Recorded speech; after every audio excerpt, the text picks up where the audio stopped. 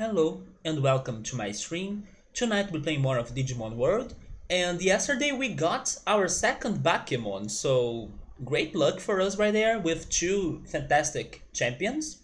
But sadly, now that we are kinda running out of side quests left for us to be doing, now we are getting the good stuff, right? Because when we had a lot of things to do, we were doing them all with who? With who? Everybody's favorite? Numemon.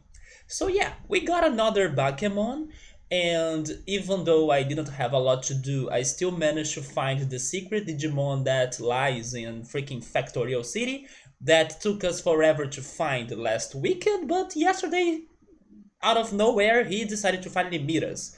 After like, I don't know, maybe 3 minutes, it was super fast. And then we had that fight, it was Metal Mamemon. And I still need to find him in Factorial City though, because I was not able to meet him in the city. So let's see if I can find him tonight maybe. But Digimon told us that he kinda wants to get a job or something, so I was assuming that he would be in the shop, but he was not there so far. Then I assumed that he could be in the restaurant, and I will still be investigating the restaurant because I still think that's the most probable location that he would be working on, but we'll see how it goes.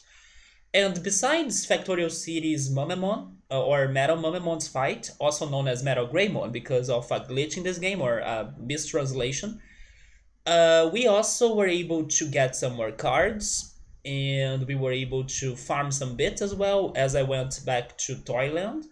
But yes, I think tonight, as I still need to keep on going with Bakemon's lifespan, right? So as I don't have anything in particular to do with him again, I will keep on farming those bits and maybe buying those cards and see if I can get closer to collecting all of them. But yes, I will see how that goes because I don't have any other plans with Bakemon to be honest. We do still have a couple more side quests, but they could be solved or investigated with different situations. For example, Monochromon shop. I think it's a waste for me to head there with Bakemon, you know. Maybe it's better when I get another Numemon or a worse Digimon. And then there is also the Insectoid Arena in Beetleland, but I still couldn't get a good Insectoid champion. I have been able to get Kunemon, but not an Insectoid champion. So I'll need to try that again. Maybe tonight we can go for a third Kunemon run, hoping for a different result than Bakemon, even though Bakemon is fantastic, to be honest. But anyway, let's see how it goes. If nothing really happens, then we go after the cards or Monochromon. And also we were able to finally get Mojamon to the city, and thank goodness it seems that I can still do my tradings if I head to Freezeland, because I was super worried about asking him to move and then losing my chance to keep on doing those tradings. I started to feel worried about the consequences of my choices in this game after what happened to us and Monzaimon, right? Which, by the way, we were able to get one item that digivolves our Digimon into Monzaimon yesterday, and thanks to the card trading minigame or side quest. So that was also very good. It means that if I want, I can beat this game with Monzaimon by using that item. I still don't know which Digimon I will prefer to have by the time we are beating this game. But I do think Monzaimon could be in the top 3 or top 5 best Digimon for us to do it because Monzaimon is really who carried the game or most of the game, right? As we couldn't get any of the ultimates, we still kinda can't, to be honest. But Monzaimon was there sometimes helping us out and giving us hope after getting Nubemon. So yeah, I will save that item for probably the final stream or something. Unless, I don't know, I get something super broken and then we can go with that too, right? So yeah, right now I will keep on farming the bits. I will return to the Toyland with Bakemon. And hey Gabriel, what's up man? How are you? How was your Sunday? My Sunday was super normal. Besides what I told I would be doing yesterday, right? When I was streaming yesterday, I said that after my stream I would be baking pizza. I baked my pizza at super late night, and then today for lunch I also ate pizza, and there is still one slice left. That's going to be my dinner after the stream. So pretty much my Sunday was Sunday pizza or pizza Sunday. But besides that, not much. Not much has happened. Some Pokemon Go here and there, some videos that I watched on YouTube. I decided to call my family. Oh yes, and then I also realized that I have been very clumsy because when I was baking the pizza yesterday, I accidentally kind of broke the door of the freezer of my refrigerator pretty much because it's a plastic door, and then I kind of forced through it, and then sadly I broke it. But I still don't think it's like something super serious. Tomorrow I will try to defrost or like thaw the ice chunks that got to my freezer to see if I can still put the door back there and if it's still going to work, or at least cover the hole, right? Cover the hole of the freezer. So I think it's going to work, even though I kind of broke it a little bit. It's not like a big deal, but I need to be careful because I noticed that I have been clumsy. Like I almost got burned when I was baking my pizza, and other situations almost happened as well. Like I noticed that my hands were like slippery when I was trying to catch or to get an object on my hands, and then I was like almost letting it drop or something. So I need to be more alert, or I need to be more aware that I have been kind of clumsy. I need to pay more attention to what I'm doing. Yeah, I will remove the ice chunks that are on the refrigerator or on the freezer, but I did break the door because a piece of it went out. And then the solution would probably be like gluing it again. But I think I can save it for like the future. I don't think it's going to be a big deal. At least I hope so. So I will try to replace the door there, and even if it is like a little bit like loose, it's good. As long as as long as it can be there and close and cover the hole, that does it to me. You know, I don't need it to be operating perfectly, like opening and closing. Even if I open it and then it goes out, I can put it back, and then if it is closing or uh, covering the hole, that's good. You know, it's a very old refrigerator as well, so it's fine. Yes, I forced it to close, correct, because of the ice chunks. It's funny though, because yesterday's late night, when I decided to cook the pizza or to bake the pizza, I was getting the sausage from the freezer. And then I was able to open the door of it easily. And then once I was trying to close it, it didn't close. And I was like, wait, what? How could I open this easily, but it's not closing anymore, you know? So I thought it was something weird that was happening, and as it was also super late and I was like kind of, you know, not thinking very well, I was like just rushing to bake the pizza. I was actually really forcing it, and then boom, I broke it. So I was like, dang it. But I don't think it's going to be a big deal, and I will see if I can still close it by just putting it back there after I thaw everything from the freezer. But I'll do that tomorrow because it takes time. It takes like the whole day. You need to remove the the wires from the plugs. Like you should like remove the wires because you don't want the refrigerator to be working anymore. So kinda you need to stop providing energy to it. So I will remove it from the plug, and I will also press the button that starts the process of defreezing or like toning everything, right? But it takes the whole day, so I decided to save it for tomorrow. And also I need to remove all of the food and fruits and vegetables, everything that's inside the refrigerator, and place them elsewhere. And then I was like, no, I'm not doing that today. But still, it's not a big deal. Not to mention that I almost don't use the freezer regardless. It has like two areas. It has a big box or like a big container, and it has a drawer, right? So I use the drawer the most. It's where I place the sausage, where I place the chicken nuggets, where I place the burgers and the fruit pulps.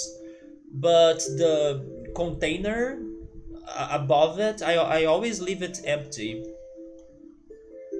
It does take a long time. It's not complicated. It's also a bit messy because the water, like the ice melts and then the water can make your kitchen all wet and the fridge all wet as well.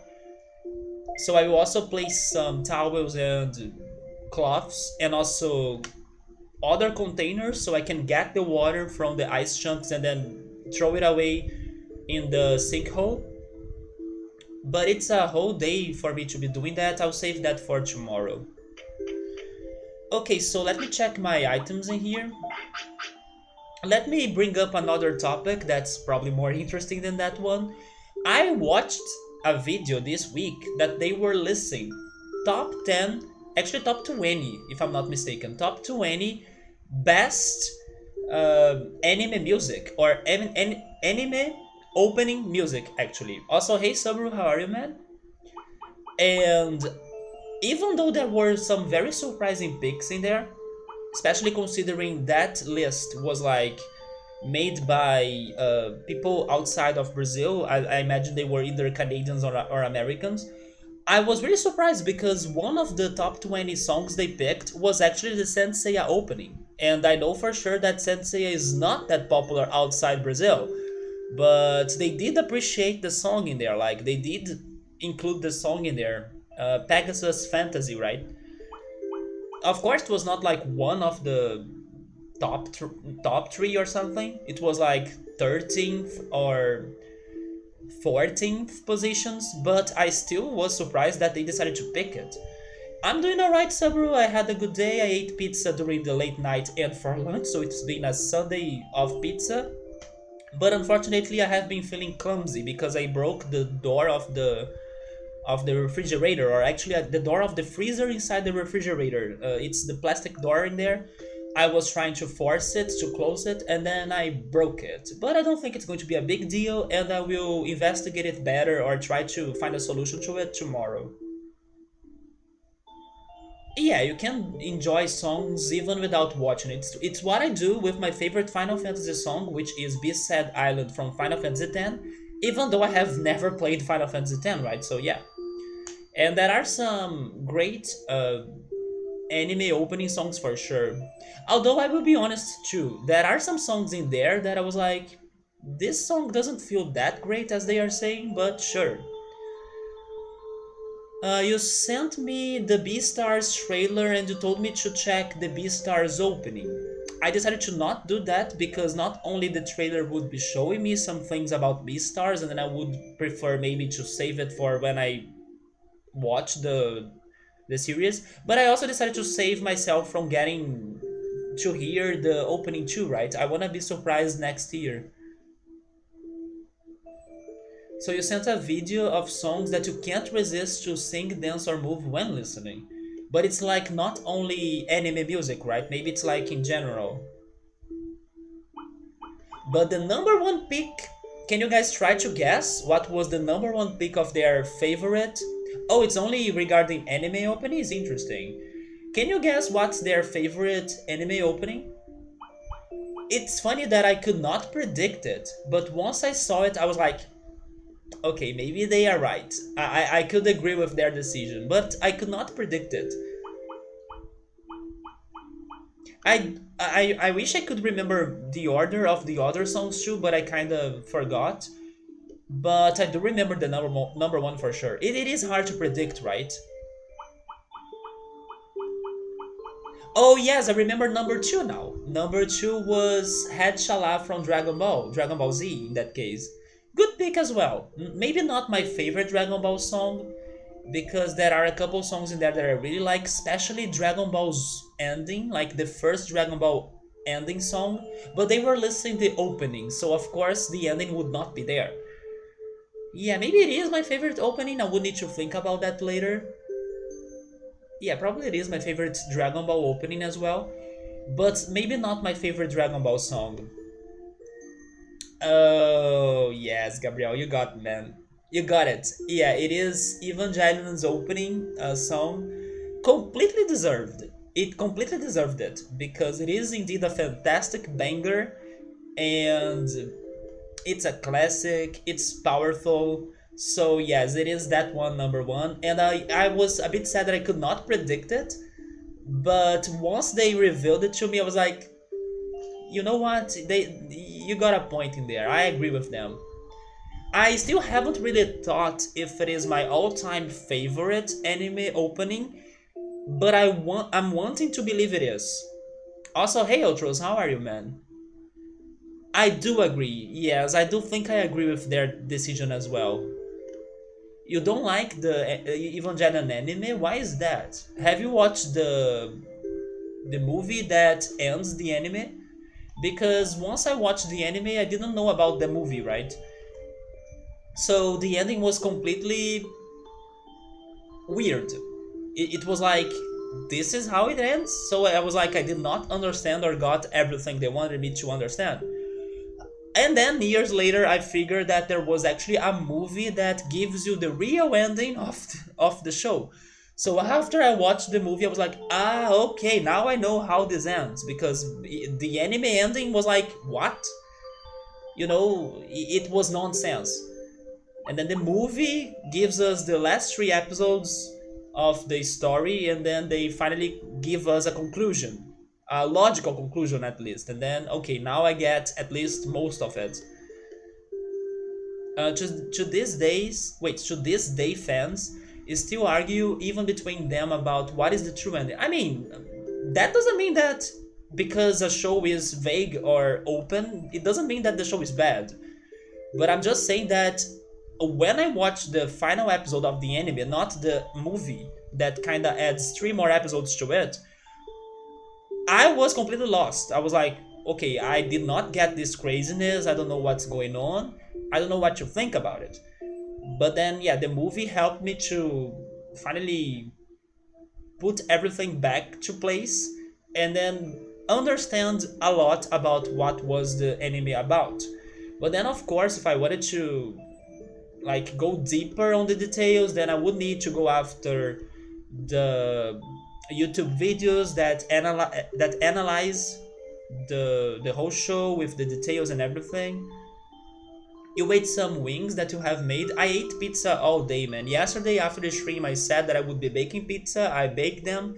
I ate one for dinner, and I ate the second one today for lunch. So even though today hasn't been a healthy day for me, I'm finally done with my pizza craving, right? So maybe now 2 more weeks can pass, and then I can go back to pizza. You steamed some rice to go with it, and it got messed up, so you had a few spoonfuls and threw it out. You messed up with your rice, man? Like each new movie of Evangelion basically resets something, or it is a whole new ending explanation. Yeah, I don't get why they have so many different movies, but the only one that I watched and I kind of stopped it in there because I also don't watch many anime movies, and maybe I should. I know that I will be. I know that I'm losing some content or like extra details about the animes I like by not watching the movies. But I watched that one and I stopped in there. I know they are even working on a new season or something. I remember hearing about that. But that was a very good ending point for me regarding Evangelion. Don't know exactly where along the way. That sounds crazy, man. Maybe not enough water. Hopefully it didn't get burned. If it is not burned, then it still worked out, right? What helped me to not mess up with my rice that much is to have a specific pan that the rice doesn't get stuck on the bottom of it. I don't know how they are called in English, but it's made of a material that it's not adherent. Hopefully that's the word in English. So it's basically anti-adherent, which means that it's not going to get stuck. Even if you kind of overcook it a little bit, so it's easy for you to remove it from the bottom of the pan. So that has helped me a lot to not either burn or to mess with the pans that I could use to bake, not to bake, to cook rice. Non-stick, okay, so I do have a non-stick pan that really helps me out when I'm cooking rice. Once I start hearing the frying sound of like the rice getting dry. I go there, I turn off the fire or the oven. Wait, oven is the bottom part, right? How is the upper part of the object called again? Uh, I forgot. I know the oven has like many different parts. Which one with a different name? I forgot the upper part, the one that you really um, cook rice. Is no wait, is stove. The burners. There we go. It's the burners. The stove is the bottom part, right? It's like where you bake things. Where I baked my pizza. Yeah, the stove is the bottom part, and then the burners are on top. So I turned off the fire from the burners. There we go. And I do recommend you getting a non-stick pan. People call the whole unit a stove. I see. So maybe I'm getting mistaken on my vocabulary right now. So it's the opposite. Like the stove is the object, and then the oven is the place where you bake your food, right? Okay, there we go. So it is the opposite. I need to remember myself that. I will write that down.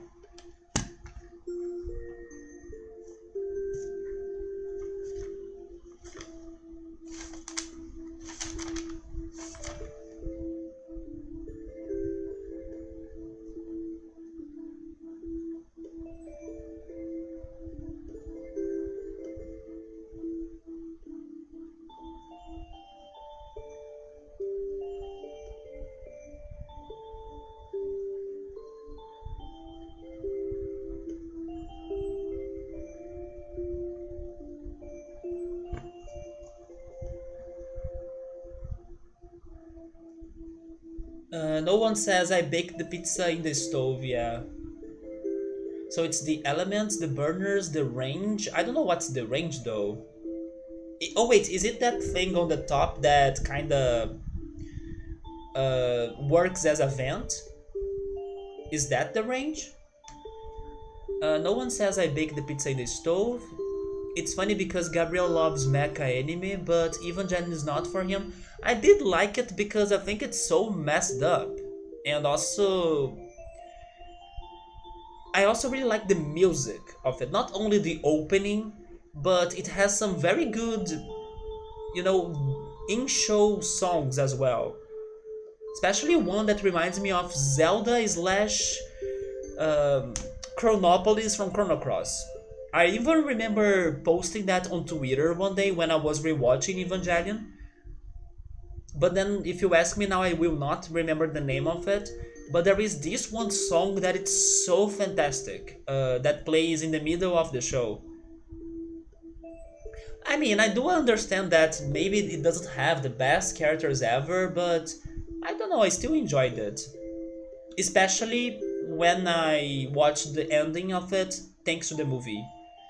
So Sabri is saying that he fell asleep yesterday. What about this rest pillow and health shoe? Those are the items that Mojamon sold me.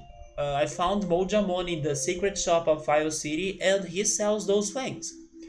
That I wasn't sure if they were permanent items or usable items. By the price of them, which were like 2,000 bits, I am assuming that they are usable and spendable items. So that's why I bought two of each. My plan is to like test one of each and then I save one of each for like the future when I have a better plan on how to use them or something. So range is usually when you refer to the gas burners but not always. Instead of the burners, I see. So it's called the range hood. You can have an electric range, which is flat or coil elements, or a gas range, actual flames. I see. Let me also write that down.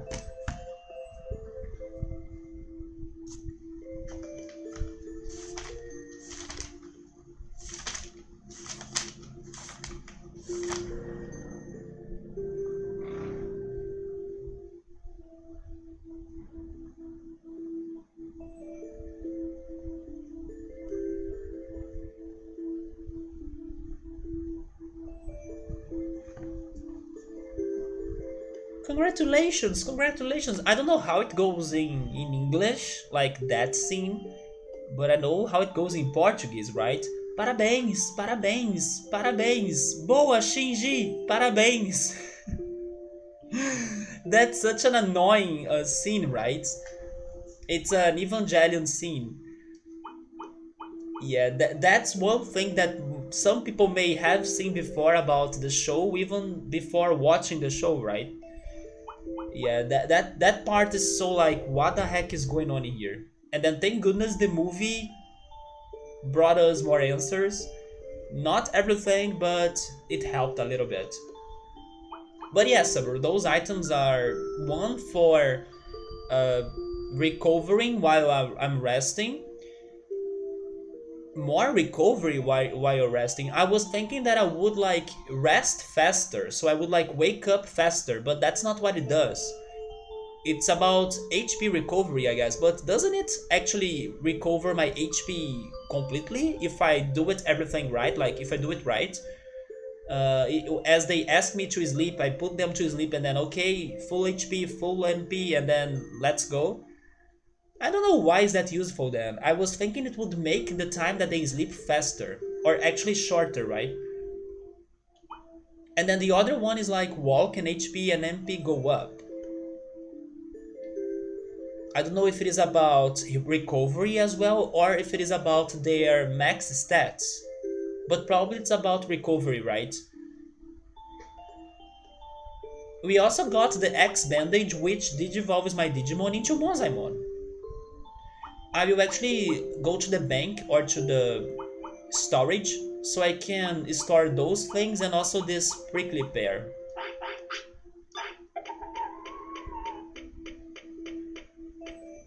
Yeah, right, it's probably healing while I'm walking and not like increasing my HP or MP levels.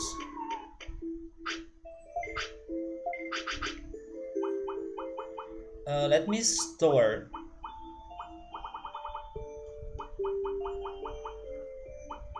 that. This one as well, I guess. I will store some bodies.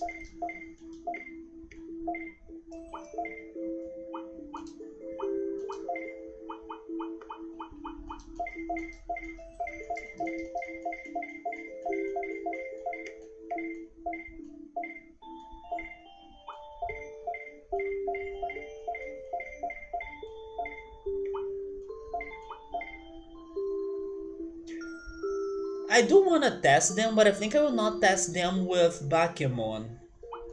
Maybe on the next cycle we can test them out, right? Because Bakemon is not going to have... I mean, he is going to have some fights because I want to bring him back to Toyland. But... I don't know if I want to test those items right now.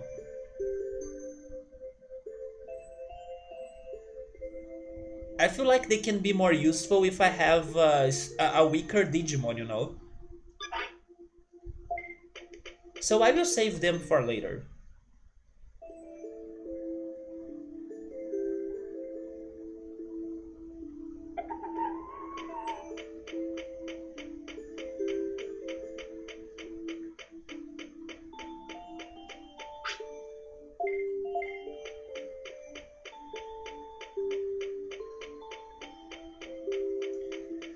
So I still don't know where Metal Mamemon is in this city. I guess I will keep on investigating the restaurant. The plan for today is to finish Bakemon's life or cycle by farming more bits and then buying cards to see if I can complete the card collection, getting more merit points. Oh, Garurumon is in here tonight.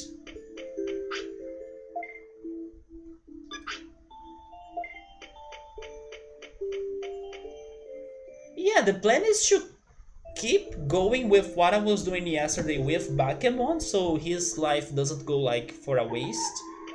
And then on the next cycle, if I don't get an Insectoid Digimon, we can go work for Monochromon. The tournament is not on my plans because Unless it is this arena right here. But the Insectoid tournament in Beetleland is not on the plans because I need an Insectoid Digimon, which is not what I have right now.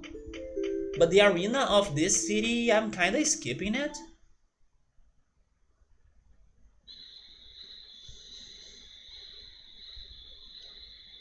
Or I could try digivolving you, but how old are you? He's 9. By the way, I don't have magic points, he needs to sleep.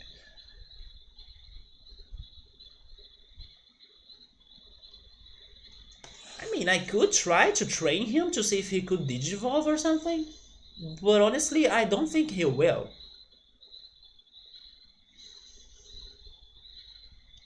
Sure, let's at least give it a shot, right?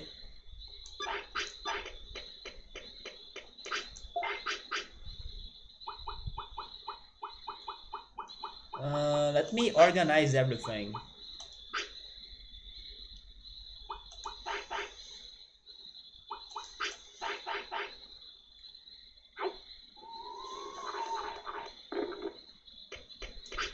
So I will try getting your HP to 3,000, your magic points as well to 3,000.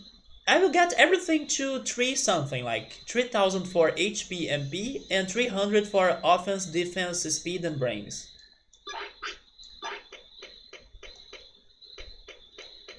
I don't have the training manual though, and also I could buy a carrot, so let me do that.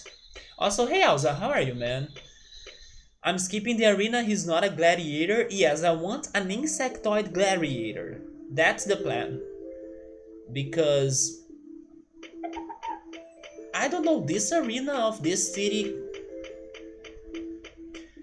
hasn't been the best, I would say. Um, they both have the same price, right? I still can't tell the difference, but let's go with the super carrot today.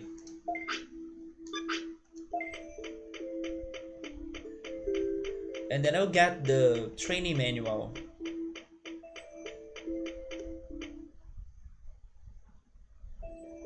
But yeah, sadly, or maybe thankfully, I don't know which word is appropriated for this, we are kind of running out of side quests. So there isn't much for me to be doing, especially because some other side quests are kind of locked for me right now. For example, I still don't know what to do regarding the door in the forest, the door in the tree in the forest, and also the insectoid tournament, and also Monochromon shop. So if I don't go for any of those things, I'm kind of, you know, out of options.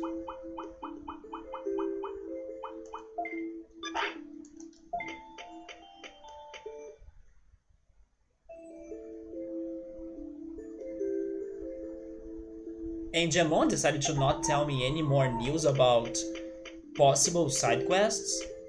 And then the prosperity rate of the city is currently at 85%. So a lot has been done already.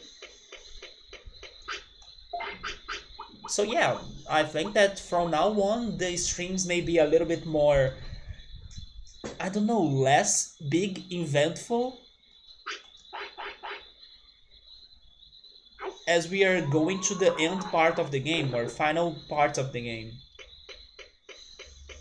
Yeah, we are at 85% of prosperity, so there isn't much for me to be doing. And what I'm aware of, I cannot go for them at the moment. Unless I go for Monochromon, but I kinda don't wanna do that with Bakemon. It sounds like a waste, you know?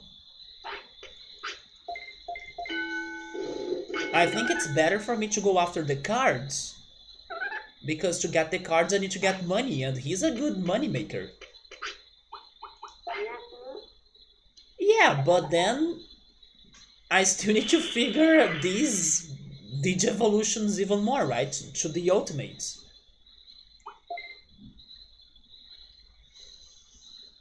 I know for sure that in case I cannot get an Airdramon myself, I know where to buy the item that will give me an Airdramon, and I also have the item that will give me a Digitamamon.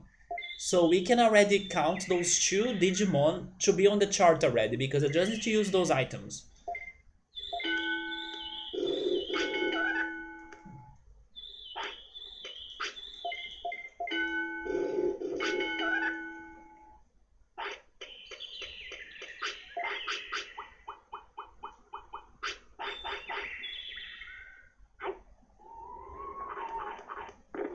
Wait, you finally landed some good raspberries in the grocery store? Man, that sounds really good. Do you eat them cold, Ultras? Do you refrigerate your berries? Because I have never had fresh raspberries, by the way. But I'm imagining like a bowl with cold raspberries, and that sounds good. Just like cold grapes. Man, I wish I had grapes now. You know what? You are going to make me eat an orange tonight as well, after my stream before going to bed. And that's going to be good actually, because as I'm having a very unhealthy Sunday, I will eat my orange before going to bed, so at least some vitamins can be inside my body. Yeah, I'm going for my cold orange after the stream. Nothing ever happened at the no. Besides Itimon's fight, nothing has happened in there. I was hoping for Angemon to give me a spoiler about it, but Angemon decided to like finish her task right now, and then more Digimon we talk about later. Wait, we talk about more Digimon later then. So he kinda wants me to finish Monochromon side quest because it's the only thing he talks about, and then I imagine he's going to give me more news about other side quests. So you like her fruit cold if possible. You really only like the Concord grapes? What are those? You don't care for red or green table grapes. I like the purple. I don't know if you are referring to them as red, but to me they're like purple. And the green ones, yeah. The most common ones are the green ones, at least in here.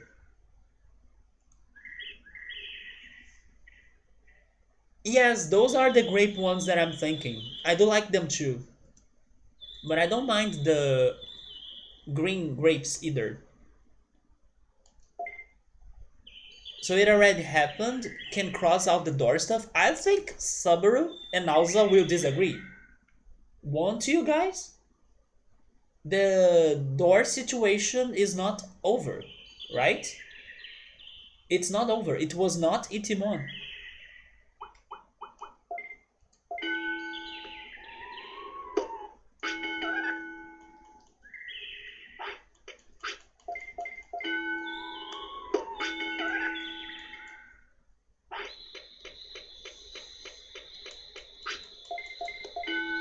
They're not as popular as snacking grapes as table grapes. Okay, in here I would say that the green grape is more popular as a snack, but I wouldn't say the purple one or the Concord grape is not that. Wait, uh, I kind of would say it's not too far from the use of green grapes for being a snack. Sometimes we buy the purple grapes and then we use it as a snack. It's just not as common. They have a sour skin. In my opinion, they are kind of sweeter, don't you think? Oh yeah, they do have a more slimy type of center. Good call. But I think they are a little bit more sweeter.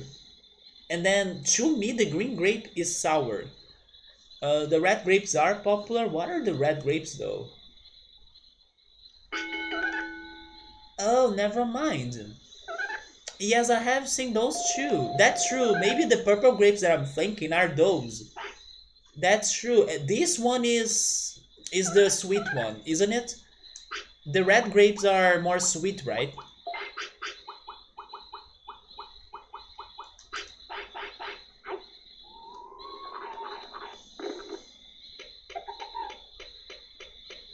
But man, it's been forever since I last had the red or the purple grapes. You think they are kind of like the same? I don't know. Maybe I'm thinking on the purple grapes then, or the Concord grapes. But one of those, either the red or the Concord, is sweeter to me. But I do agree that also one of those, and I do think it's the Concord grapes, they have a slimish center. I agree with you.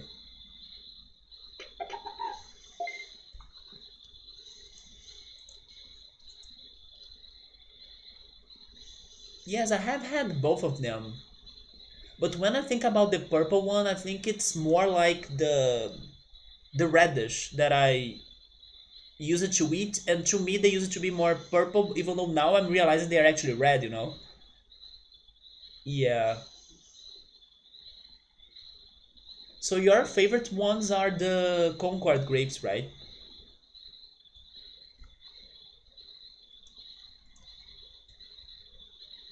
Back from checking. Why did Subaru and Alza not answer that though?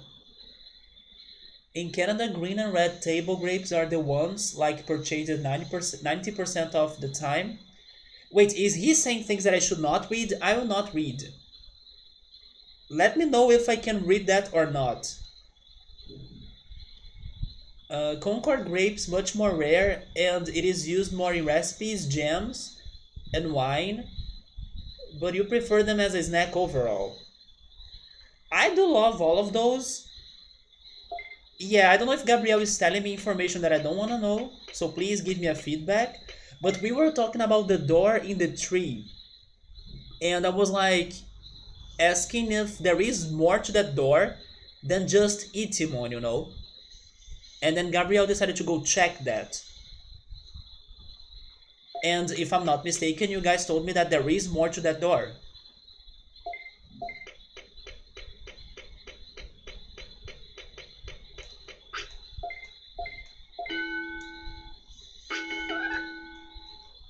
Wait, there is nothing more to that door?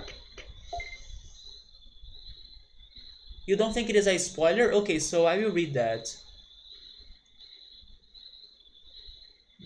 The door never opens unless a glitch happens or hacks are used. And it doesn't take you anywhere or has anything behind it. Okay. There goes another mystery of this game that I was wasting my time for nothing, it seems. Now this is a disappointment. There should be something in there. But at the same time, it makes sense because Angemon was not saying anything about it. I could not figure any clues about how to open it either. So, okay. Where is my note about that? It's up on my list. Tree door on the forest, so that's nothing it seems.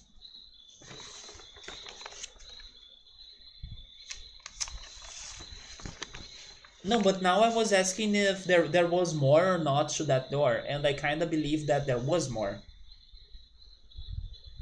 Personally, even when you're playing blind, you like to know if you're. Yes, yes, that's why I was considering about making this question now. Yeah, that tree was Itimon's house, but somebody else is in there. Yes, I did ask if the door was related to the end game, but after all of these streams, I kind of felt like there was more to that door, you know, and I had the impression there was more to. I maybe I made myself believe that there was more to that door because like when we fought Itimon, and then I realized that I could not open that door. I felt like, or I wanted to believe that I still had to do more effort to open it. And then that's how I was still driven on opening it, you know?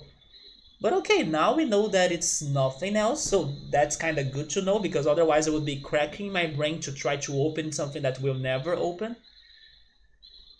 But on the other hand, it puts me on less things to do, and that can be a problem as well because like sometimes there may be runs in here or cycles that I won't have a lot to be doing. You kind of tried to hint and said it's impossible just for me. Yes, I remember that. I remember reading that at some point, like, give up about it, right? Like, you'll never open it or something. I was like, no, I'm not giving up. Yes, I was completely driven about that door, right? But good to know it's finally over. Kinda disappointing to be honest, because there is totally somebody inside it. But sure. So that means that I only have Monochromons left. And the Insectoid Tournament. And of course the cards and the Digivolutions, but we can work on those in separate.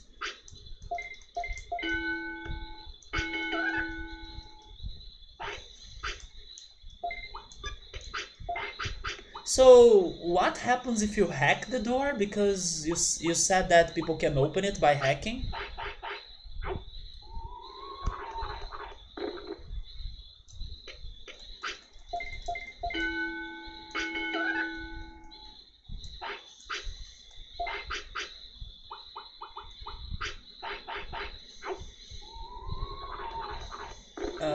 Regarding the things that you know that I still need to do that are only Monochromon and not Infinity. Yeah, Angemon only tells me about Monochromon. But Digimon is insisting that the prosperity rate is still at 85, so it can't only be Monochromon, right? It's like a black circle, like a cave, but you can't go inside and then it warps to nowhere. Huh. Maybe they had plans on like placing a Digimon inside that door, but they scrapped those ideas, but they still left that message, you know?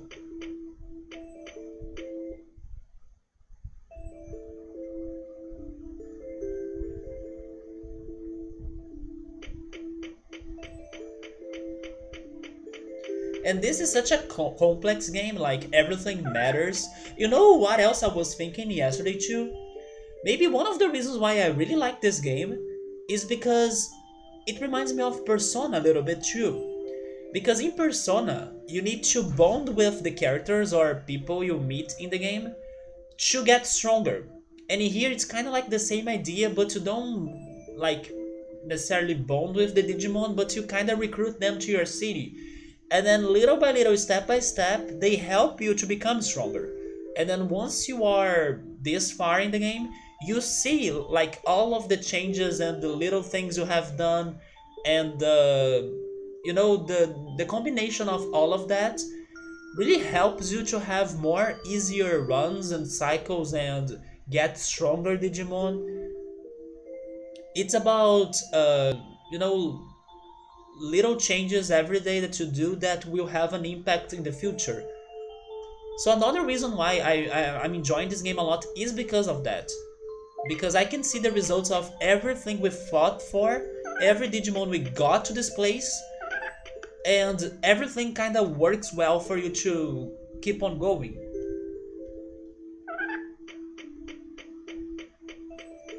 So that's why I also thought that everything in this game would matter, because it's such a complex game. So of course, if there is a locked door with like a voice inside of it, and it's like a door that really it's like standing out in the forest, I was like, man, this gotta be a side quest. But it's sadly not. At least they did give us Itimon.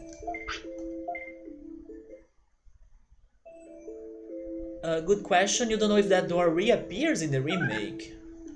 Maybe there is more to it. There it exists. It sounds like the stop and swap mechanic that was cut out Banjo games, right? The Banjo Kazooie and Banjo Tooie games. It sounds like that now. They were able to finally use it or to put it in the sequels. They put a little bit of it in the Banjo Tooie, but they were only able to put everything in the Xbox remastered version, you know. What remake of Banjo? Oh wait, you mean the Digimon one? Yeah, Digimon Next Order. Somebody's saying, I suppose it is one of those places that, yes, that they start the plan and then they give up and then they forget to get rid of it, right? Yeah. I know that there is a lot of data inside this game that was not used, like areas. I wonder if the Ninja Village was an area. Like when Ninjamon met us and then he was saying, I came from Ninja Village. And then I was like, what? Where is that?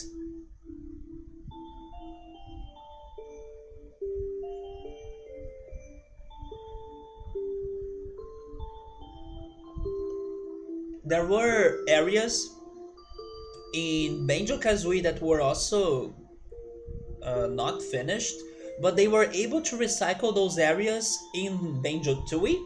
And one of those areas actually went for a different game. It went to Donkey Kong 64. It's like the fungi. Wait, how do I pronounce that word in English? Is it fungi? Fungi? I never know. Fungi? It's not fungi.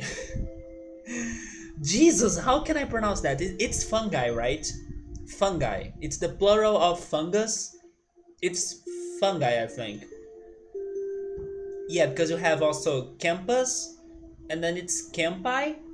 I think that's how it goes, right? So, fungi forest. It is an area that was originally planned to be in Banjo Kazooie that they did not. Oh yeah, right. Fungi is from Chrono Cross that I did not get, if I'm not mistaken. I don't remember being able to get him as a party member. But I think it is fungi. The way for you to say Fungi. Because there is an I in the end, so I hope it is fungi.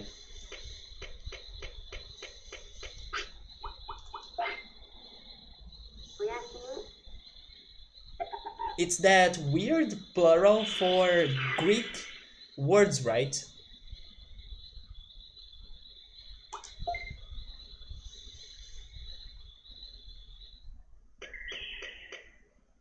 Okay, so continuing with the training, do I have 300 of speed? I still don't.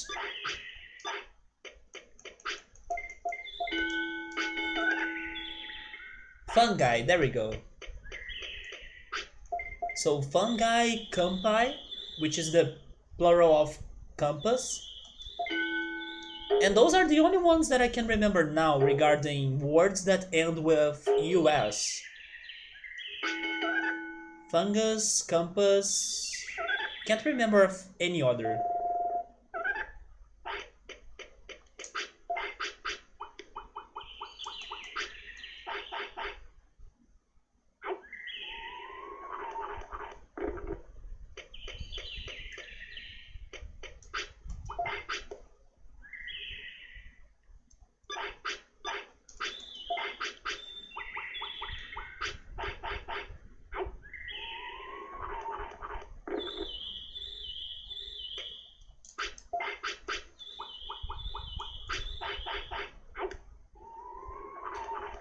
What if Bakemon evolves? Speaking about that, there is a thing about Bakemon dying and maybe he digivolve or... Wait, no, right? It's like if... Let me check the note again.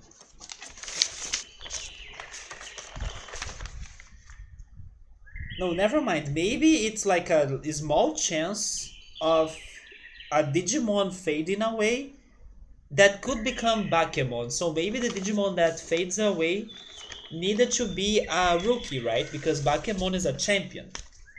So no, if Bakemon dies, I don't know if he will become something. But if he digivolves, what happens next? Good call. I think I will keep on farming bits and buying cards. Unless he digivolves into an insectoid for some reason, and then we can go to the tournament.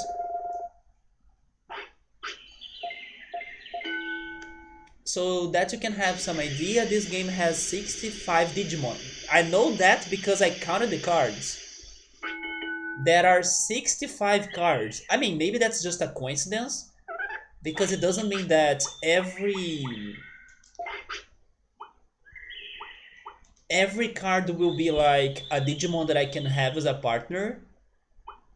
But if I'm not mistaken, there are 65 cards in here. Let me see. 1, 2, 3, 4, 5, 6. 1, 2, 3, 4, 5, 6, 7, 8, 9, 10. Never mind. There are more. 11. So it's. No, never mind. 6 times 11 is 66. Minus 1 because it is my own card, it is 65. There we go. Never mind. It's correct. I still remember this number. 65. But it's a coincidence, right? Right? Because no, never mind. You were talking about all of the Digimon of the game. So it is 65. Because I was also thinking maybe you're talking about possible Digi-evolutions. Yeah, here probably there aren't 65. There is less than that, right? But yeah, the cards tell me that there are 65 Digimon. No, never mind. You are indeed speaking about Digimon that I can raise or train. So you are really talking about this. We have 8, 9, 10, 11, 12, 13, 14, 15, 16, 17, 18, 19, 20, 21, 22, 23, 24, 25, 6, 7, 8, 9, 30, 1, 2, 3, 4, 5, 6, 7, 8, 9, 40, 1, 2, 3, 4, 5, 6, 7, 8, 9, 50, 1, 2, 3, 4, 5, 6, 7, 8, 9, 61.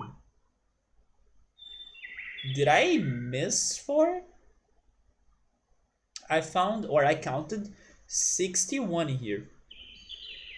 It's still closed. Do those, wait, sell those who, wait, what?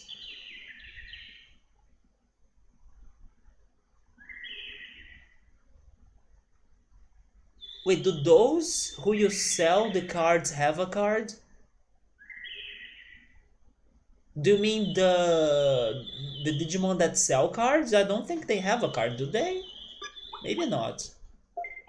But yeah, I also think that this listing here doesn't have all of the Digimon of the game because where are the rookies or the babies, right? The only baby here that I can remember is Demi Metamon. So even this listing here is not complete. But by coincidence, it has the same number of Digimon that Gabriel is saying.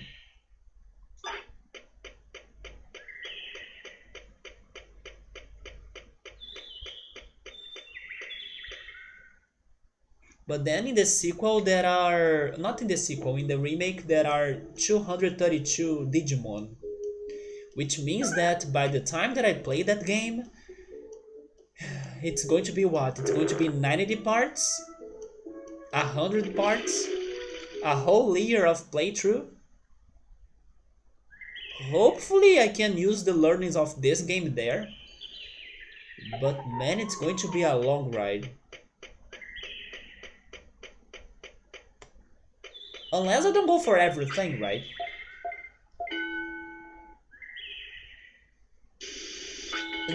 The website you're getting that info from sucks. I mean, I counted 61. Maybe there are secret Digivolutions that I'm not aware of.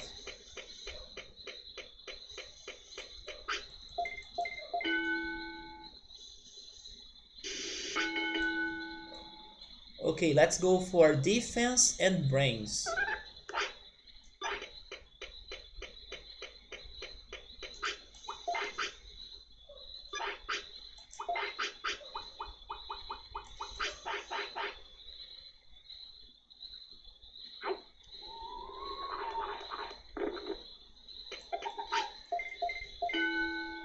There is Digimon, but King Sukamon is a card.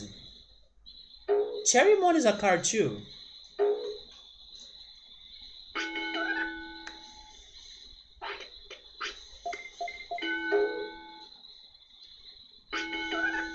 Okay, so don't let me know that I can't become them because I don't want to know that. But I'm saying that they are cards. Although it makes sense. Imagine if my partner Digimon becomes Digimon. What would happen like that? It's like playing Pokemon as Professor Oak, right?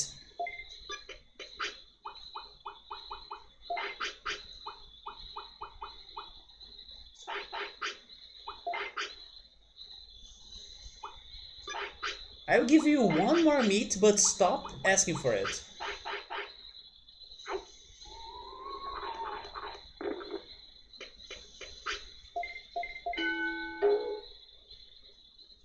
Of course, he's not stopping asking for it. So we were able to get 300 of defense. Let's go for brains.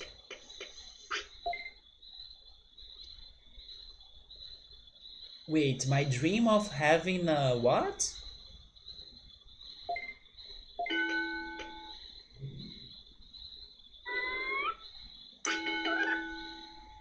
Oh, beautiful Cherrymon is dead. My dream is dead of getting a Cherrymon. That's debatable because I never dreamed about getting a Cherrymon. I dream on getting cherries though, especially with Ultras bringing up the berry stock every time. But getting Cherrymon, it's another talk. I wish I could get Gomamon. Would then your King Sukamon fight the other king for dominance, and then the game would end with you governing the Sukamon with your partner? That sounds like an ending of Chrono Cross. And I would love if this game had multiple endings. Because I'm really expecting this game to not have multiple endings. But that would be awesome actually.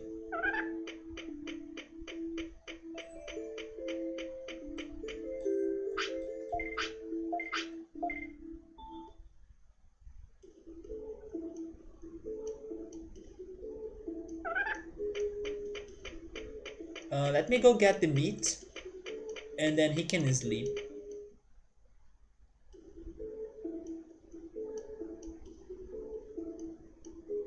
Ending 23, the King of Pooh.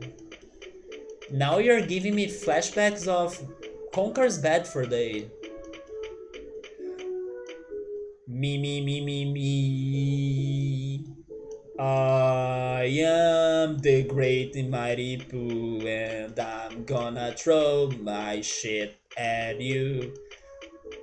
And then I can't sing the rest because I suck with lyrics.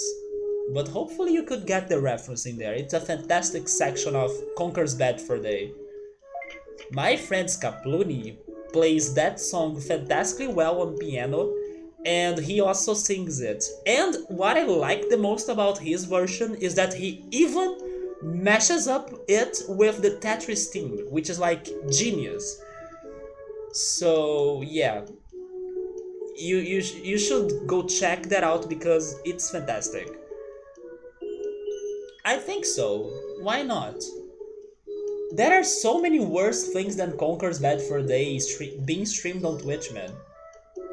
Would you say that, I don't know, Call of Duty, for example, with all of the blood and guns and everything, that's worse than Conker's in my opinion. Because at least Conker's is a little bit cartoonish and not realistic.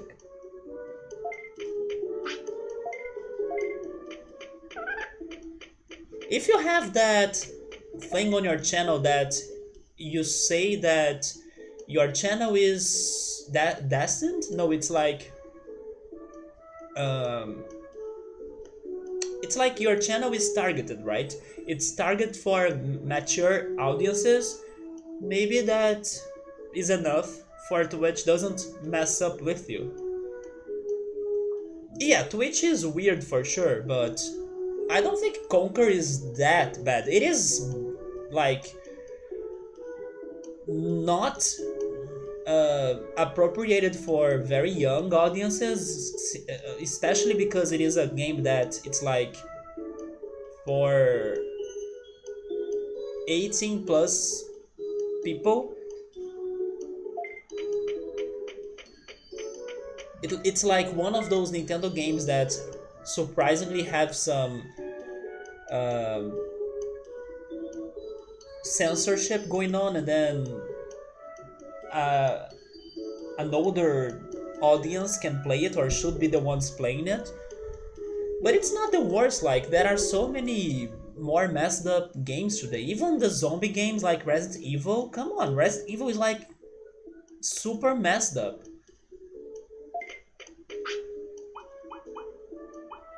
I don't know if what I'm going to say has a translation in English, but what I'm thinking is that conkers is just like not political correct, but I don't know if it is a translation in English, if it makes sense what I'm saying in English. It's like a political incorrect game. But so is South Park.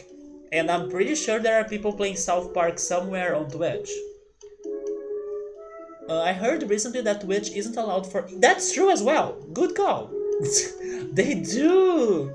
They do say that you should be older than 13 years old, right, for you to have a Twitch account. And then what you see kids playing Call of Duty and streaming and Fortnite and everything of that being on Twitch.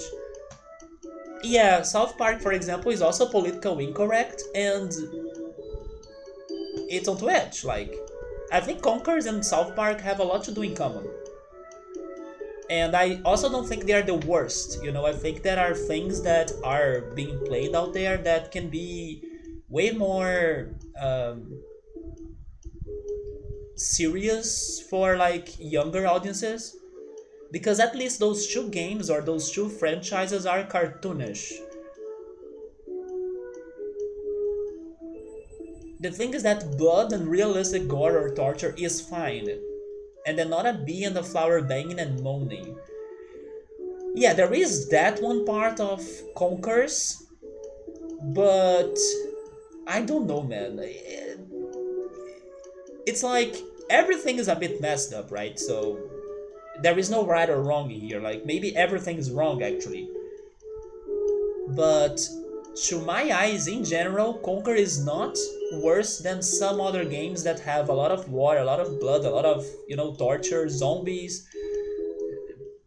I don't know. It is a weird question of ethics, but at the same time, you are more of an internet is a free game sort of thinker, while acknowledging people should have boundaries.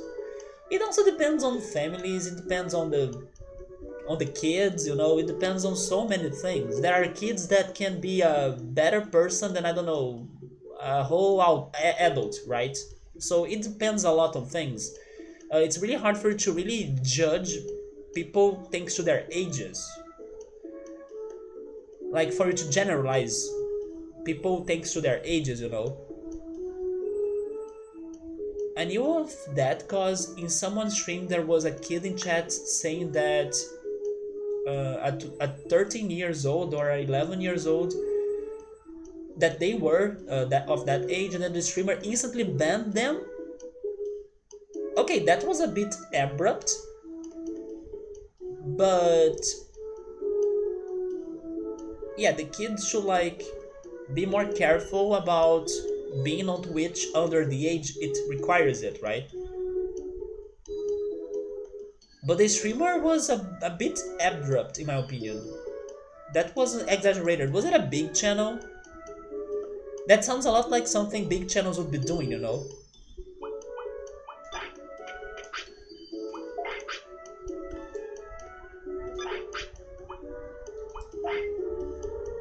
It's also like the streamer can't guarantee the person that's in the chat is saying their age correctly. Like, what if it is, I don't know, let's say 20 plus years old person posing as a 13 years old just messing up with the streamer. The streamer can't know. But that's also true. No, the kid can still watch the channel, but the kid will not be able to just chat. Yeah, when there is a ban, the person can still watch the channel. So not that big, like 400 viewers average. I mean, that's already big in my opinion. Not like huge big, but it is a big channel.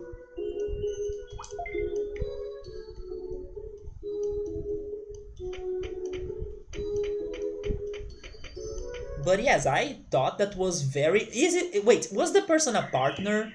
Because you know what? Partners have that very strict contract with Twitch. So maybe that the person was a partner. Okay, so maybe the reason why the streamer reacted like that was because the person was a partner. I don't know how the contract of partners go, but I know it's like something very strict.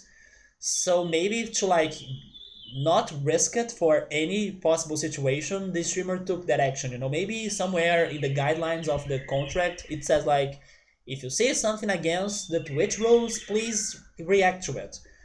So maybe that's why the streamer went so crazy regarding that. But I'm also not sure, I'm just guessing. But it does sound like something that a big channel would be doing instead of like a small channel. Probably the small channel will not even care if the person is underage. Maybe it depends on like what's really going on the channel. Like, oh yeah, we are playing this uh, super graphical horror game in here, uh, and then suddenly a kid shows up. It will be uncomfortable, for maybe both parts. But really banning the kid, like I would probably, maybe the person would say like, don't you think it's better for you to go watch something else because maybe this is not appropriate for you? You can be polite to the kid and then tell them or explain them that maybe they should be watching something else or something. But at least this streamer you said sorry, right? They apologized for banning the kid, so at least that happened. We are discussing about how the protagonist and another characters. Wait, they were discussing that?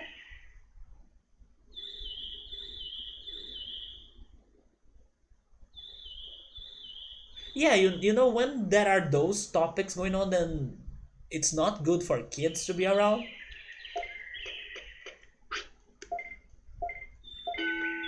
It depends on so many things. Oh yes, I need brains actually.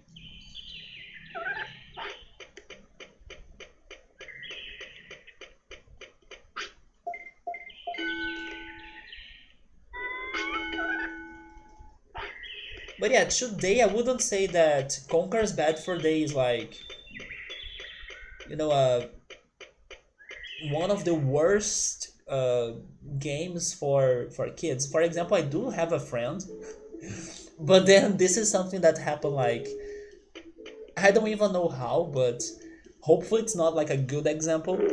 But I do have a friend, and if Victor were here, he would agree with me about that because it's a friend um, of ours. Like he also knows this person. I have this friend that played Conker's Bad Fur Day when he was 5 years old. Yeah, when he was 5 years old, because their parents thought that it was a kids game or something, and then he played Conker's Bad Fur Day as 5 years old. Maybe that's why today he's a little bit messed up regarding his preferences on movies, but I'm just joking. He's not that messed up. But yeah, I know someone that played the game at 5 years old. Some streams derail easily into talks about sex. Well, there are the like just chatting streams that are somewhat targeted to adults. The clickbait ones. So I'm not surprised. But then again, as a kid, yeah, yes, exactly. My friend did not really get most of things that there were happening in the game. So that's true. Yeah, it depends on the kid. Depends on so many things.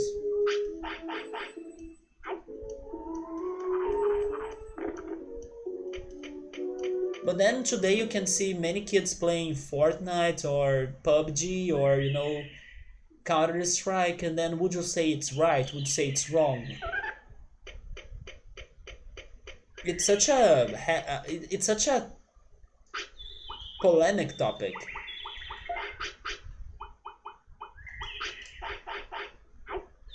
Just like kids watching Adventure Time and other cartoons, but adults when watching it call all of the nuances of stuff. I actually have never watched those cartoons, like Adventure Time at least. So I don't know if there are adult jokes hidden on it, probably.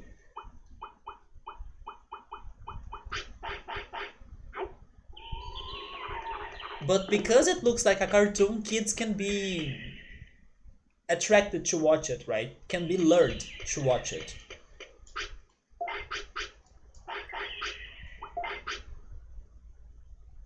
We still need a little bit more of brains.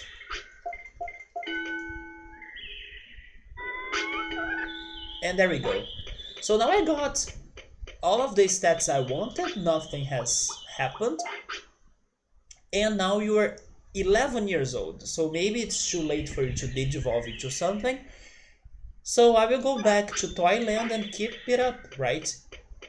Keep the plan going on. And the best way for me to go there is actually if I go... No, never mind, it is through west, right? If I head west. So I'm on the right place. Some stuff you only understand when you are more grown up, huh? I had no idea because I have never watched Adventure Time, so I don't know what it is about and what goes on that show. But to be honest, one example right here in front of us is Digimon. After I rewatched the first season of Digimon, there are so many adult topics on it that I could only really appreciate now, this year. Divorce, death, adoption, uh,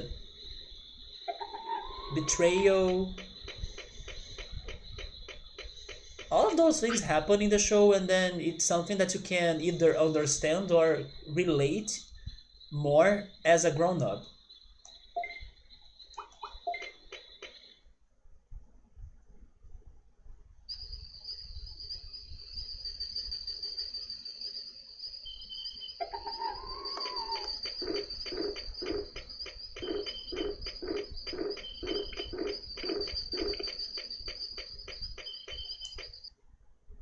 I don't know if the shop will be there tonight, but I will check it too so I can buy more cards.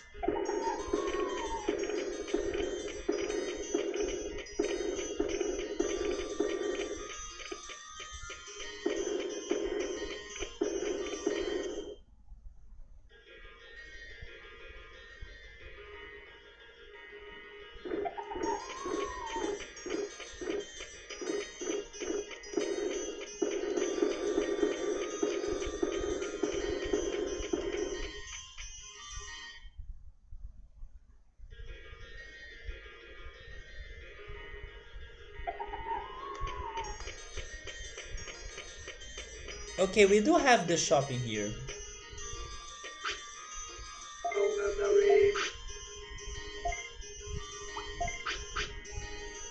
So they have Tankmon, Skullgreymon, Devimon. I will buy Devimon.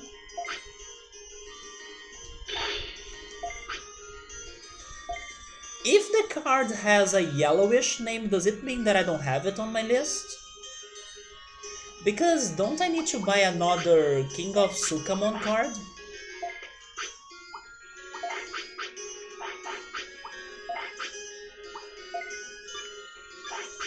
You think so? It makes sense, right? Oh no, I was able to get another King of Sukamon right there. So now I bought Devimon.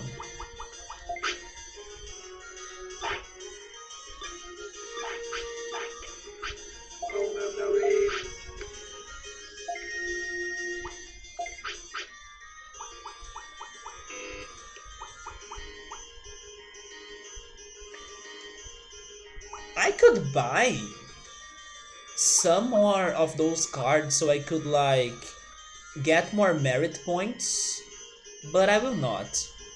Because when I'm buying the cards by using the gacha, I think it still works fine for me to like exchange those cards for points and then get what I want to get, right? Which right now is only the Airdramon Digivolution item, because I was able to buy the greater rod yesterday. Loot box, here we come. Wait, loot box.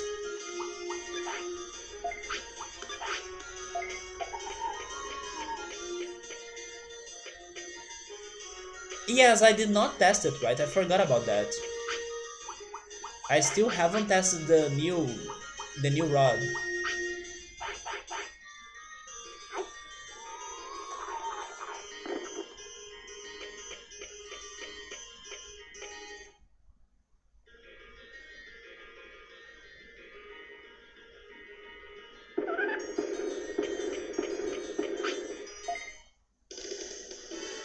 But right now we'll keep on going to Toyland. So because of our new brain training, we got change and distance. So, okay, now I know that if I get to 300 of brains, I get 2 more skills instead of only 1. I wonder if there is even more. If I get to like 400 of brains, I should test that at some point.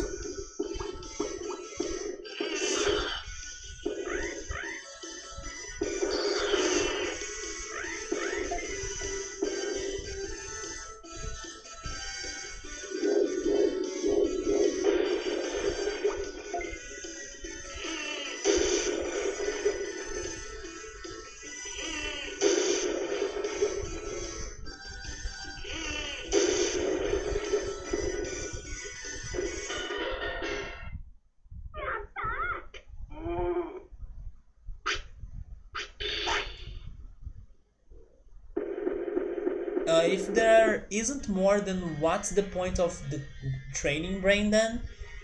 Digivolutions, maybe? Maybe there is a crazy Digivolution that requires like 5,000 of brains. Or not 5,000, 500. 500 of brains. Like, if you wanna get Brainmon, maybe? But yeah, I still don't know if there is more abilities after those. Those are the maximum ones I have gotten so far.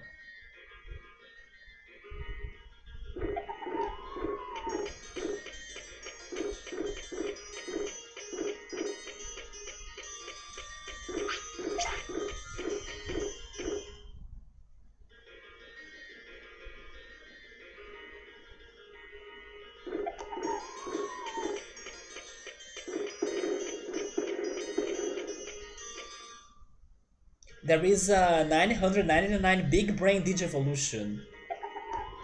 What are you guys trying to get? Isaac Newtonmon?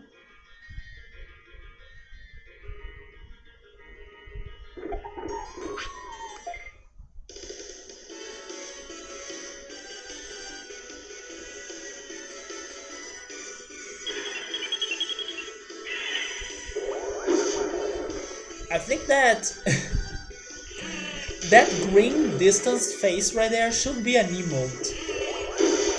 It's such a good face.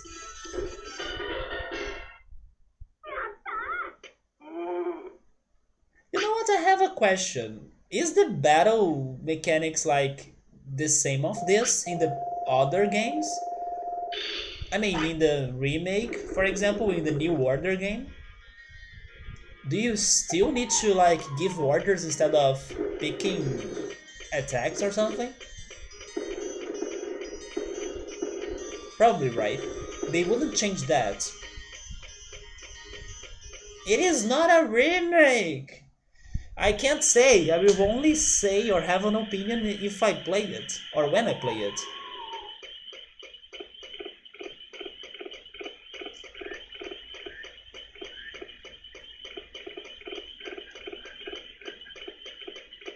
But is the battle like this? It is, right? If they change that, I imagine the fans getting very pissed off. It's just, wait. It's such a very weird battle mechanic though. But calling it a remake is already an opinion. It's an opinion based on my impression, so I agree with you. But is it like this? It is, right? That's the point of my question. It gotta be.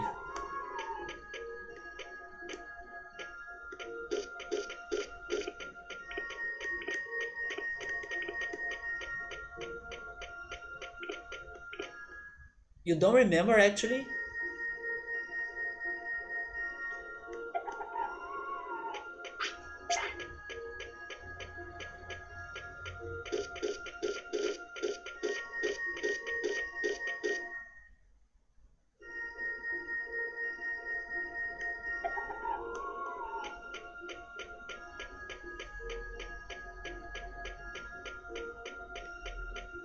So both the two similar games who came after this. Oh, okay. So not only the remake, but also Digimon World 2 and 3, right? That's good to know. Hi, Cherrymon.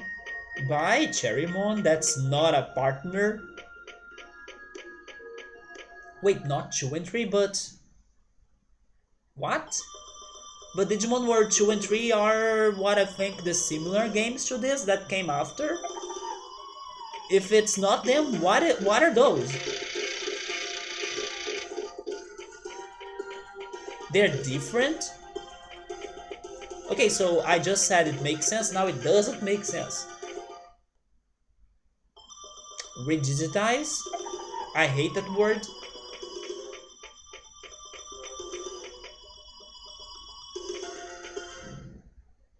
Because Digimon World 2 is a dungeon crawler RPG.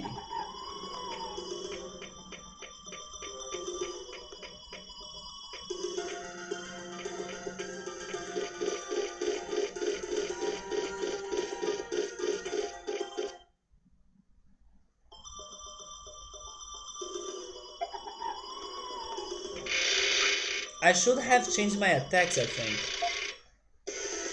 And then World 3 is just an RPG. So it is a spiritual sequel, it happens in the same world, it has the same mechanics, has even the same Digimon doing similar jobs from the game. Sounds like a remake, but it is a sequel then.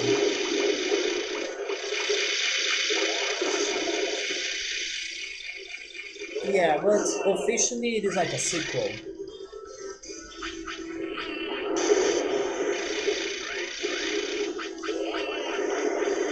Never mind, I still have the Winter Blast, so I don't need to change my attacks.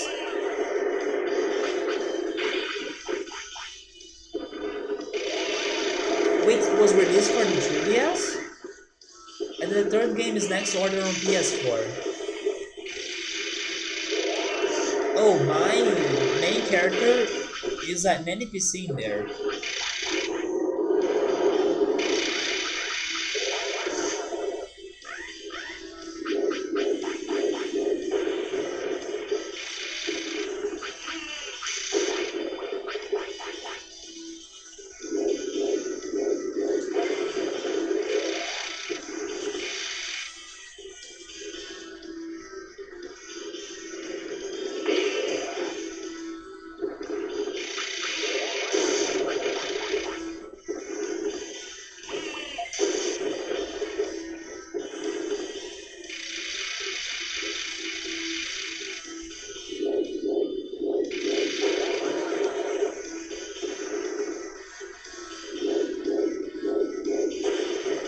And then Digimon World 4, we can't forget it exists. Damn. RIP Digimon World 4 fans, right?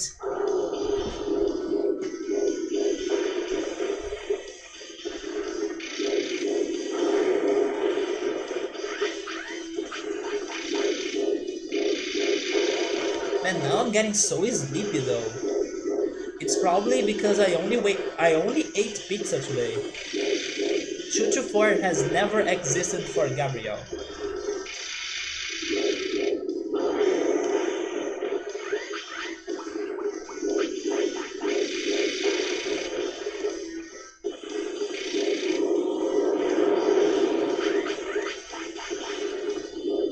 The only thing I regret not doing tonight was making juice.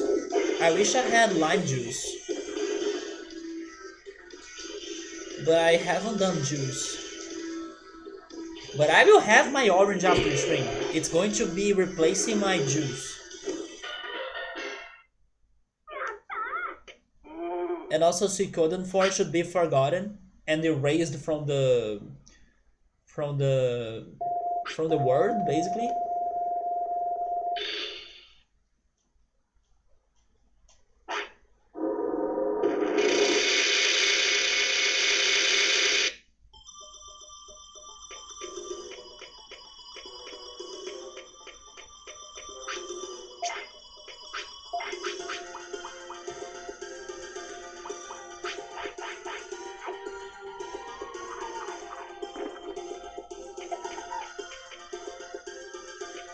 Okay, so we reached the area with the clear Agumon, the best bit farming enemy in this game.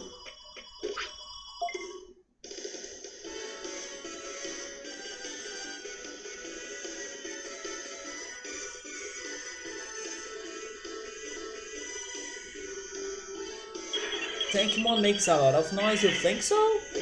I think that the enemies in Factorial City that use that crazy blade attack that I don't know how to describe, that attack is very loud in my opinion. So to me they make louder noises. By the way, I don't wanna die! There we go. I need to remember that these guys are strong, they killed me yesterday.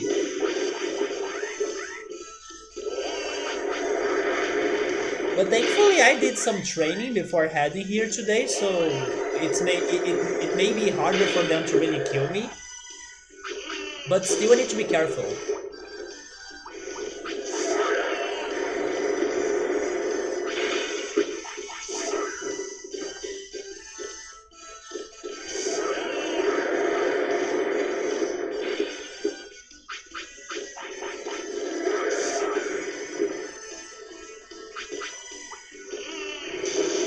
Next order is on PS4 and Vita, you think.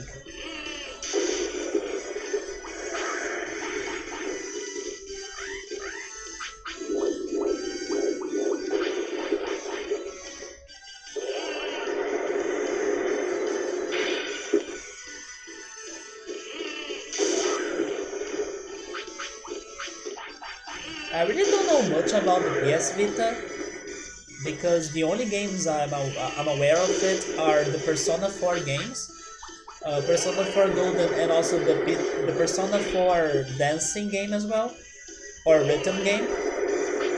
I really don't know about the Vita games. Maybe there are some really good games in there, but I don't know any.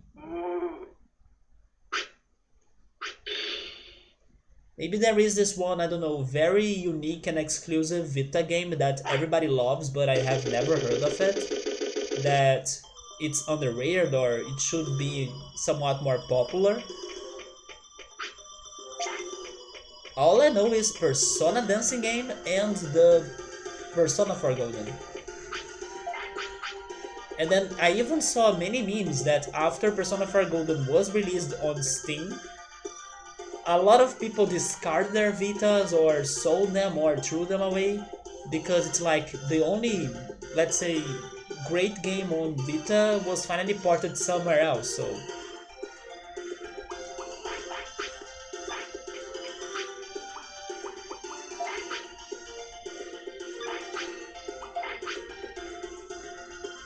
Okay, so I will give you... Surly? No, he's not hungry, so I wanted to heal him. But I also don't think I need to heal you, so let's just restart this. The Vita and the PSP had a lot of RPGs and JRPGs, but the only main card that pushed it was Persona. But do you know if any of those other games were good? Because I seriously don't know about any of the other games. But probably there are some good gems in there. You know what? I should actually search it on YouTube at some point, like this CD is on it.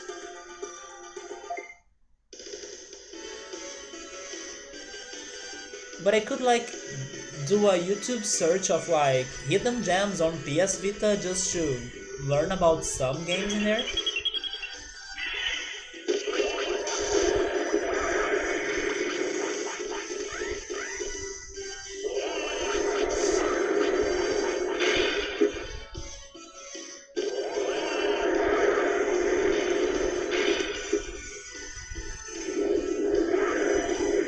But not only the PS Vita, a bunch of Sega consoles, for example the Sega Saturn and the Dreamcast, I don't know too much about them. And probably they also have their own hidden gems, right?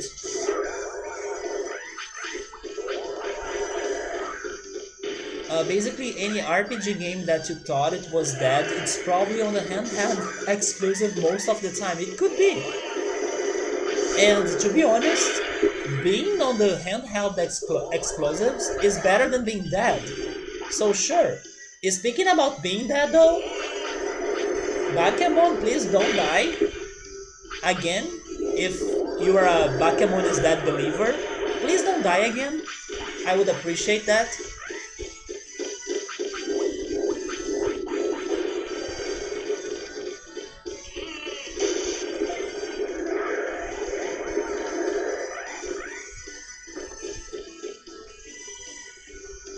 Hopefully, little by little, we can start playing those more, let's say, underrated or cult RPGs that are still somewhat famous, but like not the big brands or the greatest names.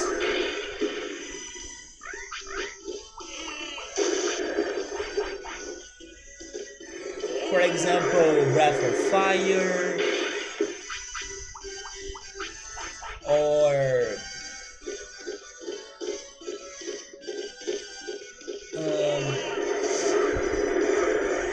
there are those games that I think they're called Is. It's like Y and S, the name of the game or the franchise.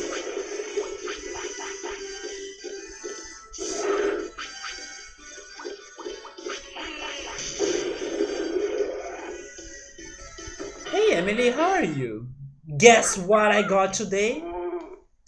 Do you really want me to guess what you got today? Because I do have a guess, and if it is that, I quit. Seriously. Because I even thought about getting it tonight, but I gave up because during the end of, after the end of last stream, I decided to bake pizza. So I had pizza for yesterday's dinner and today's lunch, so I had a whole pizza Sunday. That's why I gave up about getting what I think you got. Did you get Kipe? That's my guess. There was also another problem. Despite having a lot of RPGs on them, a huge number of them were never translated. Yeah, that's the one. It's YS, right? I have seen that RPG franchise around, sometimes on Steam as well, but I still have never played it. I see so many games were never translated. But yeah, someday we will start jumping into those other RPG more underrated names, you know. There is also The Legend of Dragoon, for example.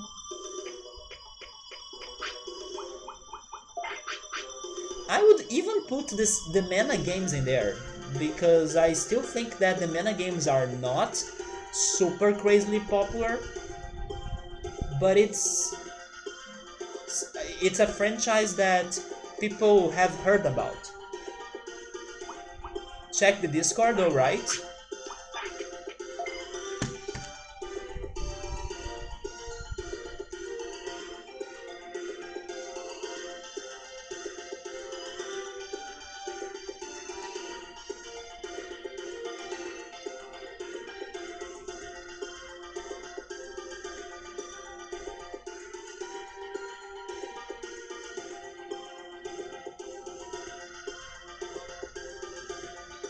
And then I need to deal with this as well, right?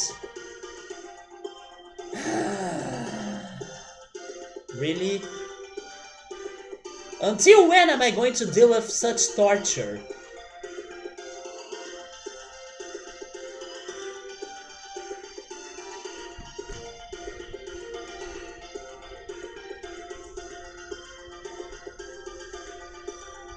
I guess at least until tonight, right? Because Emily is joining the Panettone Chocotone Club, right? Oh my god, everybody will get one but me, right? Jesus! But Emily got the mini one. And Emily, you got the best brand. Balduco is the best Panettone Chocotone brand in my opinion. So you did it right. That one is going to be delicious. hunger is the true boss that I'm fighting. To be honest, at the moment I'm not very hungry because I ate pizza before starting the stream. I actually got late on starting the stream tonight because I was eating the pizza. So I'm still very full, and also that's why I'm a very... Wait, also that's why I'm feeling kinda sleepy right now. But what's happening to me as I'm seeing those Chocotone pictures is that I'm feeling like gluttony, right? That's the boss at the right time right now. It's gluttony. Because I do miss eating Chocotone or Panettone. Although I couldn't find them to buy so far. I see you guys are way more into Chocotone though, which is understandable. It's not like everybody loves raisins and dried fruits and stuff like that. Candied fruit as well. But I would go either Panettone or Chocotone. I'll send this on Discord too. It's hard to say it's not a remake when the trailer starts like that. A remake of what? Oh, do you mean Digimon Next Order? Emily, that's not your first time trying it, is it? Because that brand is fantastic. Balduco, it's the one that I told Joe Dancing to go after, but sadly she did not buy the Balduco one. And then in the end, the Panettone she bought some years ago was very dry. But this Balduco one, it has some sort of vanilla taste to the bread that I cannot describe. That's so good, you know, it's so addicting as well. It's very good. But that was not your first time trying it, was it? In here, Emily, we now have Ovaltine panettones, we have dulce de leche panettones, we have guava paste panettones as well. I still need to try those someday. Those are more specific slash expensive and slash fancy, but I know they are a thing here. Maybe there are even white chocolate chocotones in here too. It's like a market that's growing up.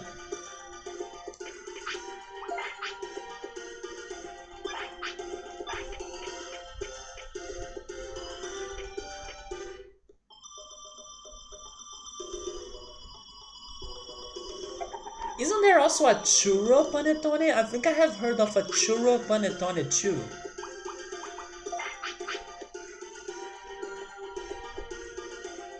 It is the continuation of the story of the Digimon World one that happens 1 year. Wait, not 1 year. It happens years after.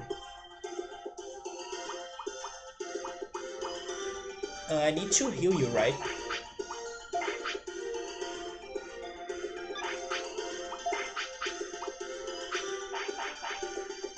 Yeah, it is a sequel. It's a sequel that feels a lot like this one.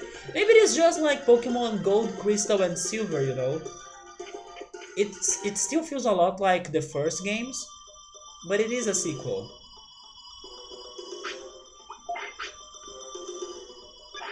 So you bought the chocolate one because sometimes you don't really like the dried fruit. Yeah, I know that many people cannot be the greatest fans of those.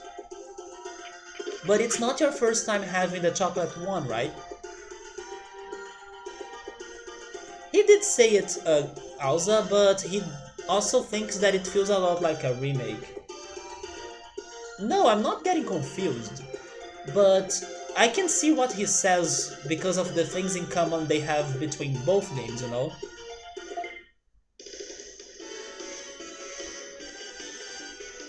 But yeah, it is not a remake, even though a lot of things are the same-ish.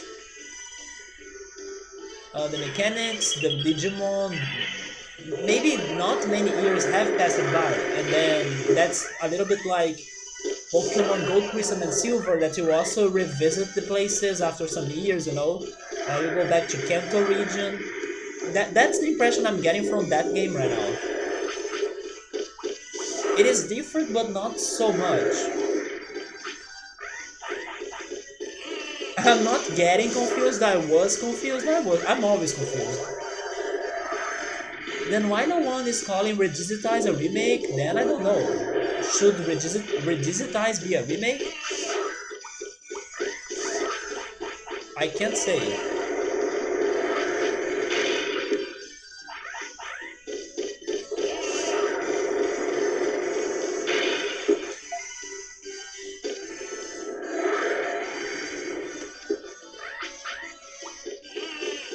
We only have 2 more floppies, which means that this is our last fight.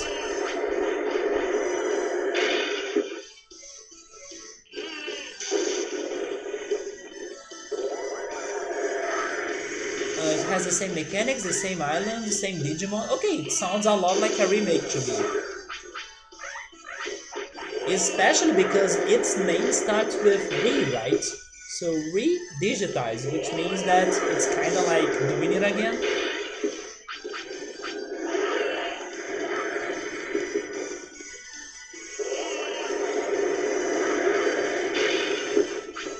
I don't have more floppies, so let's moderate.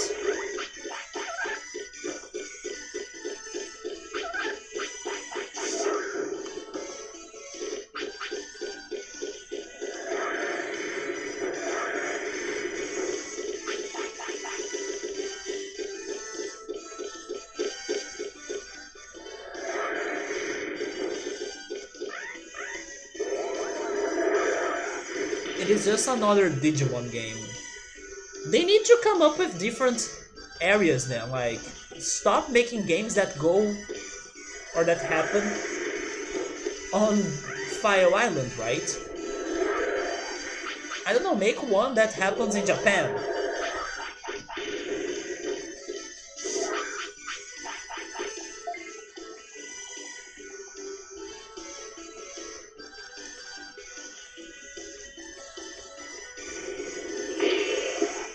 It feels like it's not like in Pokemon where they always come up with a new region.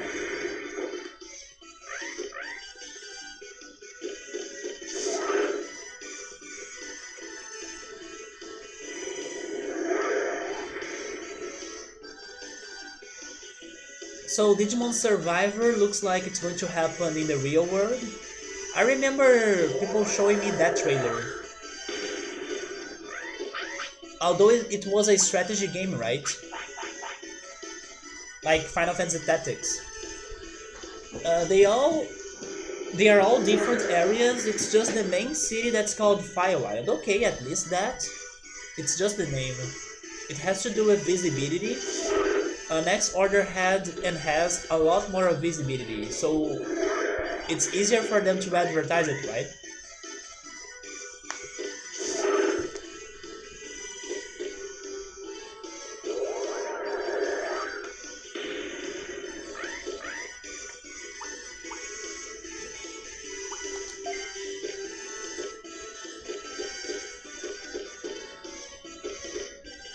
And then people forget that Redigitize exists.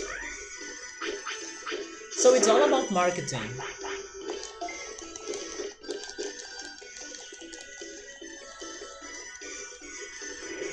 It's the same that Pokemon does, like they are always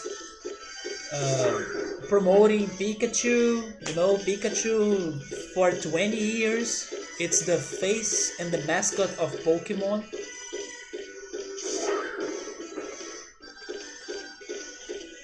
Even though many fans are already tired of it, the trailer about Next Order shows exactly scenes about Digimon World 1, even the intro for it.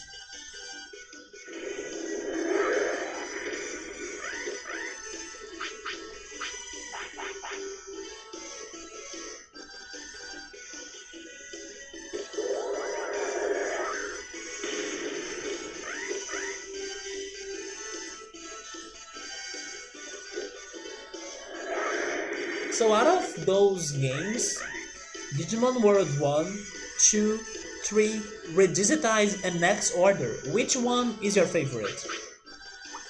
Since those are the 5 Digimon games you guys are talking about. Which one is the best?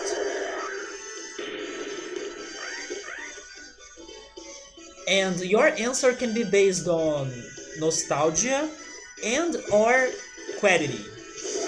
You can give me an answer regarding nostalgia or quality, or both together. So Digimon World 1, then Redigitize, and then next order. I see. And I'm guessing your picks are based on both quality and nostalgia, right? Because sometimes if you take off your nostalgia glasses, maybe another game can have better quality than the first ones, for example.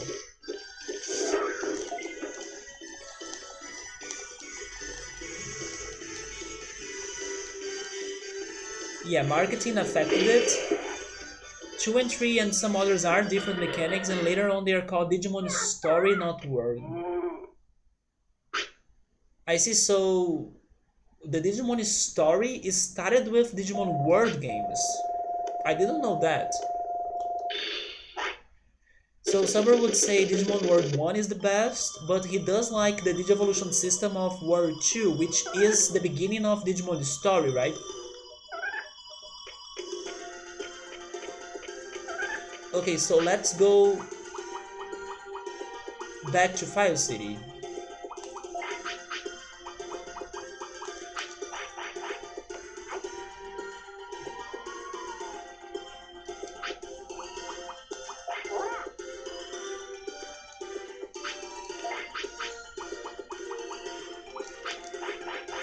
It's not that they are called Digimon Story, it's that the world and the story becomes two different sub franchises.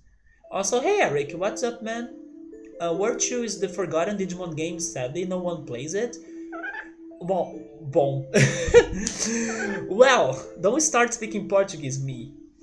Well, from what I heard from everybody here tonight, um, Digimon World 4 is the one that seems to be the forgotten one.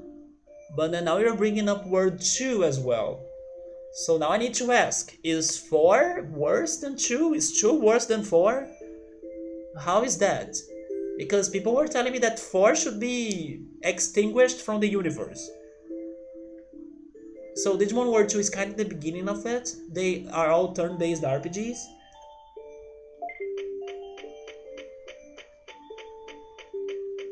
So I'm seeing that 2 has mixed opinions.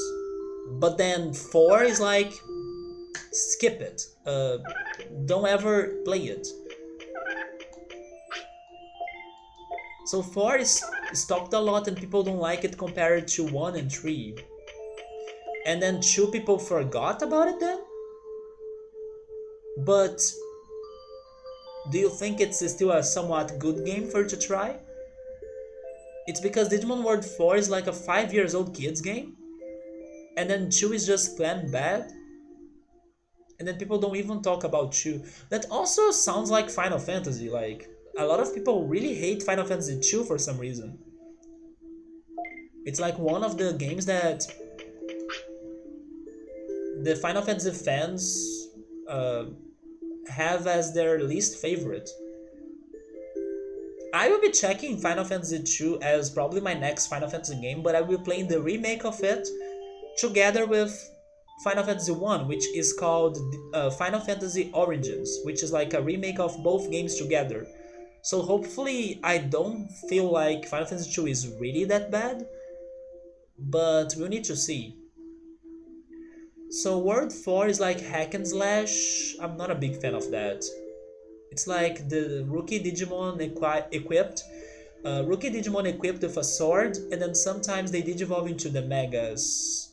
Yeah, hack and slash, it's not like something that excites me a lot. But we can try, right? Someday maybe.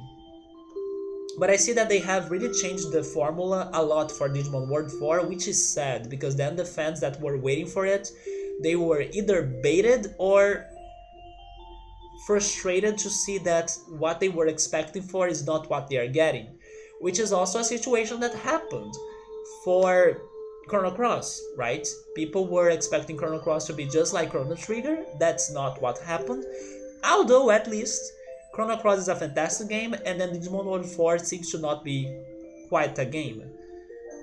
You play Digimon World 2 every few years, you like it more than 3 and 4. You see, so Digimon 2 still has some hopes in there. The word games 1 to 4 are like Final Fantasy games, everything is different. Okay, so I now see that my comparison did make some sense. Is the Origin on PlayStation you play? Wait, the Origin? What do you mean by the Origin? You play with the Digimon and then the game came at the time of Doremon 3D movie. Are you telling me about another game called Digimon Origin or something?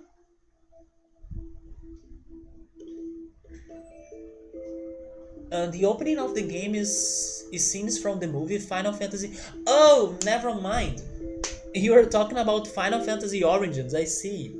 Yeah, I wanna play Final Fantasy Origins. Yeah, because it seems to be a remake of Final Fantasies 1 and 2.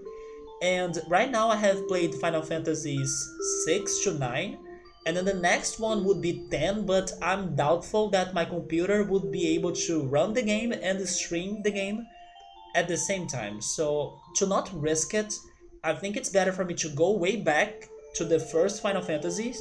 And people told me that playing Final Fantasy Origins would be the best choice for me, as Final Fantasies 1 and 2 probably have aged very badly.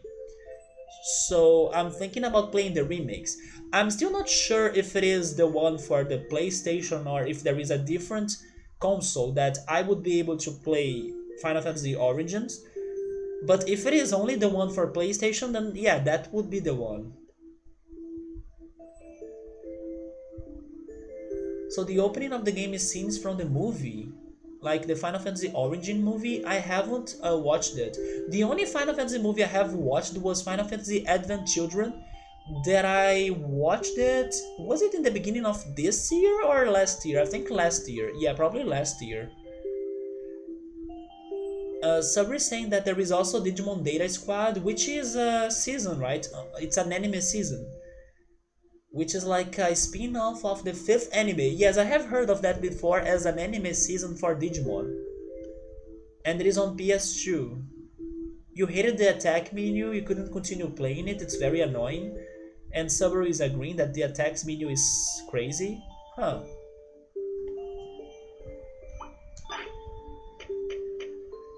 So is there another console for Digimon, not Digimon, for Final Fantasy Origins besides the PS1? Because if not, that's the one that I will be playing. I thought that Digimon Origins was actually for GBA, but after Eric is saying that there is a version of it for PlayStation, probably that's the one that I'm playing. But if there is a GBA one, then I think I would prefer playing the GBA one. So Data Squad game from PS1 became kinda its own spin-off.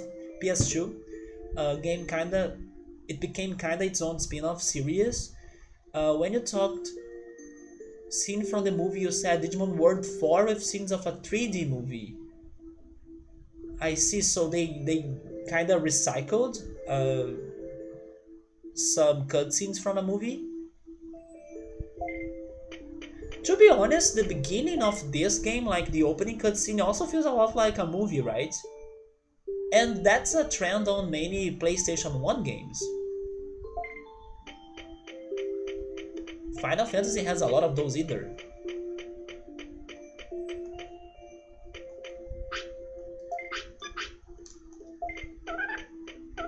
Wait, they presented Dorumon? Wait a second, Dorumon is... No, it's not what I'm thinking. I cannot remember the name of the character that I'm thinking.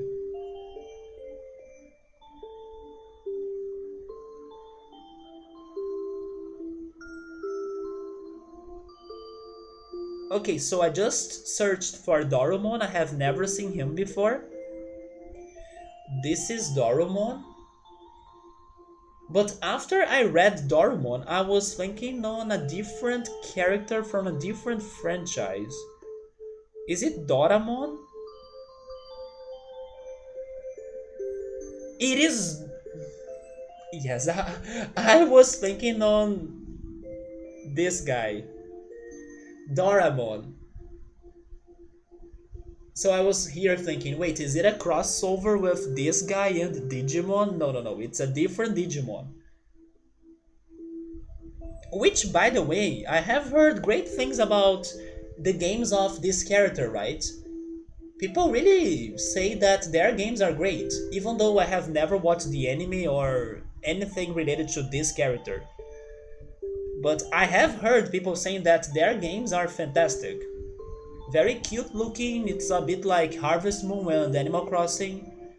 Maybe someday I should give it a shot.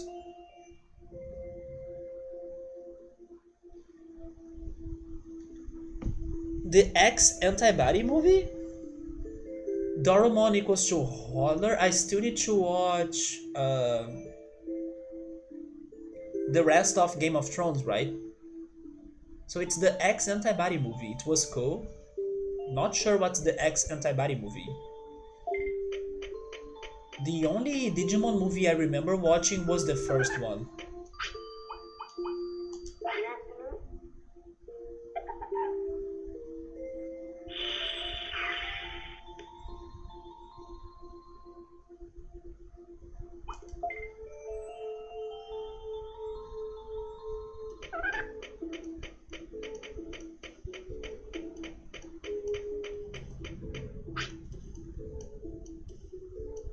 Did you guys hear that? Probably not, right? But I believe it's starting to rain in here because I just heard some thunder. And hopefully that doesn't mean that I may be getting some power outages at my place. I will actually check the forecast.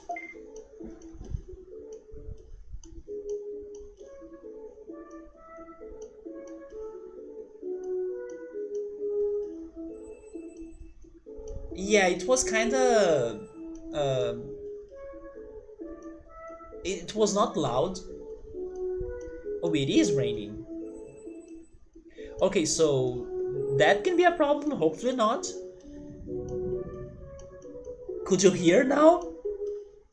But it's a very low sound, right? But yeah, it is raining, so hopefully I don't get power outages in case I get and disappear from the stream. That's probably the reason why. I will actually save just in case. It was cloudy, so it does make sense that it's raining right now. The Digimon 3D movie, I don't think I have seen it. At the beginning of the movie, you facepalm yourself so hard because of Leomon. Oh no, Leomon is on a movie. I already know what's going to happen to him, right? I already know it. I will save the game for sure. I actually hired Remojamon now, so don't worry. I hired him yesterday before finishing the stream. He needs to buy food too, you know. He needs to bring something good to me. That's what he needs to do, because for this whole playthrough, he didn't bring anything useful. Anything useful. But we hired him yesterday before finishing the stream. The Leomon joke of the franchise, right? We all know what's going to happen to him. It's like South Park, right? It's Kunemon. That's Leomon's true name. Kunemon. I didn't give him a fair chance though. I did. What? Alza, you have binged the playthroughs of this game on YouTube and then you are here saying that I haven't given him a chance? Come on. And Gabumon is also here. He should be helping them to find good treasure. You should really assist him because so far they have brought me shit. I'm really good at looking for things. Looking for things is not enough. You need to look at them and bring them to me. Like, put your hands on it and carry it back to File City. So don't just look, you know. Don't go window shopping. You buy the things. Come on, I gave them so many attempts. I told them to go to the special course. Even when I was poor, I told them to go the regular course then. and all I have gotten was like, here's a chip you asked for. I'm done with those chips. I mean, it's been maybe 6 seasons or more that Kenny stopped. Really? I remember the one episode that he survived, but I didn't know that he stopped dying. It feels bad and good now that you have to work. Wait, to work 10 to 6 a.m. now? Wait, what?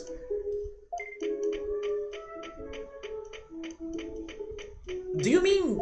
Oh, you do you mean to have a night shift? Like you were starting to work at 10 p.m.? Man, you really flipped your sleeping schedule then, right? Are you getting I don't know, a security job or something? That sounds like a schedule for a security person, right? I do hope they pay you well because changing your sleeping schedule like that may suck. So yes, I returned here because I needed to buy more floppies. It is on a factory actually.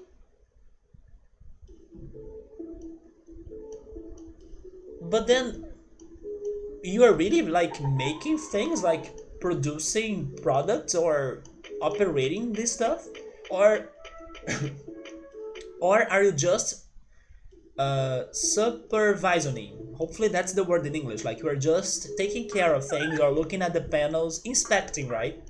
Yes, I can see that happening during the night in a factory if the factory operates during that time, right? Okay, I can understand it now.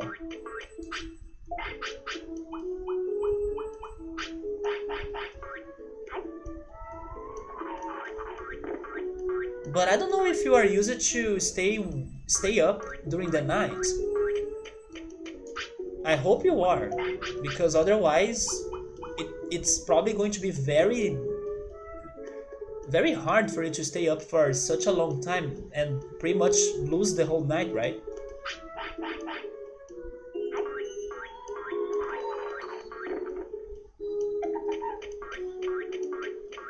But my advice to you though regarding this new schedule of yours is that even though you will like be sleeping for most part of the day, still try to sunbathe at some point, like maybe during the morning or during late afternoon before you start your shift, because do not skip sunbathing. It's really important for you.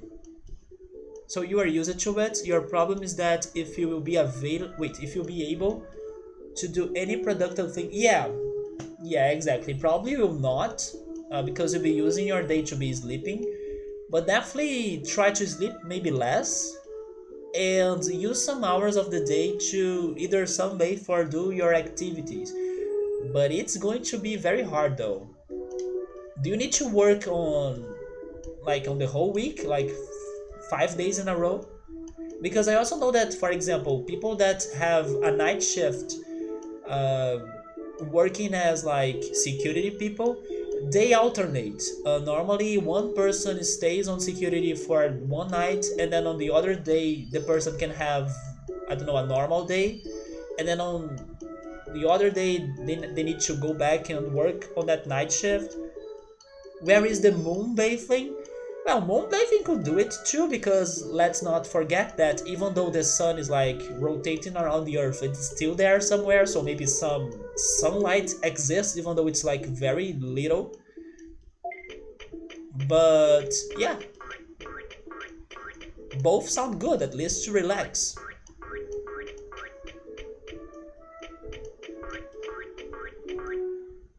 I forgot to go to the shop again, right?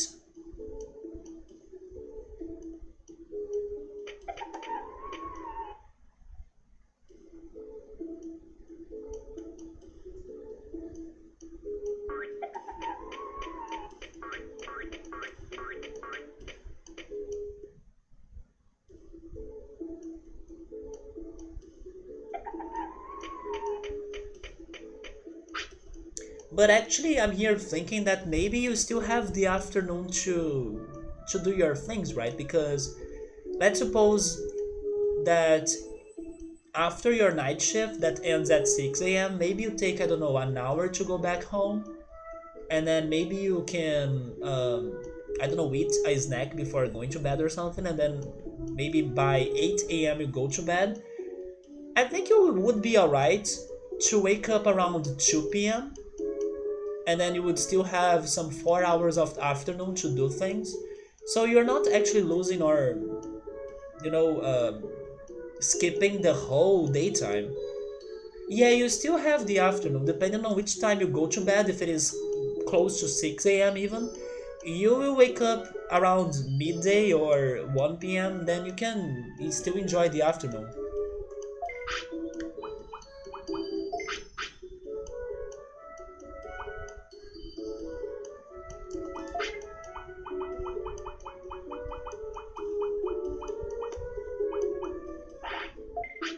But it's still rough.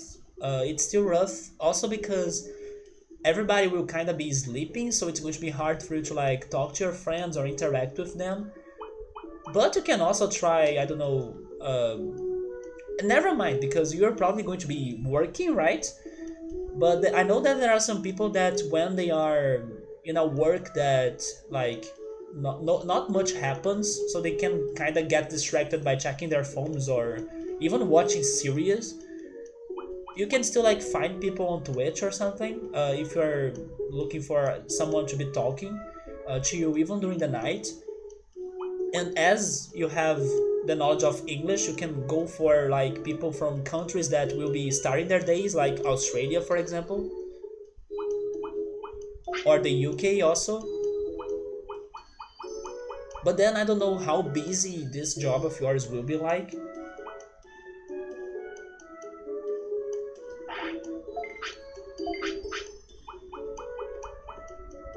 But there is also that be careful about your connections to people, right? Because maybe thanks to this change of your schedule, it's going to be harder for you to have free time to be talking to your friends when is awake. And then during the night, you'll be working, so it can be a little bit challenging.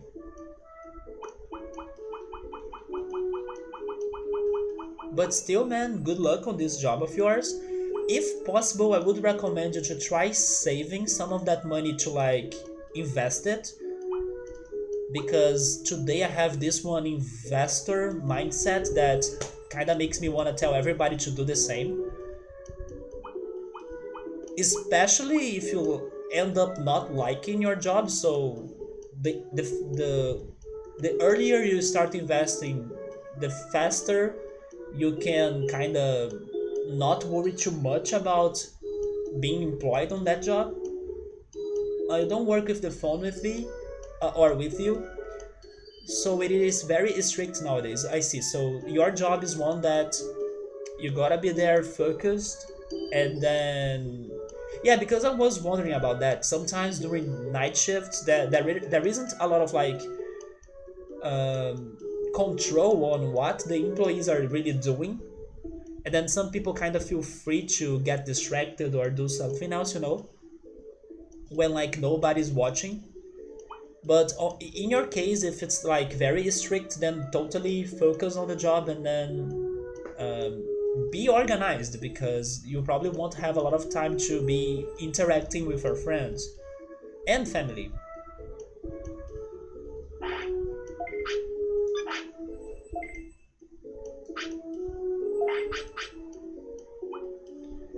So I bought some more recoveries, some floppies.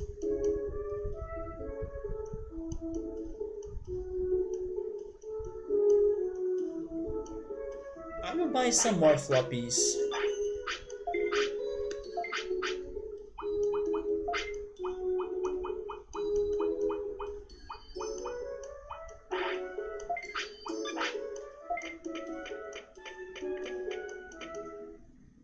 I still own you or us 2 new cards. I will get the cards, don't worry. I'm still using all of the time that I have with this Bakemon to keep on farming the bits. And then maybe when he passes away, we go after the cards.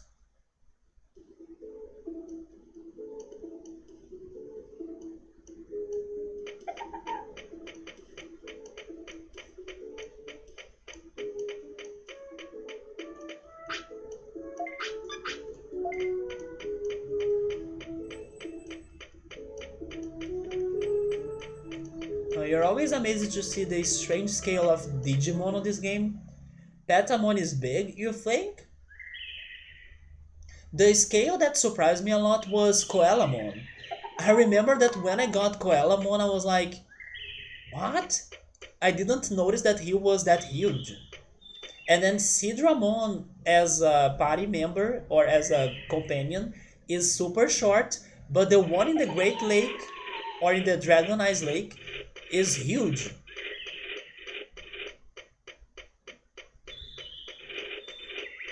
But yeah, I still remember the day that we got Coelamon as a party member.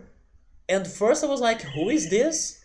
And then after I saw that he was Coelamon, I was like, wait, but Coelamon is shorter than that. And then no, it's because I couldn't see how he looked on the back, right? Until I could get him as a party member. But it's been forever. I think we only had Coelamon once. I can't even remember if we were able to have him again, right? I think it only happened once. By the way, where the heck am I going? I'm so like uh distracted. It's because I'm out of side quests, or at least important ones. Wait, my controller... There we go. What I want to digivolve Bakemon to anything but Sukamon. But to be honest, I don't think it's going to happen anymore because he's getting old. We will only... Wait, well, you only saw top half of his body since he was swimming. Are you talking about... Oh yeah, you were talking about Coelamon. No, but I also have seen Coelamon in the clinic. And in there, the only angle we have from him is like a front view. So we couldn't see his back. But then once I got him as a party member or a companion, he showed me the back. And then I was like, okay, he's huger than what I thought. Or he's bigger, right?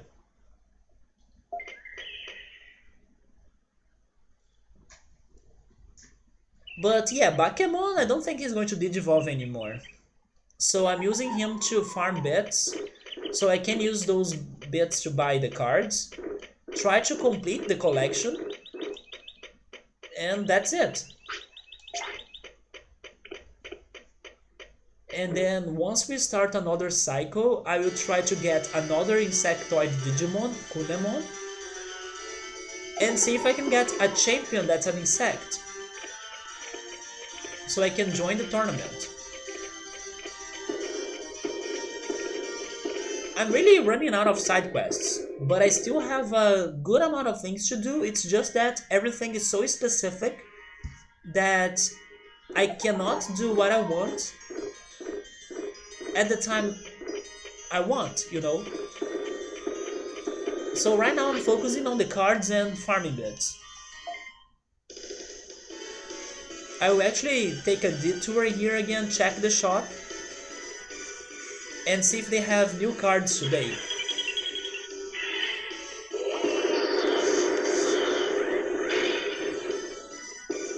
Another thing that I still need to do is getting more attacks. But Bakemon has learned everything he can learn. So I cannot even go after that right now.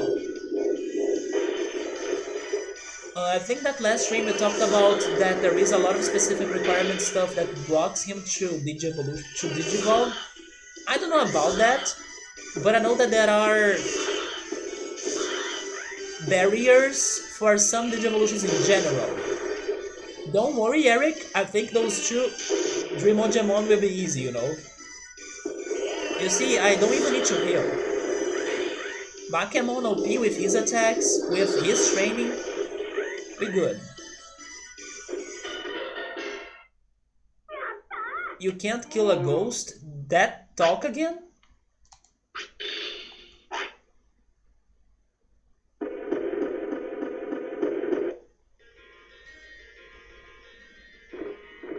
This is my Schrodinger ghost. He's dead and alive at the same time. We will only know after you remove the blanket. or the sheet, right? Until he has the sheet, you can't say if he's dead or alive. Because both happen at the same time.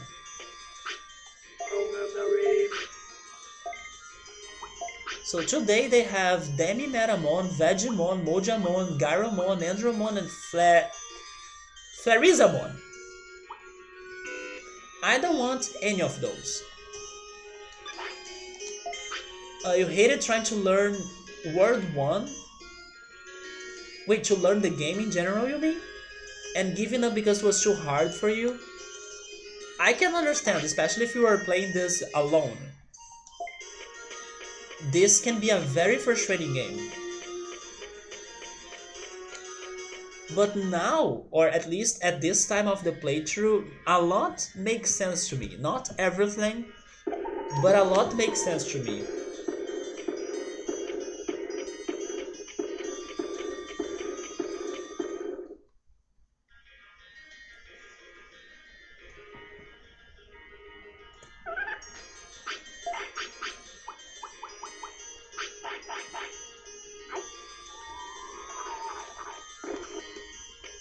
Hi X5, how are you? We are still finishing Bakemon's cycle.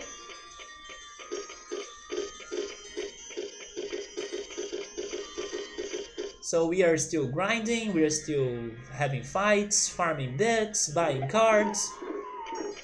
I'm still waiting for him to die actually, so I can try getting another Digimon that could allow me to do something else. Like learning new attacks, maybe joining the Insectoid tournament, or going to work for Monochromon. Because those are the things left for me to be doing. I'm really finding all of those Dreamojamon, right? Buying cards?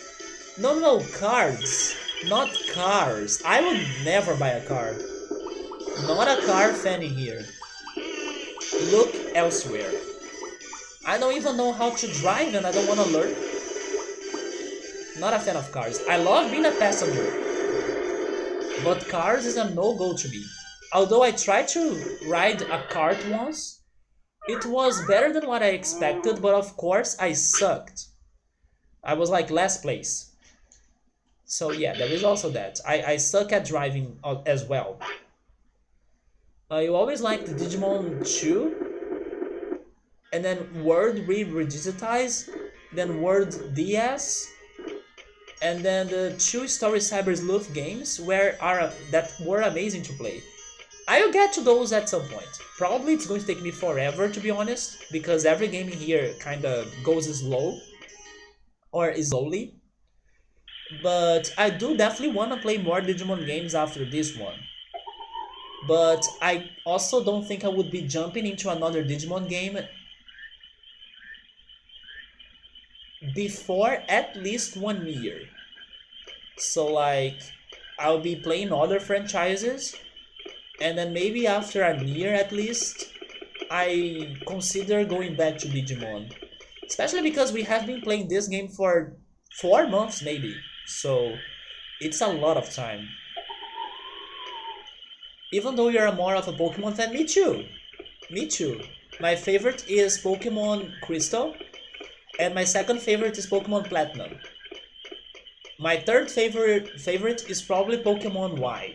Even though people will say that Pokemon Y has a horrible villain and then the story sucks, it's such an easy game, I agree with all of that. But what made me fall in love with it was first the new graphics, and second the online mode that was so fun to play with other players. So I had such a good time with Pokemon Y that it's my third favorite. And it's probably the Pokemon game I played the most as well. You know, the funny thing is, you go and travel through the entire world just to do 4 fights until you run out of items. That's true. That's what's going on with the Clear Agumon. Then you go back with billions of cash. I'm noticing that, man. Yes, I'm asking myself, am I spending all of the money I just got into floppies? So what is the point of what I'm doing right now, right?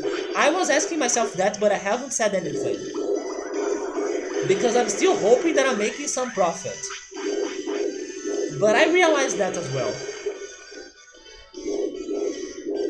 And then I travel again to fight them, right? Yes, I'm noticing that. Your favorite Pokemon is the red one. Then your second favorite is black. Was Gabriel's favorite Pokemon black and white as well? Well, in my case, I'm sorry to say, but Pokemon black and white, but especially black and white too, is my least favorite. Not a fan. I do like some Pokemon and some music of those games, but the games, I couldn't get them. And then X and Y is your third favorite. Do you know why? Because I do understand what people complain about Pokemon X and Y. I agree with them. I can't see what they are saying. But the graphics, the hype, and the online mode, God bless, it was so good. Like, so easy for you to find people to battle, and then to have multi battles as well. I had so much fun with Pokemon Y. The only Pokemon that X5 has beaten was Pokemon Red, and then Haunter, Charizard, and Kadabra were your big three. So I was having, I think I can find the picture maybe, or did I erase it from my phone? I probably erased it from my phone. But I was having this talk. You know what? Maybe I can remember my own picks from memory. But I was having this talk about which Pokemon are your favorite by type, by Pokemon type, and like my all-time favorite is Absol. My favorite Pokemon is Absol. He's also my favorite Dark type.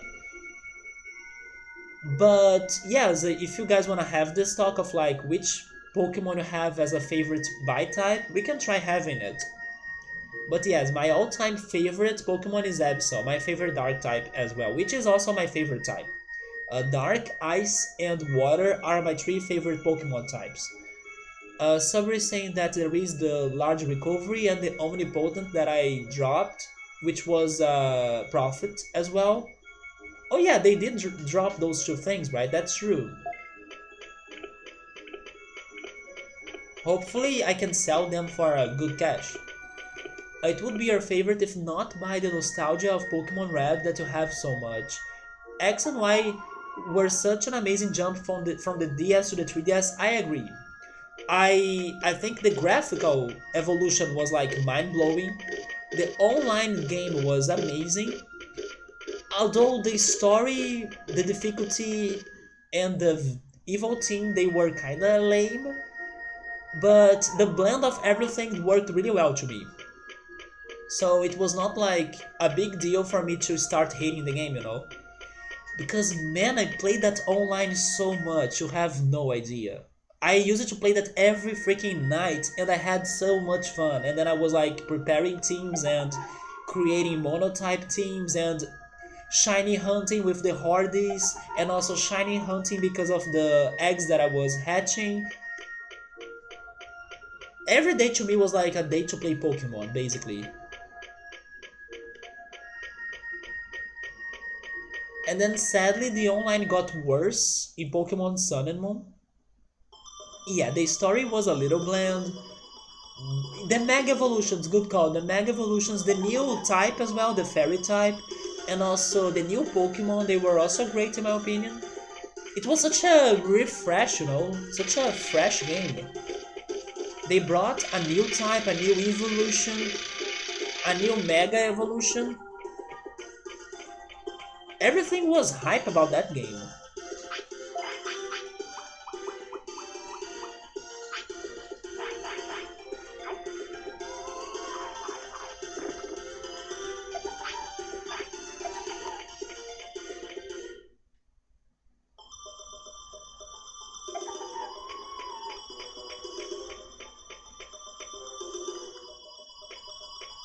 Me neither. Yeah, I'm still not a big fan of Sword and Shield. I would still play it because it's a Pokemon game and I love Pokemon, but I have no hype for Sword and Shield, right? Even after those DLCs, I was very disappointed from what I have watched of it, from the removed content, especially that you cannot get all of the Pokemon on it. I thought that was a horrible decision. I also was not a fan of those new mechanics of Gigantamax and Dynamax. Just bring back Mega Evolutions, please. So yeah, I was not a big fan. Although I'm loving the anime. I'm still watching the Pokemon anime. And the current season has been really great. Bakemon doesn't like Toy Town, that's true. Maybe I would need to bring him to the mansion so he can digivolve in there or something.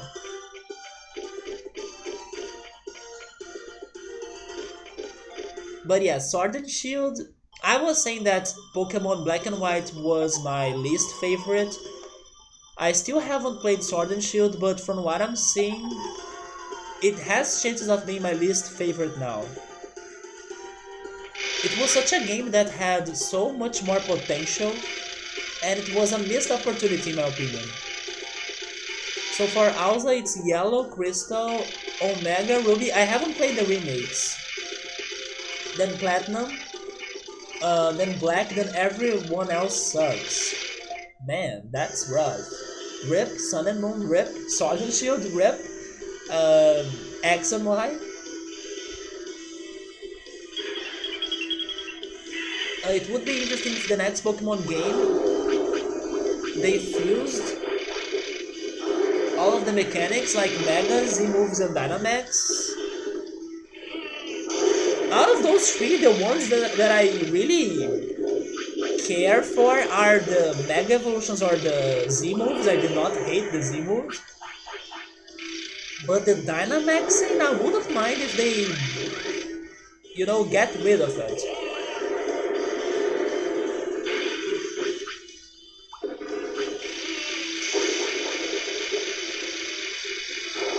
The game was a lazy one, I agree, and they were so confident that, oh yeah, we are not adding all of the Pokemon because we want to give you a better quality on the graphics of the game, right? And then once the game was released, there were a lot of horrible graphical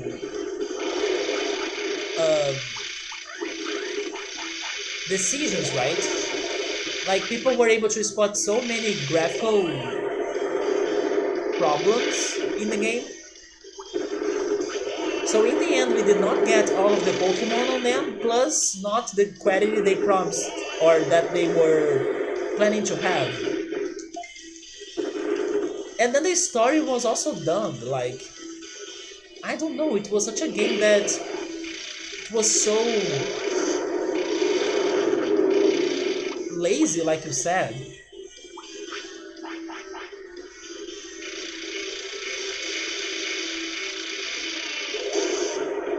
I have been watching the anime in Japanese with the subtitles in Portuguese.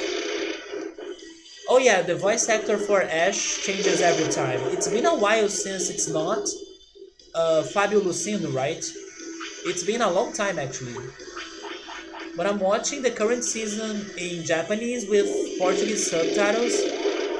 They are releasing the episodes on every Friday now. But the app where I check the episodes with the subs, they are releasing it on every Saturday. So yesterday after the stream I watched the last Pokemon episode, which was actually happening in Galar, and it was about the Sword and Shield arc. So they were dealing with the story in there. You played Pokemon Emerald after Crystal and you hated Pokemon for years? Then you gave Platinum a chance and it was better than Emerald? Yes, I also enjoyed Pokemon.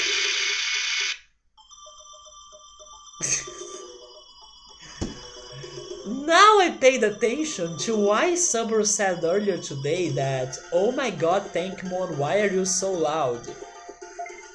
Okay, this time I had some loud noises when they were leaving this room, going to my ears, that sadly I noticed them, maybe because you made me think about it, Subaru. Yeah, they are freaking loud and it's such a bad noise, right? But yeah, Platinum and Pearl and Diamond, I love them a lot. They are super good games. And they are challenging, they are not easy Pokemon games. For two reasons. First, because the champion is a badass champion, it's the best champion in my opinion. Second, because the game kinda doesn't give you a lot of Pokemon variety, so you kinda need to um, find your way with the Pokemon you have available. And even though like Pokemon Sword and Shield is kind of doing the same, like by cutting many Pokemon from the list, it's not because they couldn't have all of them in there, right? So for a Switch game, for the first time Pokemon is getting a home console game, it should have all of the Pokemon on it. But yeah, on Pokemon Platinum, Diamond and Pearl, you are kind of more limited on the Pokemon choices, which makes it more hard. But thankfully, that cut on the Pokemon or on the Pokédex was not enough for me to hate the game. But it also makes it more challenging. For example, people always say that there aren't many fire options for you to play during the early game. You can only get like Ponyta or Chinchar if it's your starter. And then if you wanna have a fire Pokemon, you gotta struggle to find one or something. I didn't enjoy Black that much, me neither, and especially the sequel. Black 2 and White 2 was such a game that I did not enjoy playing it. I forced myself through it just to finish it. You thought it was better than X and Y, that's bad though. And Sun and Moon, I can understand if you didn't like Sun and Moon, maybe they focused too much on the story of Sun and Moon, so like everything you do kinda gets interrupted because there is a new cutscene happening. You know, there is a lot of cutscenes and stops. So I would rather prefer it to be less interrupted. It's also a little bit linear as well. But when you tried Omega Ruby, you liked it better than Platinum. Though you hated Emerald. It's kinda crazy though, because it's kinda the same game with some new changes. Or different changes. Maybe you did play Emerald at the wrong time, you know? Maybe if you replay it today, you would like it more. Sabri is saying...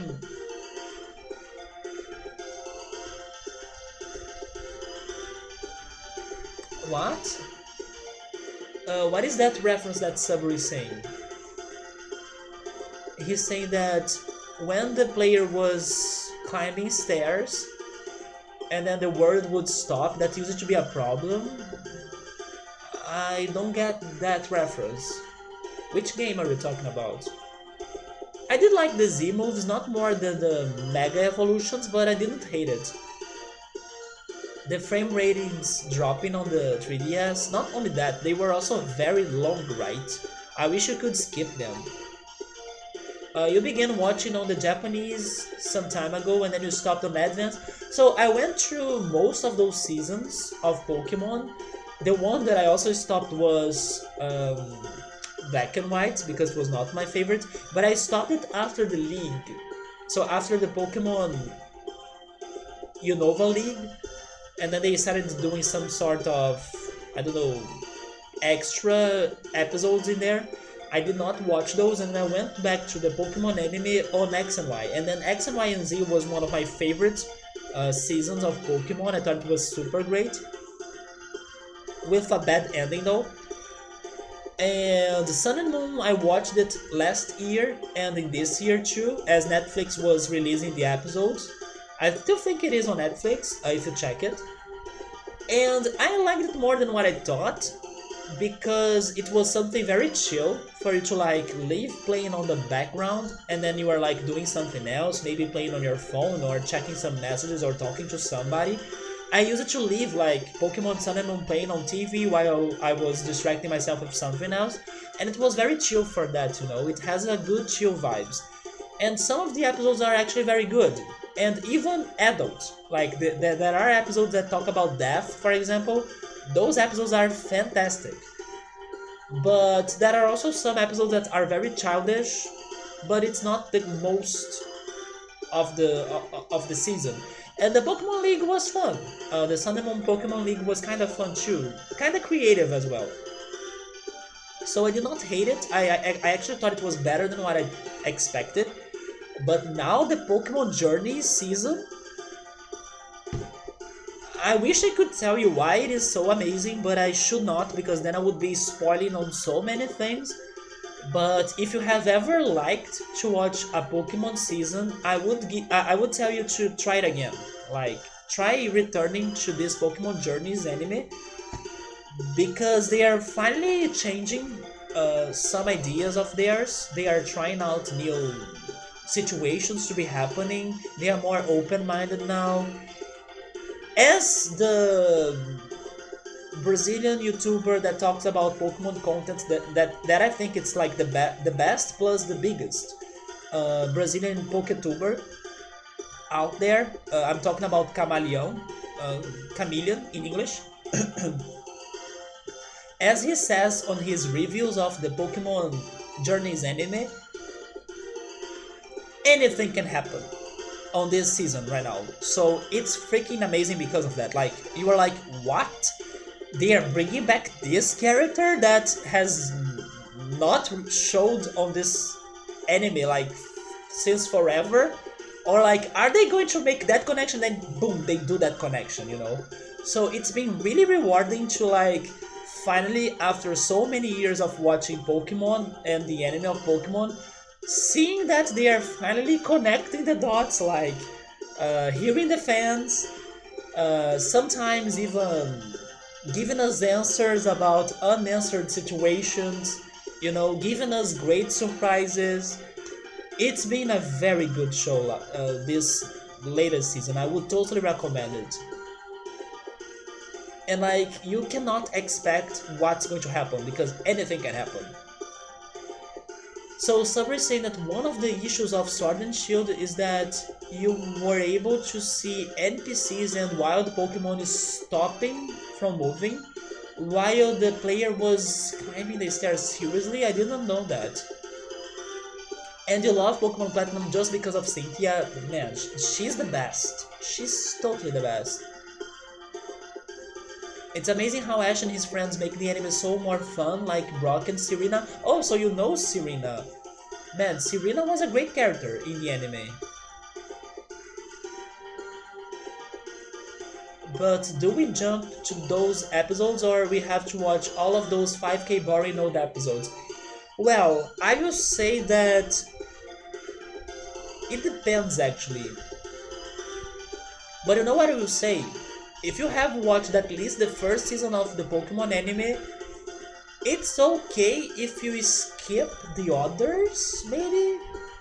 Because I think that what hits people the most regarding nostalgia is if there is a connection to Season 1 of Pokemon, and there are connections about Season 1 of Pokemon on this current season, which I would say are the most powerful connections, in my opinion.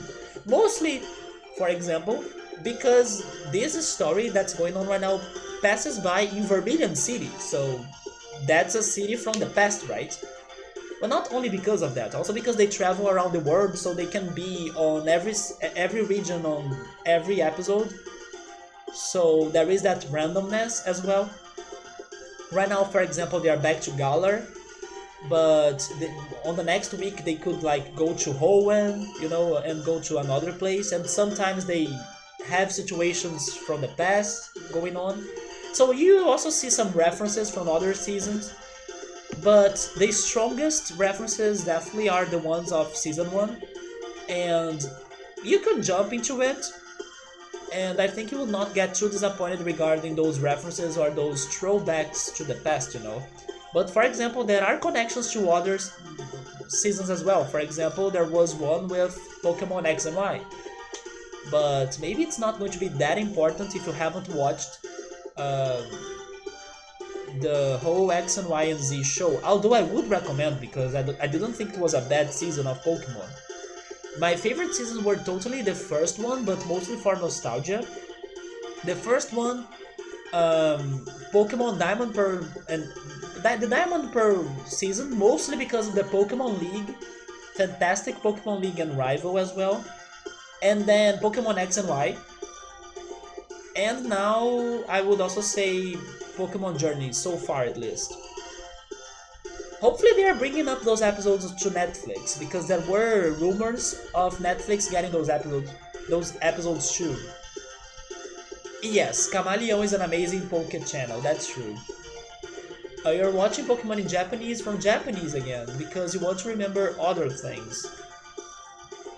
So, are you watching the first season? I think I watched season 4 or 5. You stopped when Misty and Brock left him forever.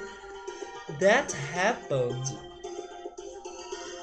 Oh yeah, that happened probably by the end of season 2, which is like Johto. Because Brock is back on season 3, right? In Hoenn. And then Brock is also there in season 4. And then only on season 5 you have a complete reboot where Brock or Misty are not around. And then you have Iris and Cylon, and then that season was horrible in my opinion.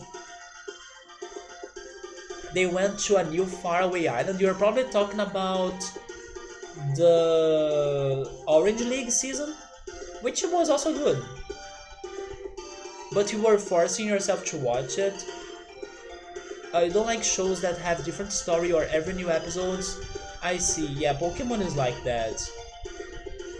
So Eric is on Advance now. You know what I miss watching? Actually, I miss watching plus having that on the Pokemon games. I miss the contests. The contests used to be really great. The season May and her brother appear, and Brock as well, yeah. That season was okay. Not my favorite, but it was also not the worst in my opinion. And it was not as long as the Johto season. Like, the Johto season took forever to end. It's like 30 episodes and then finally a gym. Or a gym battle. So crazy long.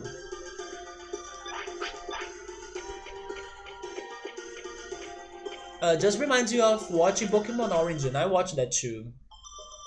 The 4 episodes of Rather Amazing, I kinda do not remember it sadly, but when I watched it, I did like it too.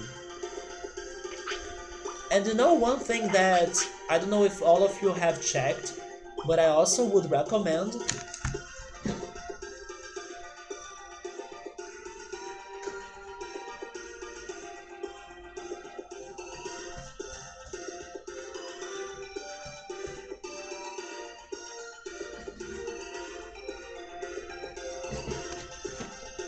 And boy, I just saw my... I miss you. I really miss you. Can't wait for the remake. Where are the other ones though?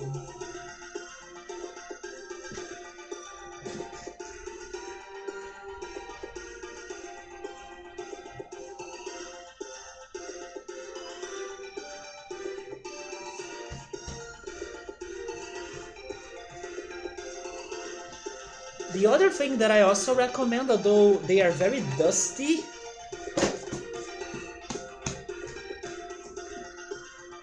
in case you have never checked,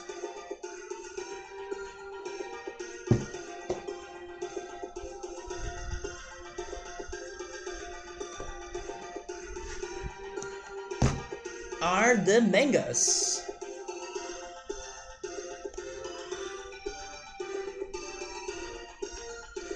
Those are the Pokemon Red, Blue, and Green mangas. I think they are 3, right? 3 mangas. And then they jump into Yellow. There are 4.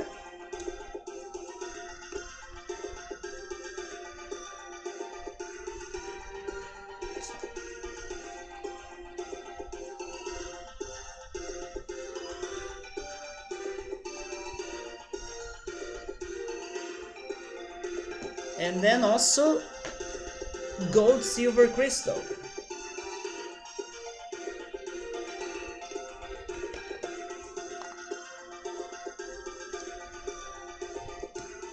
There are 5 of gold and silver, which are these. Oh, never mind, there are 6. Never mind, there are 7 actually. Yes, 7. Highly recommended because those stories are very different from the games and also from the anime, right? And they are also darker, surprisingly. So if you're looking for a more adult and serious and crazy Pokemon story, definitely check those mangas. And I would recommend you checking all of those in order because there is a chronology that goes on and the stories are connected. Maybe the stories are even connected after Gold, Silver, and Crystal, but I stopped in here because those were like my favorite regions, like Gold, Silver, and Crystal is my favorite Pokemon game, and then it jumps to Advanced and like Hoenn, Ruby, Sapphire, and Emerald, which is not my favorite game. I even thought about continuing reading the mangas, but I kind of decided to stop in there also because these mangas are not very cheap. But I wanted to at least get those ones until Gold and Silver because that's my favorite game. And I do recommend checking the stories because they are freaking awesome. So I don't know if you guys have read it, but totally a recommendation if you're a Pokemon fan.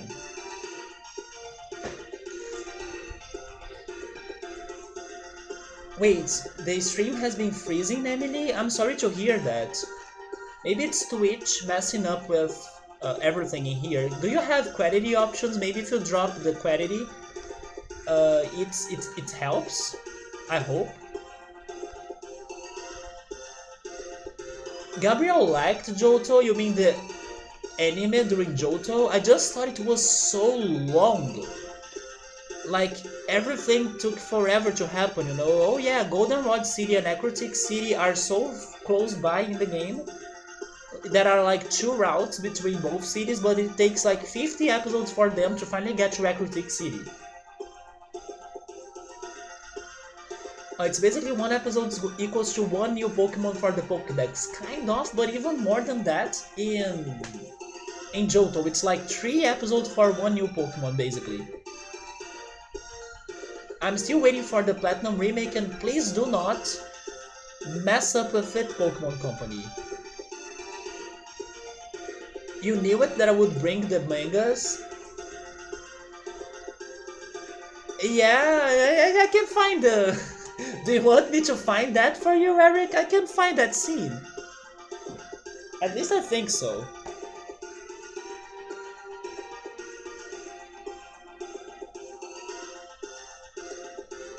But that would be a spoiler for those that have never read. Leave it, I will leave it. But it's in there. So you know exactly what I'm talking about when I say that it's more adult. Yep.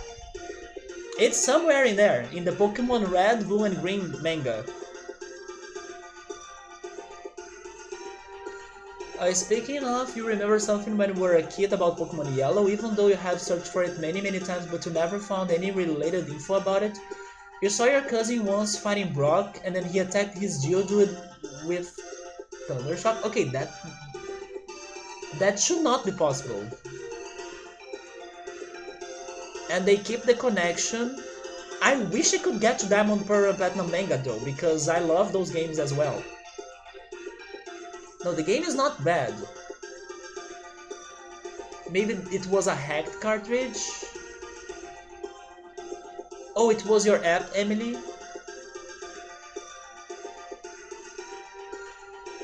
Yeah, maybe he played a hacked room or a hacked game. Sadly, when I tried to buy a cartridge of Pokemon Heart Gold, it was a false one, it was a fake one. Because when I got to Goldenrod City and tried to play in the game corner, the game crashed. And then I googled it and then they told me that if that happens, your game is fake. But thank goodness I could get the refund after going after the seller. And then he was like, "Oh, I didn't know it was fake." Huh. Didn't you? But anyway, I got my money back and everything was okay. You were wondering that maybe it was a Japanese version? Maybe there are differences between the versions, right? Maybe on Pokemon Green, it works differently. As Pokemon Green was the first one and it had more glitches. Maybe he was playing Pokemon Green. Although, I also said for sure it was yellow, right? Never mind.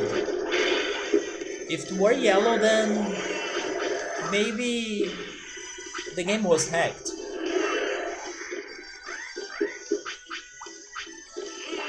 You received a fake GBA Pokemon Silver? The guy made the Pokemon Silver cartridge using Ruby assets and sold cartridges. You were amazed by the game? I used to have a fake cartridge for Game Boy Color with like lots of different games on it. It was like a Never Drive, but not really. But sadly, you could not save on that game. So basically, even though it had a bunch of different games, because I could not save, what was the point, right? So they had even many different Pokemon games on it, like Red, Blue, Yellow. But as I could not save, why would I play it? But they had other Game Boy Color games in there, not Color, Game Boy games in there that I used to play sometimes, especially the puzzle games.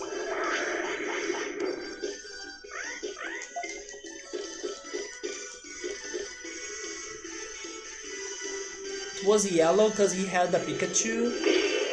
It was his only Pokemon? That sucks. I'm not sure if hack games did exist at the time, probably they did. Green was Japan only, and then in here in the West they changed it to red and blue.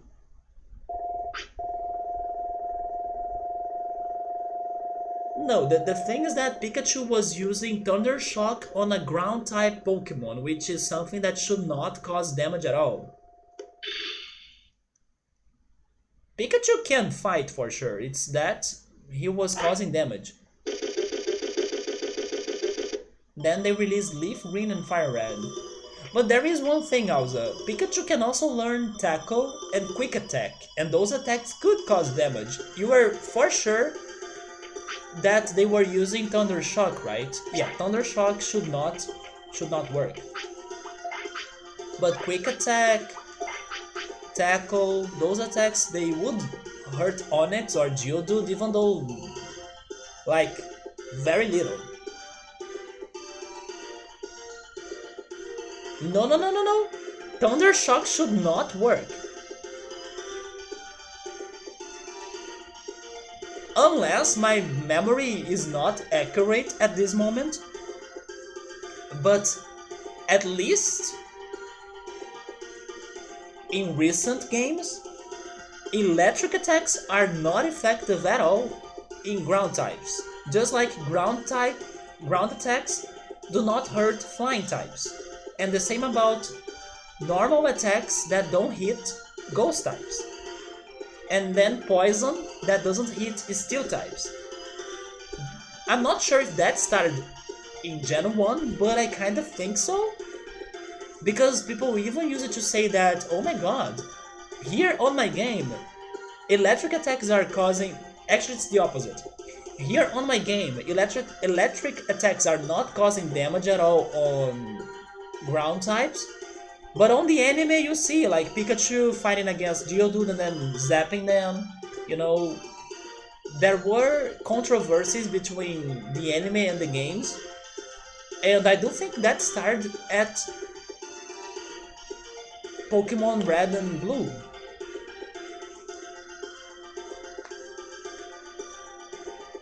And then it was Thunder Shock.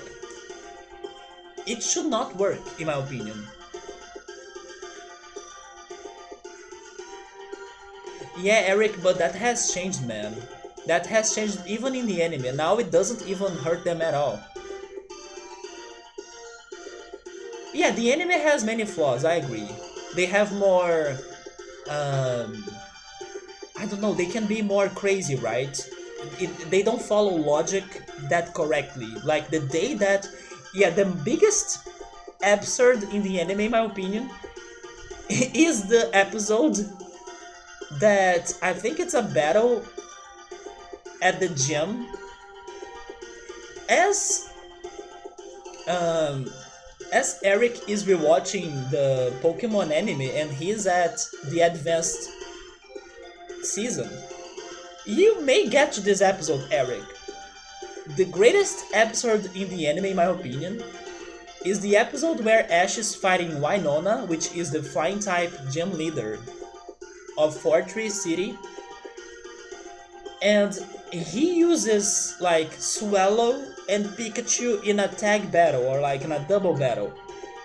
And his strategy to win against the flying types is like to tell Pikachu to charge Swallow by using like a Thunder Shock on him, and then Swallow turned shiny gold, electrified by Pikachu's Thunder Shock to win the fight. Like, let me go all crazy, electrified Swallow Burb on ya. And then what is the logic? None. Because Swallow should have been zapped by Pikachu. So if there is like an absurd on the anime, that's the one that comes to my mind the most. It's even a meme. Let me see if I can find a picture of the crazy Swallow. I recommend you looking for that on YouTube, maybe later. But it's like insane. It's like, Pikachu, use Thunder Shock on Swallow, and then Swallow gets electrified, and then yeah, he goes all golden shiny on the other birds, you know? It's so nonsense.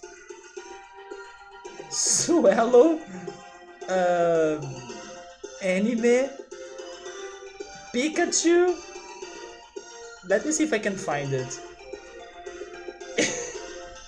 Remember the time when Pikachu used Thunder on Swallow? You see, there is even a Reddit discussion about that, and that's the Golden Swallow that I'm talking about.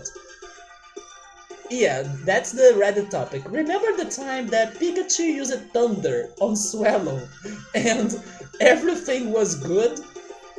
Yeah, you see, people know what I'm talking about. Look at this. What is the logic in here? There is no logic. But sure, right? We swallow that. We swallow that for you, Swallow. Are you happy, Swallow, for us swallowing that? So you can get swole as well? We swallow that for Swallow get swole. Am I done with English puns right now? I think I am. Anyway, that's the greatest episode I can remember. So, Eric, in case you get to that episode, let us know how it really goes, because I haven't watched it in years, but it is still a long time meme.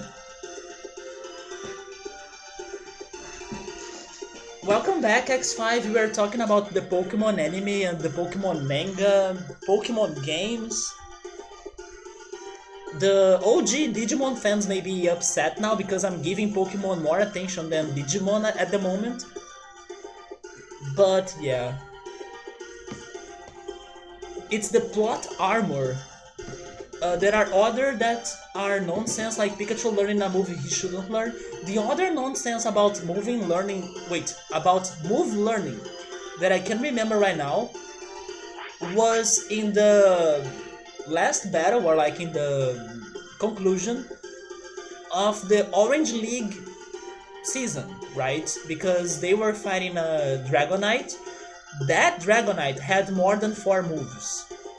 And the producers of the anime even confirmed that, because that was their way of making that Dragonite to look stronger than any other Pokemon they have ever fought, you know? So yeah, that Dragonite has more than 4 moves. If I'm not mistaken, he had like 7 attacks. So there is also that. I will go back on the chat in a bit.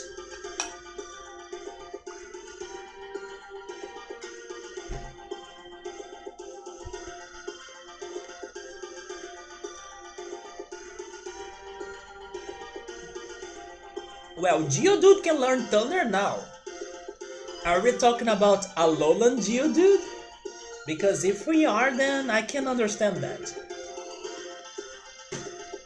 But if we're talking about OG Geodude, then I don't know.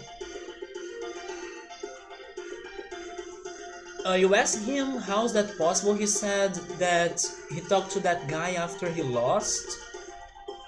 Someone on the right side of the city standing alone. I told him I did before and I did after, but didn't happen. Then he responded, you don't know then?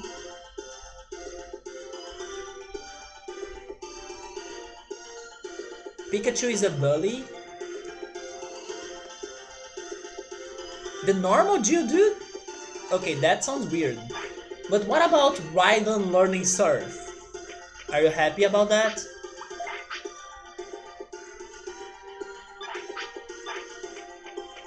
I actually have a bunch of Rhyperiors or Rhyperiors on my Pokemon Go game that use Surf. Pikachu always... No. About that, I disagree. No. Pikachu do not have more than 4 moves. No. That's not right.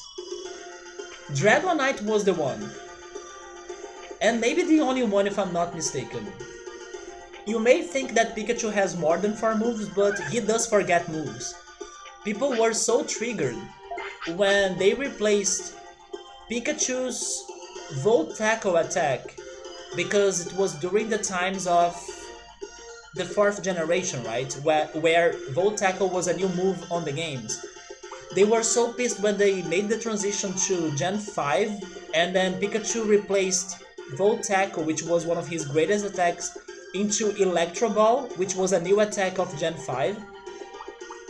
And then after that, Electro Ball turned into Electro Web. If you didn't know that, now Pikachu can use Electro Web because of Sun and Moon. So they're always changing the attacks or the moves of Pikachu. He does forget moves, yeah. He used old moves later on. I would say that maybe you have that impression thanks to mistakes on the translation or on the either dubbing or subtitles. Because like sometimes Pikachu, I don't know, can use Thunder, but then they say Thunder Shock, you know? Because like, oh yeah, Pikachu is always known for using Thunder Shock, let's say it's Thunder Shock. Maybe there are some mistakes about those, but according from what I know regarding the moveset of the Pokemon of the anime, even Pikachu, I do believe he used to have, for this whole time, 4 moves, and then they do keep on replacing them for others depending on the generation. If there is a new electric attack that they want to promote somehow, you know, like Volt Tackle happened, like Electro Ball happened as well, and now Electro Web has been happening. Do you remember Brock's Onix versus Steelix? I do not remember that actually. I remember Brock's Onix evolving into Steelix. The problem is that more than 4 attacks in the same battle, unless they are learning that attack in the battle, I can accept that. But then they are probably forgetting the previous one, the previous attack. And in my opinion, the most epic moment where a Pokemon learned a new attack in a Pokemon episode. Yeah, Pikachu still has Iron Tail. If I'm not mistaken, the moveset of Pikachu at the moment is Iron Tail, Thunder Shock, Electro Web, like I said, and Quick Attack. Those are the 4 moves I remember seeing Pikachu using at the moment. And then, of course, after Sun and Moon, he can also use that crazy Z move, you know, and then he can also use actually more than one Z move, right? He can use the normal Z move, the Steel type Z move, and the electric Z move. And also he can Gigantamax as well in the current season thanks to the Galar mechanic, right? But yeah, those are the attacks he has: Iron Tail, Quick Attack, Thunder Shock, and Electro Web.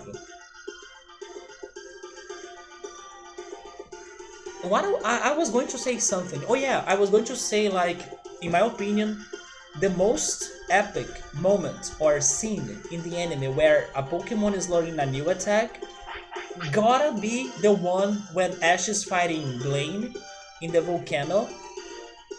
No, never mind. It's not on that fight. Nope. You see, I remember the scene, but that it's not that fight. It happens actually in the Orange League season when they are fighting the third, not gym leader, but the third person that could give them a badge for the Orange League. Yeah, it's when he's fighting. I forgot the guy's name though. But it's when a Squirrel learns Hydro Pump. In my opinion, that's like my favorite uh,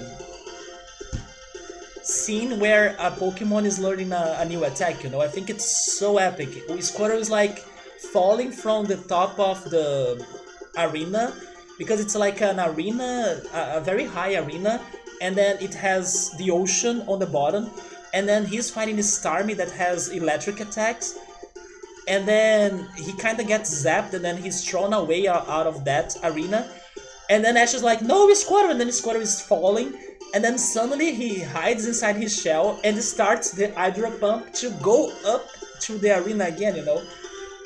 I love that scene so much, and then they of course play that freaking banger song.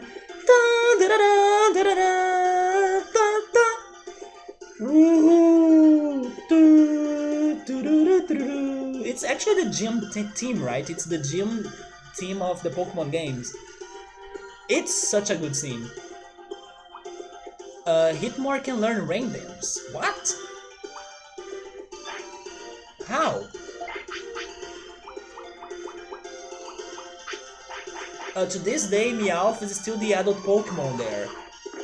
The adult Pokemon? I wish Meowth could learn new attacks though. Oh no, There we go. We were triggering the glitch.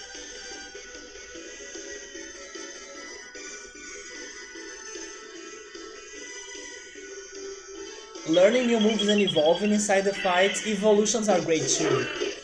I don't know if I have a favorite evolution.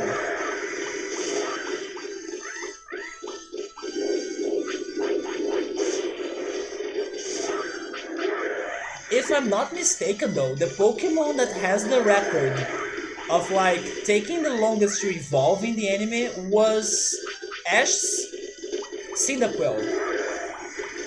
It used to be Brock's Onix, but then when Cyndaquil evolved into Kulava, he got the spot. And I believe he's the Pokemon that took the longest to evolve.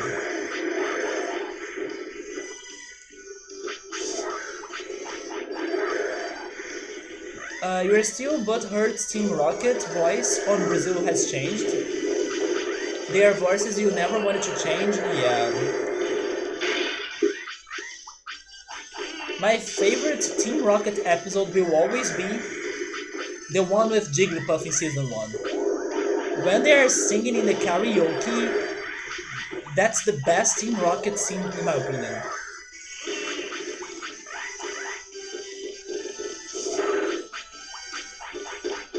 When they're like, Jigglypuff, let us show you who are the real singers in here, and then they start a karaoke song in the middle of nowhere.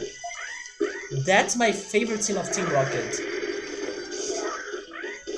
I may still remember a little bit of the lyrics in Portuguese, of course.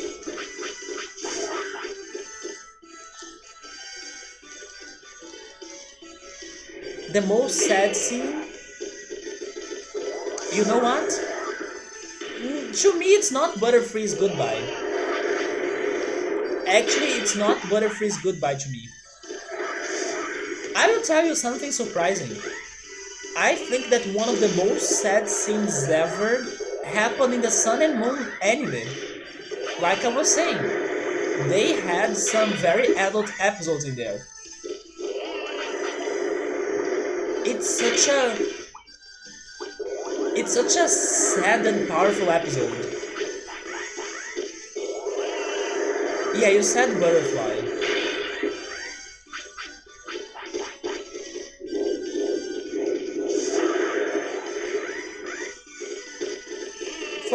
people they would say that when Ash is turned into stone in the first movie, that would be their most sad scene as well.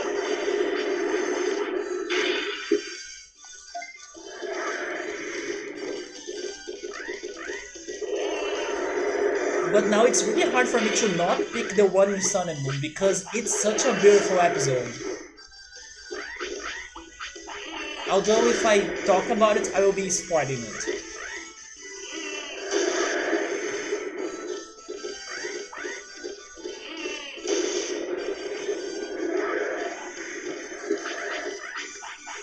It's actually one of the reasons, because I was spoiled on it, it's one of the reasons that made me wanna watch the anime because I wanted to see why are people saying that this is so sad or like the anime is not that bad, you know? It was one of the episodes that made me wanna check the Sun and Moon season. And it is indeed very sad. Subru is saying that, yeah, because Ash was not eternally petrified, that was sad. Damn, Subru. That was rough. You love that movie? I prefer the second movie though, but yeah, great movie. The movie's not bad. If you watch the most recent Pokemon movies, those are shit. I had the fantastic idea of trying to watch the most recent movies. Boy, I wasted my time because they are so bad. So bad. There is one thing though that everybody should check because I left my ass off so hard when I was watching that for the first time. I don't remember what's the name of the Pokemon movie, but if you look on YouTube, I'm serious about this, you gotta search for this on YouTube when you have time.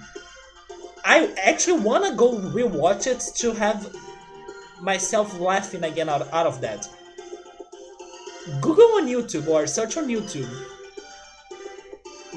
The Reggies, like Reggie Ice, Reggie Rock, and Reggie Steel, cries or sound effects, I don't know how are they going to have it in there, maybe cries, in the Pokemon movie. It's so funny. It's so funny, like, it's unbelievable. They make the weirdest noises ever. And it's super funny. So even though the movie is trash, hearing Reggie Ice, Reggie Rock, and Reggie Steel dubs or like their voices is worth because it's unbelievably funny. So definitely look for the movie that they show up. I don't know the name though, but it's so funny. Like the voices they gave them. It's so funny. Yeah, the Lugia movie is my favorite, and actually Lugia is my favorite legendary Pokemon, even though I'm not a fan of legendaries at all. And I think it's because of the second movie.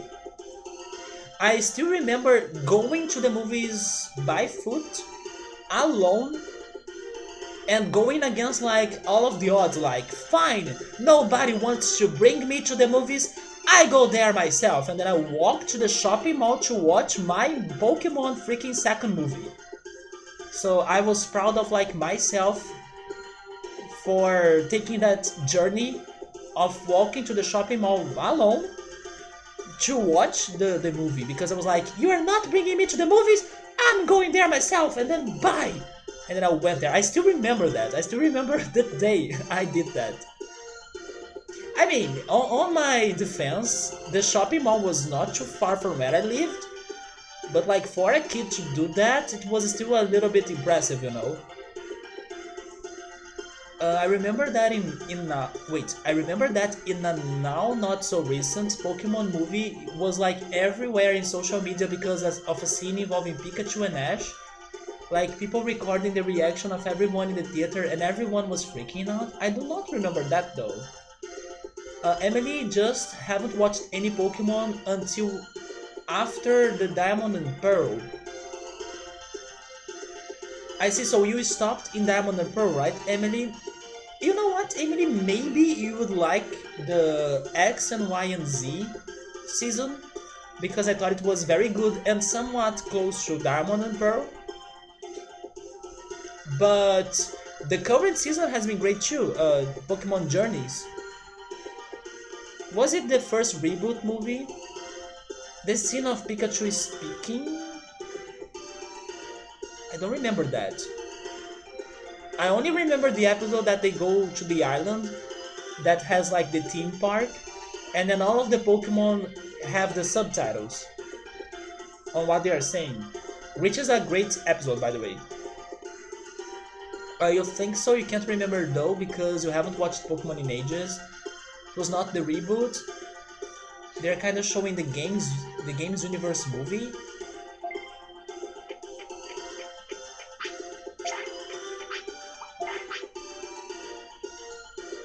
But I'm not joking. Go check Reggie Ice, Reggie Rock, and Reggie Steel cries or voices in the Pokemon movie. It's so worth. Like, it's unbelievable. I remember watching some movies after that. I watched some ones. I watched the one with Genesect, but you know, it was not very great. I also watched the one Pokemon 2000. I tried to watch the Pokemon. I said Pokemon 2000, but that's wrong. I meant the reboot, right? It's Pokemon I Choose You, which was like the reboot of the anime story. I watched that one, and I also watched the, how is it called?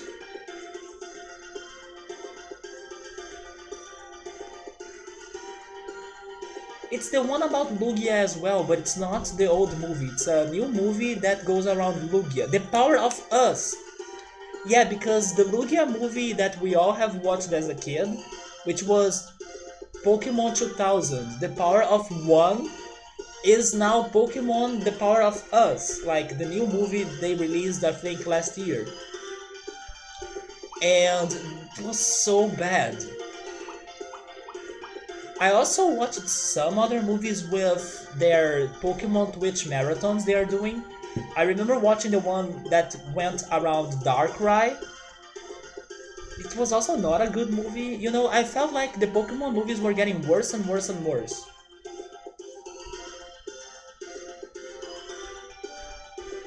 Sun and Moon shows exist on the games.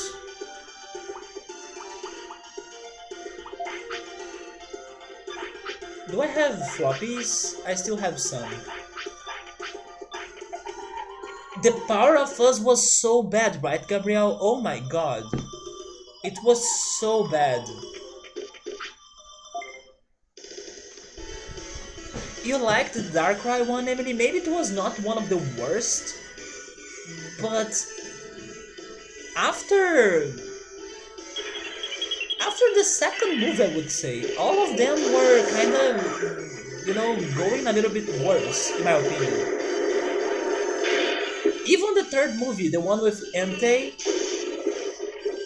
I even had the VHS for that one, but it was not as remarkable as the other two. Was that the newest remake of Pokemon 2000? No, no, no. They just wanted to, like, bring Lugia back and, like, create a new story around Lugia. And they also wanted to make that connection of, like, oh yeah, the original Lugia movie, it used to be called The Power of One, and then now it's The Power of Us, you know? But it's not connected to the old movie, and it's so bad.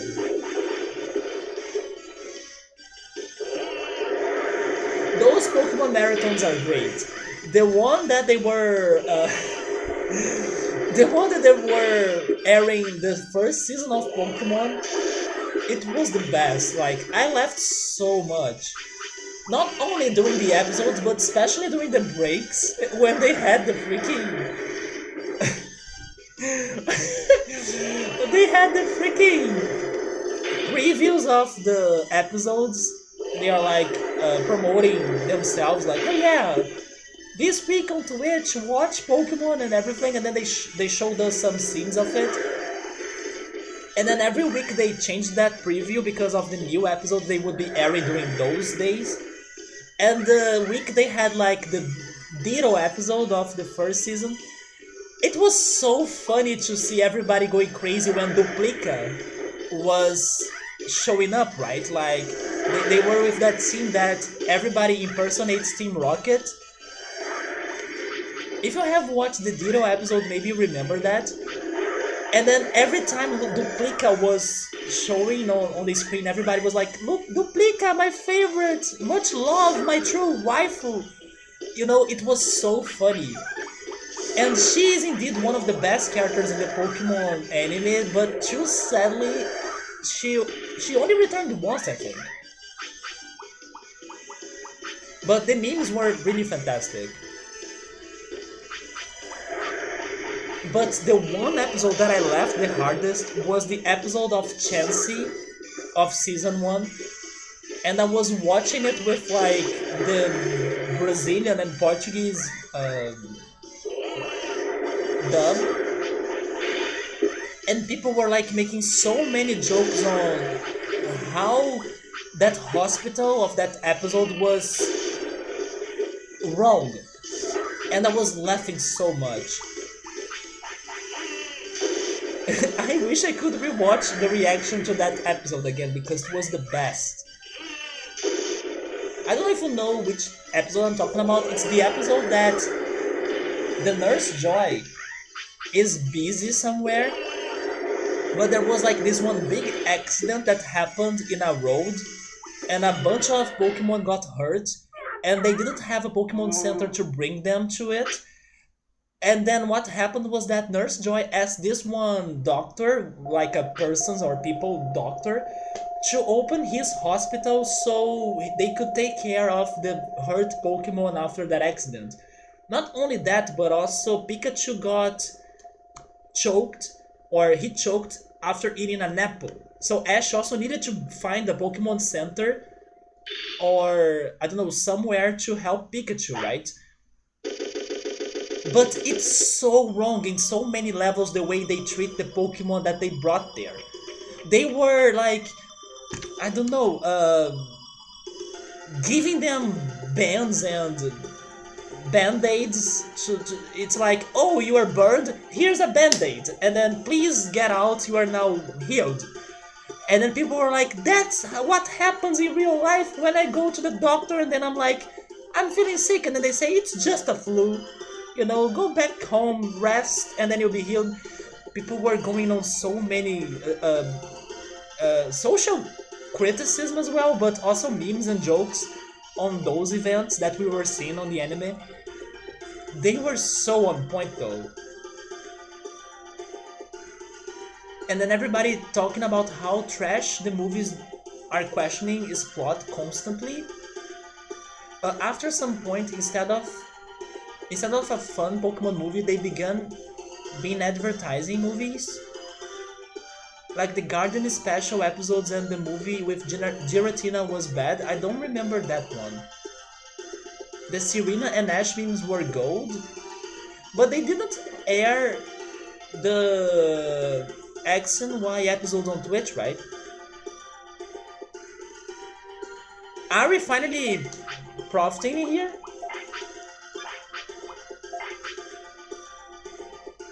We are! There we go then. The Nurse Joy, which of the billions of the joys? Oh, I can't say. How many are there though? I wish there was a joy counter. How many joys were officially aired in all of the Pokemon episodes? I'm curious now. Probably more than 500, I would say.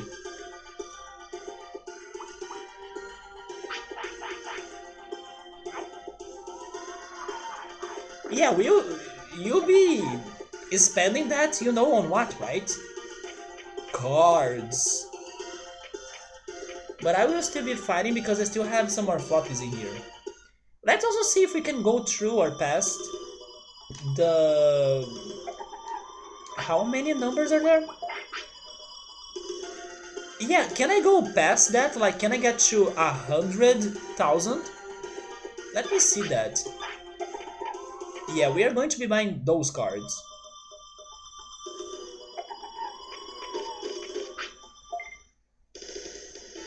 So the Guardian are those red guys that had the DS spin-off games? Are you talking about the Rangers? You're probably talking about the Pokemon Rangers. Which, by the way, I wish those games could come back.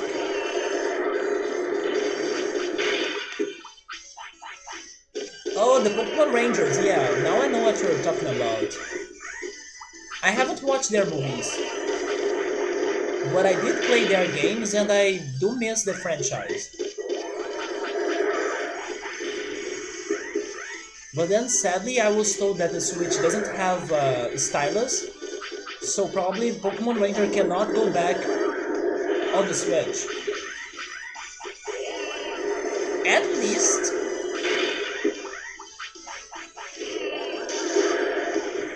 um, Pokemon Snap is returning. Garden is the home of the game. Wait, the home? You mean the name?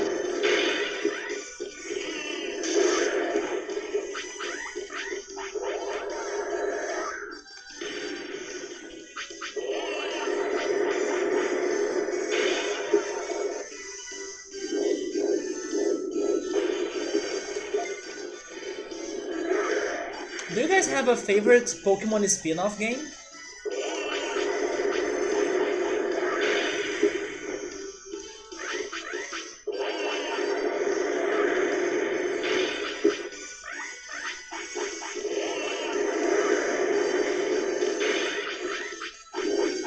I mean, if you count Pokemon Go as a spin-off, then I would say Pokemon Go. But if not, then I probably would say Pokemon Ranger. And then Pokemon Snap.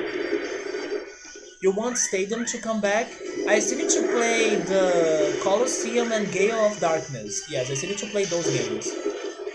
Hopefully my computer can run them someday and then I can play them on stream. Yeah, Pokemon Rangers. I think it's my favorite spin-off if you don't count Pokemon Go. And we can get to 1,000. Wait, 100,000.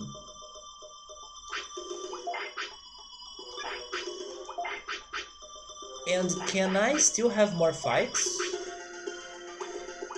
Maybe one more. I will give it a shot.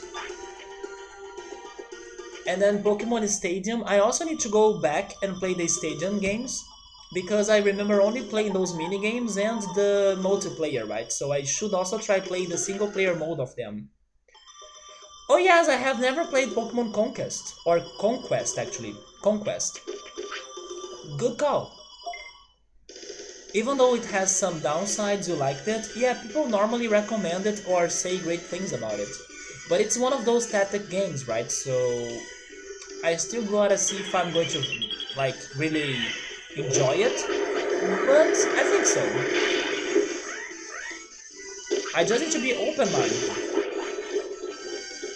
Conquest was good, good call.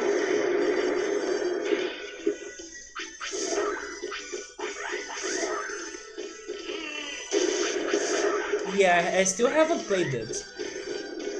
I have played Pokemon Mystery Dungeon, but I did not really love it. I just thought it was okay. But I know there are some people that really like those games.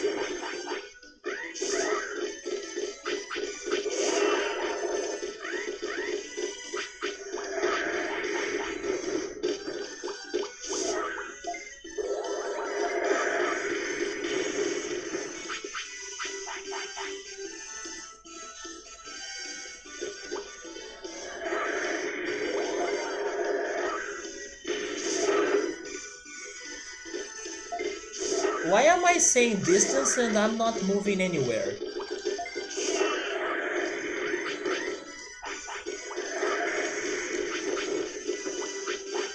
If it continues like this, I'll need to run away from this fight.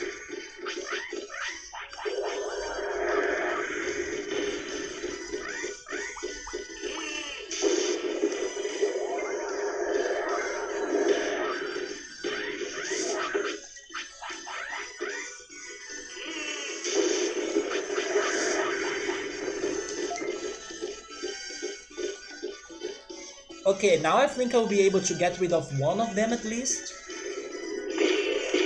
Nice.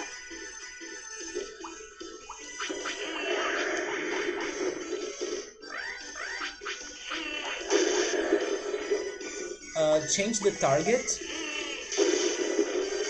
I think that's a better target for us. Now I need to use my large recovery, right?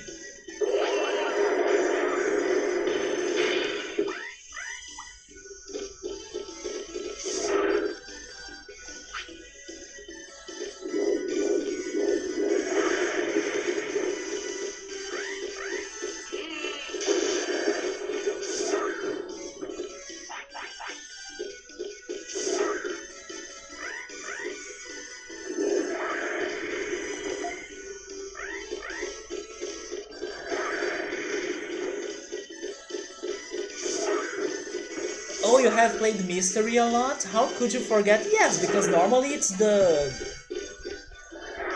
most popular spin-off Pokemon game.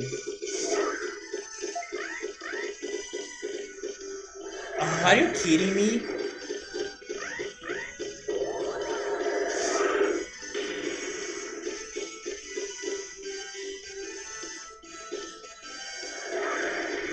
Man, distance is not helping us.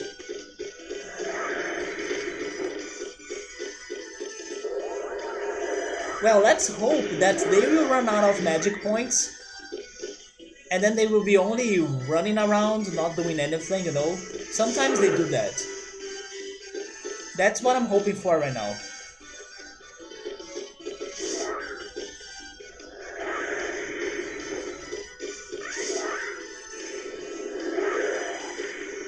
Okay, I'm starting to really hate distance.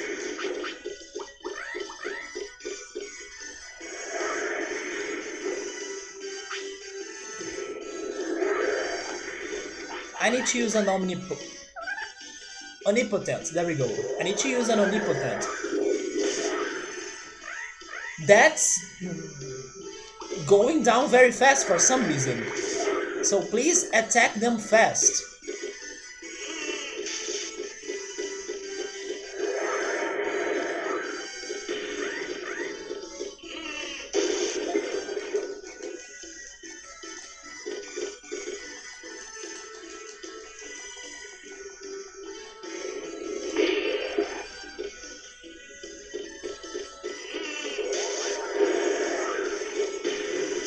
I need to use another one.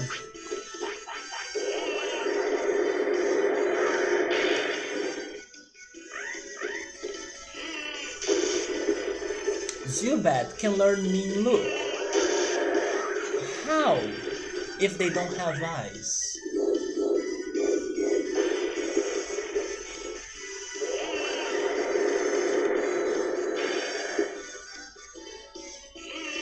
Aren't you talking about Golbat though? Golbat can learn Mean Look.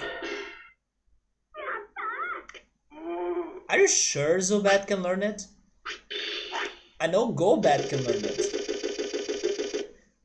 I played only the GBA to completion.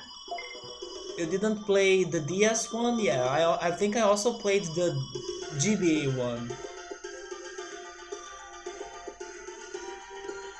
You can do a mean face even if you have no eyes? Maybe, yeah. Good call.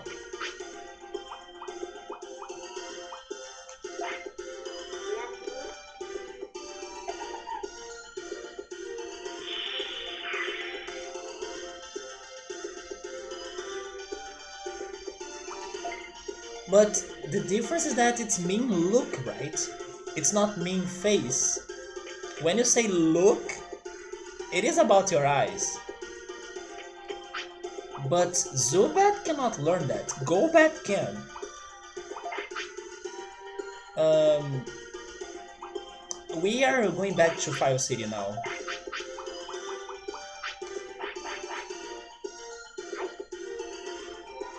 No? Come on.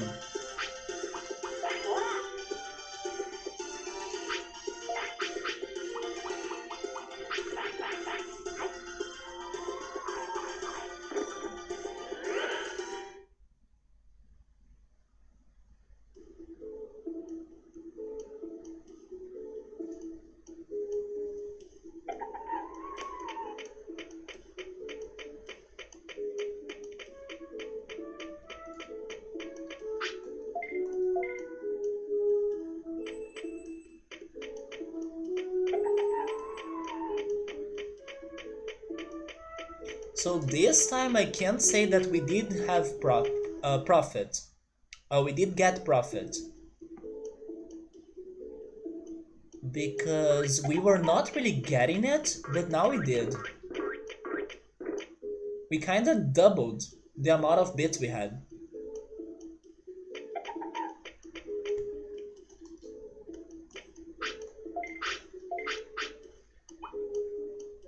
We even glitched the window right there, or the bubble right there.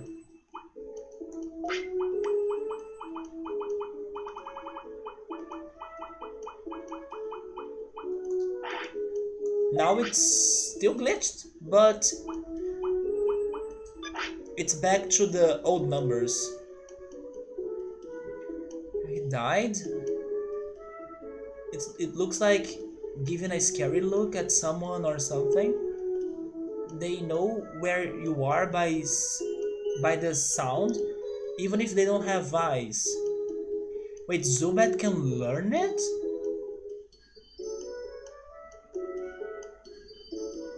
But if you don't see them, they can't hurt you.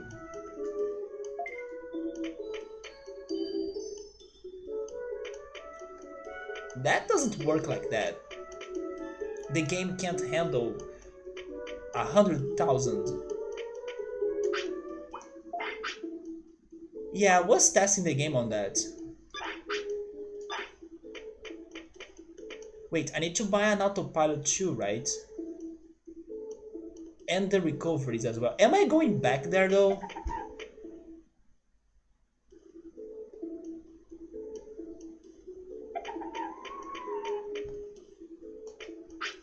Also, hello, stepsister. I have never played any of the Digimon games. Is it fun? Well, this one has been fantastic, but at the same time, it's not for everybody.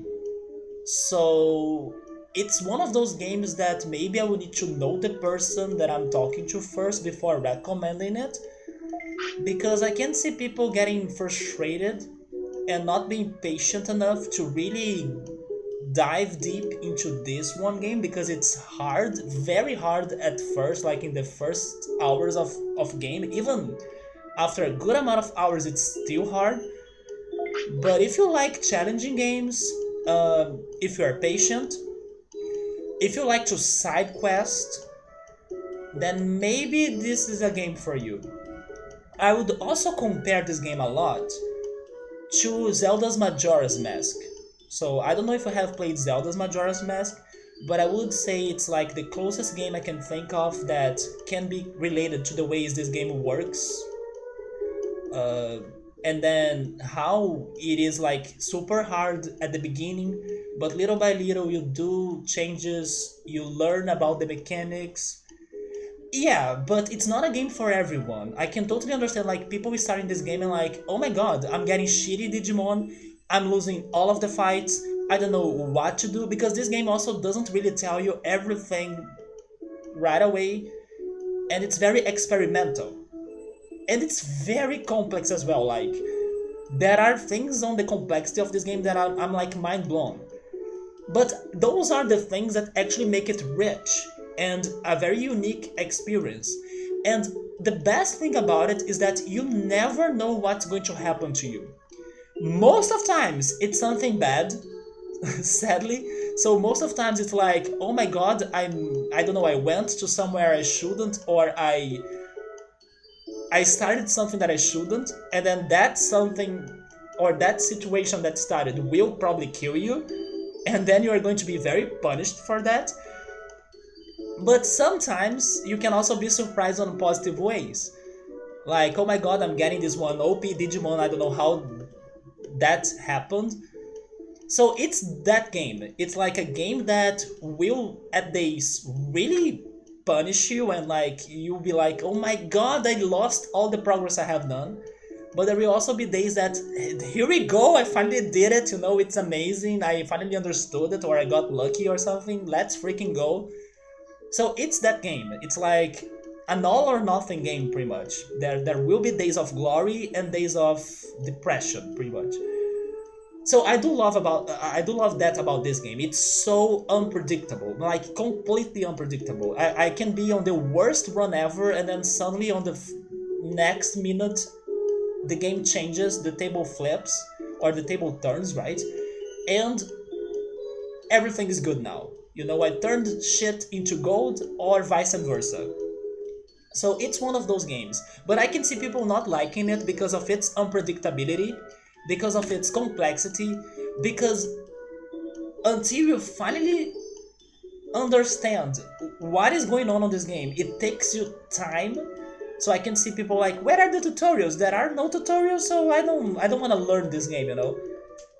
But if you do take that time, if you're patient, and if you like games like Majora's Mask, for example, this can be a fantastic playthrough. It's a very unique playthrough because it mixes up RPGs with Tamagotchi. So maybe a great part of why this game is surprising is thanks to the Tamagotchi mechanics that I don't think it's something common in many other games. I had to learn them the hard way on this one game, and I'm still learning it, even though we are playing this for more than 100 hours. So yeah, that's the summary of this game I would give you. Give it a try. I will not be surprised if for any reason you end up not liking it, because I don't think it is an easy game for you to digest, but it can really surprise you if you are this player that likes to take challenges, if you are patient, if you like to learn, and also if you like Digimon, of course. So it is a very interesting game, very different game. But I can totally get if I recommend this to someone and the person's like, no, I cannot do it. Like, come on, that game is too hard, or I'm only dying and they can't get a good Digivolution. That's how it's going to begin, or that's how it's going to start. And then you need to work harder to finally do it. Yeah, we do have some crazy timings, but then be careful because maybe now I'm worried of like spoiling the game because we are super far ahead in here. But if you like side questing, the side quests of this game are like a lot. There are so many. And even though some of them are very hard to solve, I do love to crack the puzzles out, right? Or to get the answers. Also, thank you so much for the follow. But be careful though, because we are very ahead on this game, so maybe we'll be spoiled in case you wanna play it, so be careful. If you feel good about it, try it. Be patient for sure, and a little complex. You're being nice in there. It's not a little complex. It's freaking very complex. It's one of the most complex games I have ever played. Just to give you an idea of how crazy this game is, I drew a freaking map of the areas I have visited so I could find myself on the places, as I was exploring them. And I also started writing down, but this is something that I do to any game or any RPG I start. I wrote down like a list of possible side quests that I found on my way. So yeah, this is a game that has a lot of things going on, and we are finally getting to the last answers or the final moments of this game. But it is frustrating, like, when you don't know what to do or what's happening, it is super frustrating. Also, welcome Yoda. How are you, man? Miss got bitten by any kids or by a kids game? Wait, what do you mean by that? Do you mean that Mist got bitten by a kid and then it's a kids game? Mist was good. Yeah, I did struggle at some moments of Mist, but maybe I struggled more. Not more actually. There was this one puzzle in Mist that I only solved it because I was like hoping to get lucky, right? Yeah, it was on the Selenitic Age. And even though Riven had more complex puzzles, Selenitic Age in Mist was the worst one because I could not really get what was going on, and then I forced myself through it the hard way, like trial and error, writing down every decision I was making, and it was like the worst. Pikachu can surf on Pokemon Yellow if you know what I mean. Yeah, Pikachu can surf, can fly. Pikachu can do everything.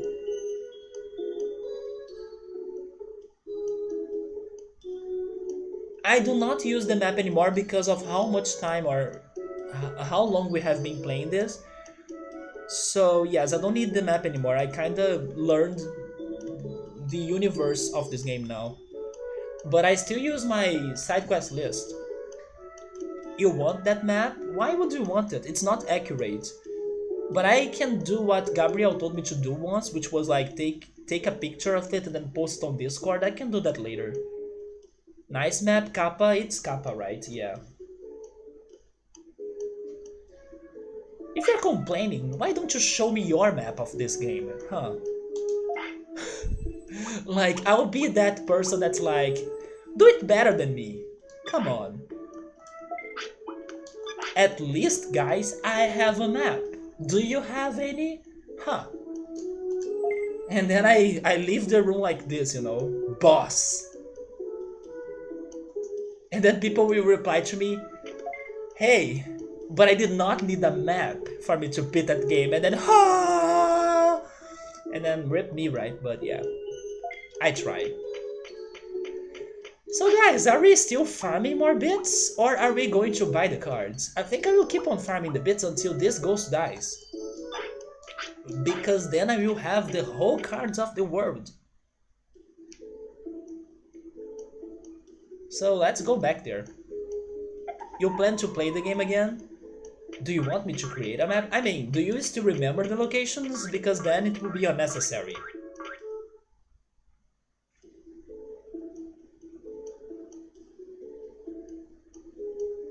But would you recommend this game to, like, people in general? Because I wouldn't. It's one of the best games I have played on my stream for sure.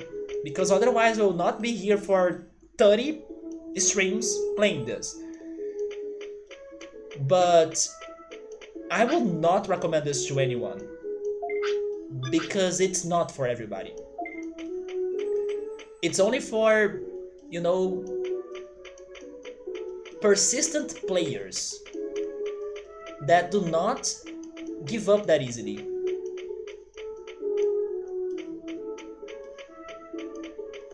Did you still only bought 20 floppies? I think so. You sometimes get lost because of your fish memory. I have a bad short memory, or wait, I do have a bad recent or short time or short span memory. I remember some things that are more from the past better than things that are more recent, I think. You cannot find a better game than this, to be honest. Well, I wouldn't say this is going to be my favorite game, but it's a game that I really like to play. Like this one and Chrono Cross. Chrono Cross is also freaking amazing. Final Fantasy VII as well. Maybe those three are my favorite streams so far.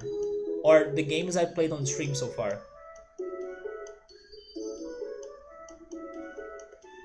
Yeah, I would guess those three.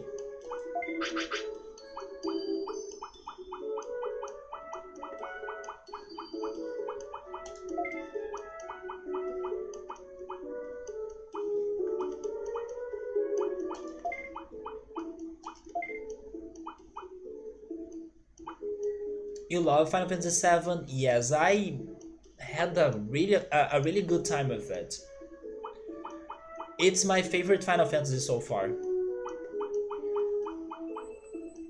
We also had the hardest boss fight ever on that game, but we overcame it. It took us like 4 streams, I think, for us to beat it.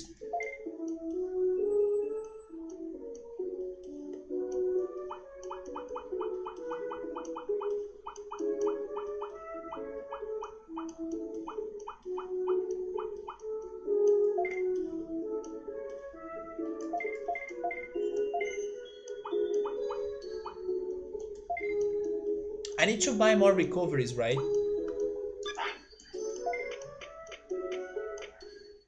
I hope we can play the remake. Yeah, I hope so as well. But I don't think I would buy the PlayStation console. I'm hoping for it to be released on Steam, you know.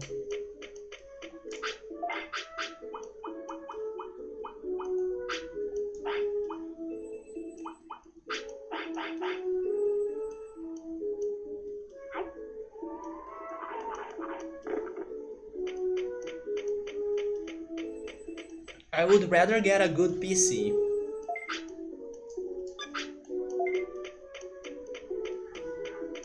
Because there are still so many old games that I gotta play. Why am I entering here? You think it will? Me too. Maybe when all of the parts of it are out, they can finally release it on Steam. But for that, I need to get a better PC.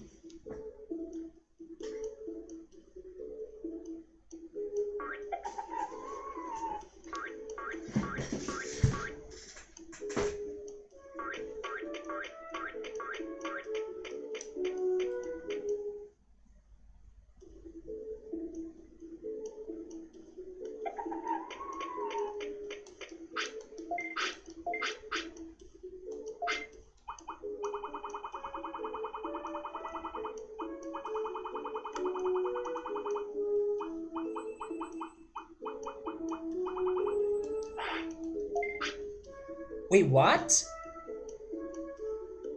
No, no, no, no, no, no, no, no, no, no, no, no, no, no, no, no. Wait.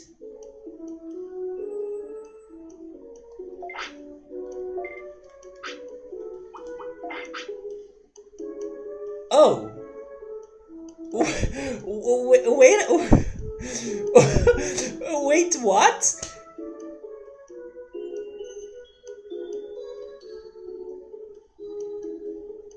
No. Did you guys catch that? Did somebody see that?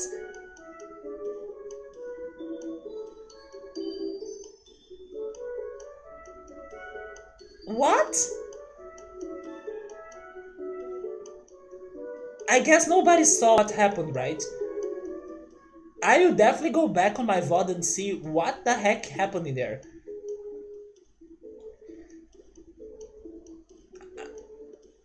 Nobody saw it? I had like 98,000 bits. And then I was buying the small recoveries. And then I ended up with like they showed me like 2,000 bits after that purchase. Probably they were trying to show me that number, 102 500. Wait, 102,570. But then because of the glitch, I couldn't see that number. I only saw 2,570. And then once I opened this menu, I saw that the number of bits was actually 102,000. But I swear to God that I had... Oh, wait, was the number... Oh, okay, I'm starting to get it now. Maybe what I had before was not 98,000. It was actually 9,800. But actually it was 109,800. But I couldn't see the 1 or the 0. Okay, I get it now. That's why I now have this. Okay, I found my way here. I did break the money system, and it made me so confused right now. But I think I got it.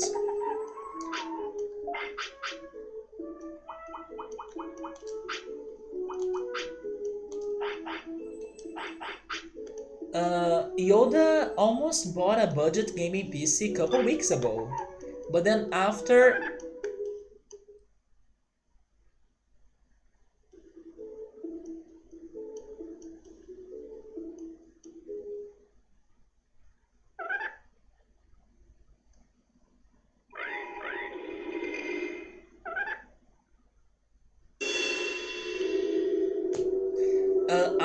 checking, you realize it's just a small upgrade over the one you are currently using. Oh no, no.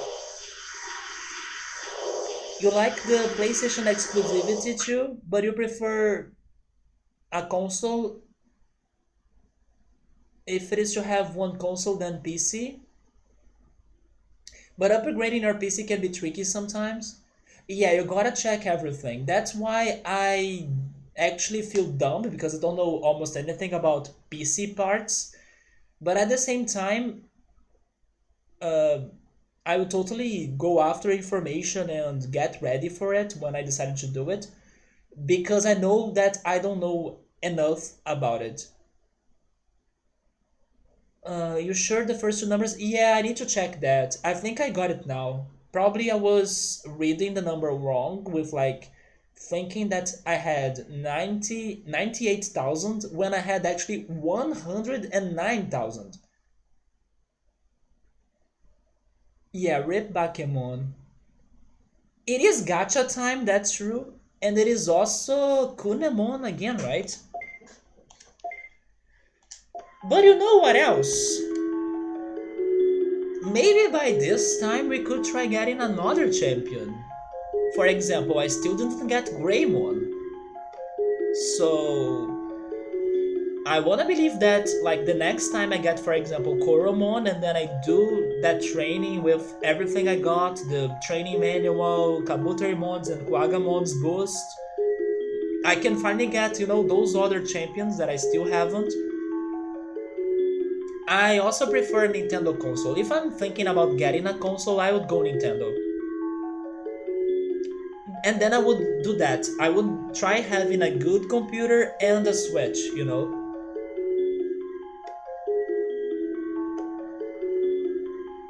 No, that was. Wait.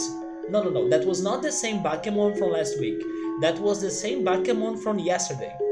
So basically, we got two Bakemon in a row. But the one from yesterday only died today. But no, the Bakemon from last week was our first Bakemon. That it's funny that it happened, but that he was investigating Factorial City for this Bakemon to complete the job. So his sacrifice of last week was not worthless. Bakemon died sadly, his body destroyed. Yeah, somebody ripped the sheet apart, right? So which egg are we getting? Are we going after Kunemon again? I don't know.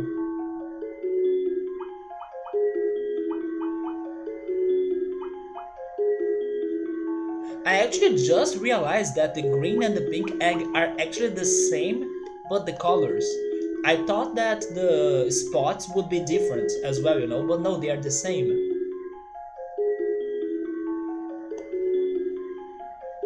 Go blue? I could try blue. Blue is for Elecmon and Biomon. I would rather have PlayStation than a PC because most of the games that you are interested in are in PlayStation only sometimes. The only PlayStation exclusive game that I really like is Persona. But I'm still hoping that more Persona games are going to be released for Steam.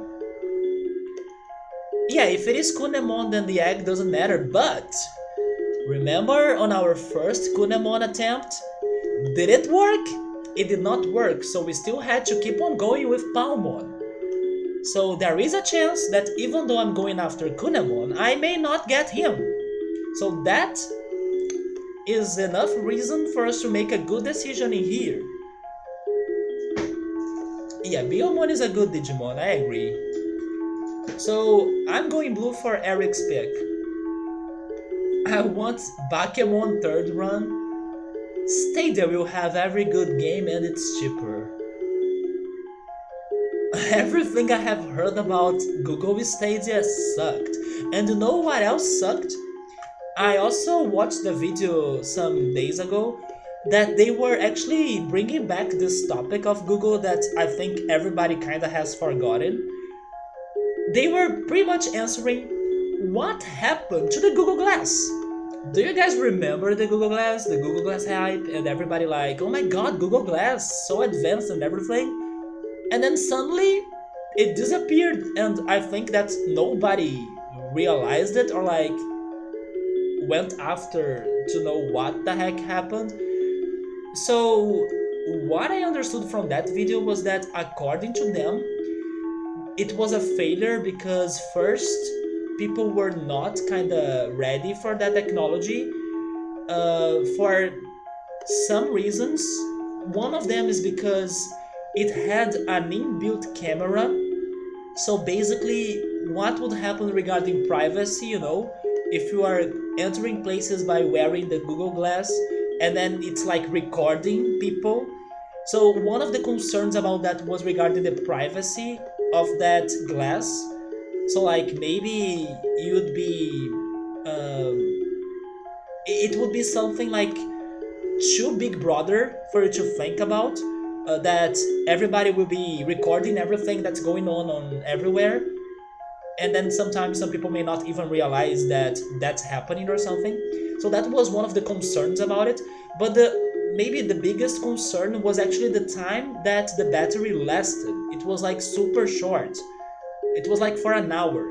And then because of that, that technology was not ready for society's standards at present time. But maybe in the future, once this privacy situation finds a solution, or they can get to a longer lasting battery.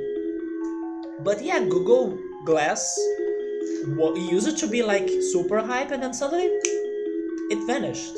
And only after these years I finally saw that video that answered me what the heck happened. Yeah, Persona is amazing. I will ask you this, Eric. I think I was asking X5 this one of these days about Persona. Do you have a color that you wanna guess for the next Persona game? Because every Persona game follows a color, right? 3 is blue, 4 is yellow, 5 is red. I'm thinking that the next Persona game will probably go for green. And then I'm starting to imagine how it would be like. Like, which sort of plot would they come up that fits the green color? But I would say either green or orange. Those are the colors that I'm expecting for the next main Persona game. Yeah, right, Google Glass disappeared off the face of the earth. Wait, I need to go to the confession room? What do I need to confess?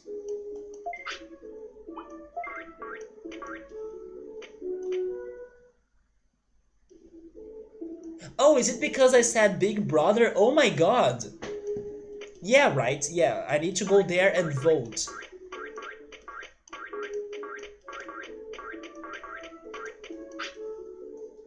Actually, this year, because of the pandemic, it was like the most successful Big Brother Brazil ever. And it was pretty much one of the, I don't know, most entertaining things people had to watch during the beginning of the pandemic. They even had to tell the people inside the house, inside the Big Brother Brazil, that a pandemic was actually happening. So they even had to break the rules of the game to advise the contestants that the word after that show would not be the same word as they entered the show, right? So they even had to tell them about the pandemic inside the game. Green or pink? Maybe pink as well, right? And hopefully we can get like a main character that's a girl, because that happened in Persona 3, but like when they released the game it was not a girl. I think it should happen as they release the game as well, right? Exactly, a persona with a female protagonist, exactly. And then the male protag can happen some months later or something. Or they could give both right away. That's alright as well. So as we got a new Digimon, it means that we have a sale happening. So I will also buy more items before buying more cards. Green, the setting of green Persona game is like every single place has a green screen. So is it about streamers? It's like a movie set, but you are in the movie and this isn't fiction. So you are talking about Persona Q2 movie cinema labyrinth, right? Which by the way was a very good game too. It took some time for me to like it, but like from the mid game to the end I enjoyed it. And I really like the music of that game.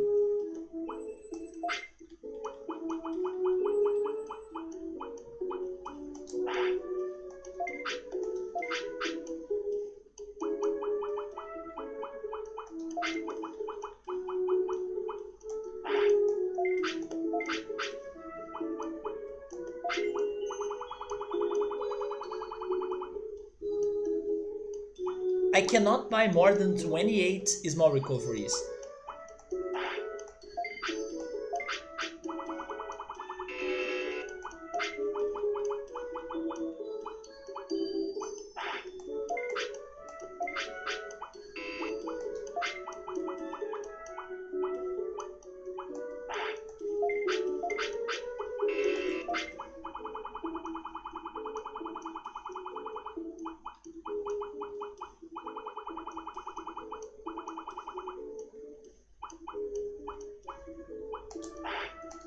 There we go.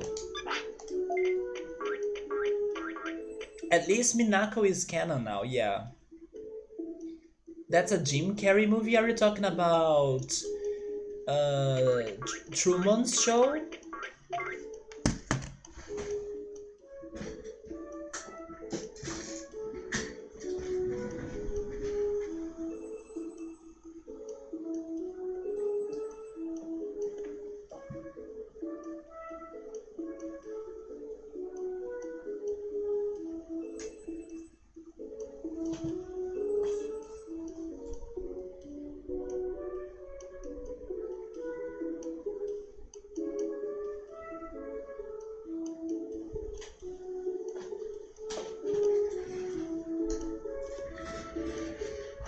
Yes, I will stock my items. Persona 4 Golden is surprisingly cheap, thank goodness, right? But it's also because it's a somewhat old game now. What I think that's cheap are the Persona Q and Q2 when they get on sale on the 3DS. Now that's cheap. It's so cheap. It's like brutally cheap. And those are so good games.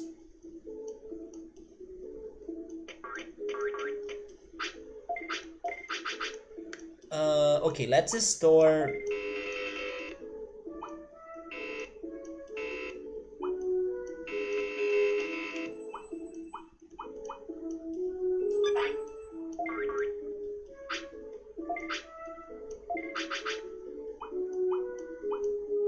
Oh, there we go. Maybe I was trying to get them. No, I wanna store.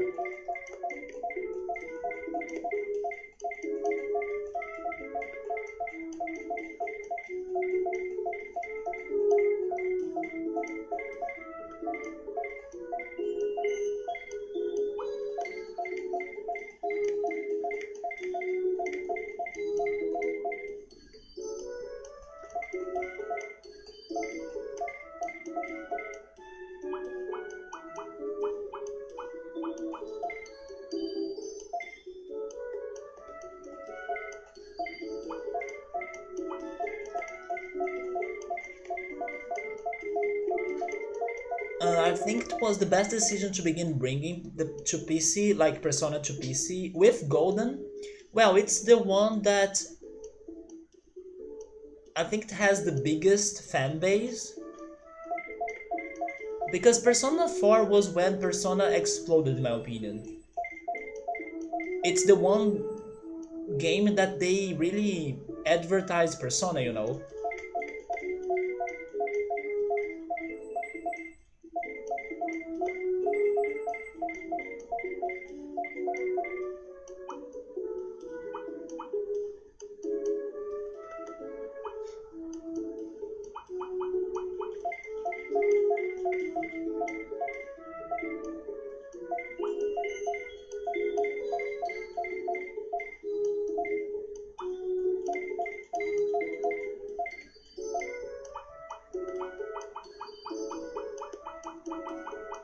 Yeah, they did milk Persona 4 to heaven. To be honest, the characters and set overall are very likable. I think it's the most cheerful Persona game. It also has a very dark plot, like every Persona game, but it's the most cheerful one, in my opinion. Wait, where is the... I will also get this. That it is.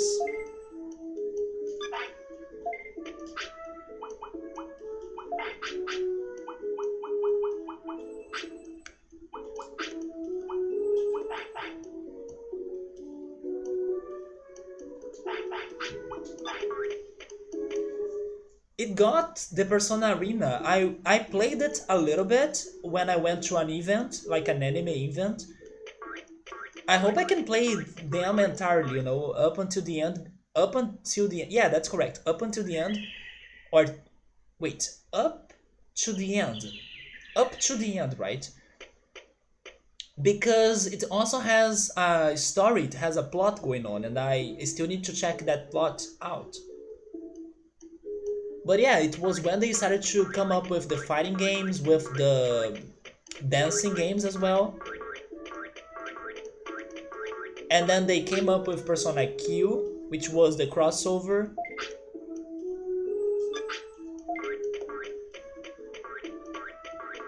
Hey Victor, what's up, man? Wait, are you waking up or are you going to bed? It's late for you, man. How are you? And it didn't get some references until we started watching the most bizarre anime ever. What is your most bizarre anime ever, by the way? My most bizarre anime ever is Serial Experiments Lane. And remember when I was starting the stream and talking about the top 20 opening anime songs? That song was there and it's freaking right to be there because the anime song of Lane is beautiful. It's like so good. But at the same time, maybe I don't know if whoever has never watched the series will get this feeling from the opening. Maybe they will because it is also not very cheerful. It's actually very melancholic. But what I want to say is that even though the song is beautiful, the animation of the opening is also beautiful. Dude, the anime is messed up. Like it's probably the most messed up anime I have ever watched, and I actually don't have energy or brain power or enough mental health for me to try rewatching it on how much it made me feel unsettled. There are parts of it that I praise the heavens that I have forgotten how they look like. I remember how the story goes a little bit, but the weirdness of that show is like out there. It's something that really messes up with you, you know? Even when you're not really following what the heck is going on, it has this atmosphere that's so unsettling. It's so crazy. So it's one of those shows that I do not feel brave enough to go back to them. It can happen to movies as well. For example, I don't think I have enough mental health to go back to Requiem for a Dream. But at the same time, it's an anime or it's a movie that I don't regret watching them because of what they are. Like, if they were able to make me feel that way, they deserve my respect, because you don't need to watch everything and then feel happy and like, oh yes, I'm feeling so cheerful after I watch this one thing. Not everything needs to be cheerful. Not everything needs to be happy. Like movies, series, and even games, as long as they transmit some sort of emotion, or if they mess up with your emotions as well and your thoughts, then they are doing a good job. So yes, your experimental lane, I cannot go back to that, but I do love the opening of it. It's fantastic, and it's seriously messed up. Like I'm so glad that I do not remember the images of some situations that go on in there, because I remember how I felt. Like I remember feeling so like, oh my god, what am I looking at? And then thank goodness I do not remember what I was looking at anymore, even though I remember the background. But the picture itself, my brain forgot it, do not remember it. I'm actually very scared of remembering it someday. Because it's bizarre, like JoJo is bizarre. I wanna watch JoJo, even though I was somewhat spoiled that it seems that lots of people die in there, but I will definitely watch JoJo. Nice to hear, man. You fell asleep too early, so now you woke up in the middle of the night. I see. But thank goodness you could rest a little bit. And I sent you some songs after you sent me yesterday some of those. How were they called again? It was something like West is Lick genre, wasn't it the name? But I heard the songs today when I was sunbathing, and I did see the connection between those songs you sent me. I was even surprised to hear another total song that's not Africa. I bless the rains down in Africa. Gonna take some time to find. And then I don't know the lyrics as always. But yeah, that other song you sent me, I have heard it before, but it's been like forever. But I then sent you the city pop songs that I heard, and I thought that they were my favorites. But I don't know, there is something about the genre you sent me and the city pop songs I sent you as well. Even though they are good songs, I still do not love them crazily. It's hard to say. It's like they are lacking on something on my taste. Maybe it's the electronic beats, I don't know. But there is something there that I cannot really love them. And maybe you disagree with me, but I also thought on how a little bit repetitive some of the songs you sent me sounded like. But then I don't know if you agree with me. But I also got a repetition impression from some of the songs you sent me that made me like, oh yeah, this song sounds great, but sadly it's kind of getting repetitive, so I'm tired of it. But good songs regardless. And I think out of those songs you sent me, I added two of them to my playlists. Another really past that horror movie feeling translated to anime. Wait, are you giving me another anime name right there? It reminds you of Deadman Wonderland and another in that sense. You can't stop saying people have to watch another if they want to see a real horror anime. Let me say nothing about JoJo. Or wait, let me say something about JoJo. Spoilers don't mean anything. Yes, I will totally watch JoJo regardless. Although the less I know, the better.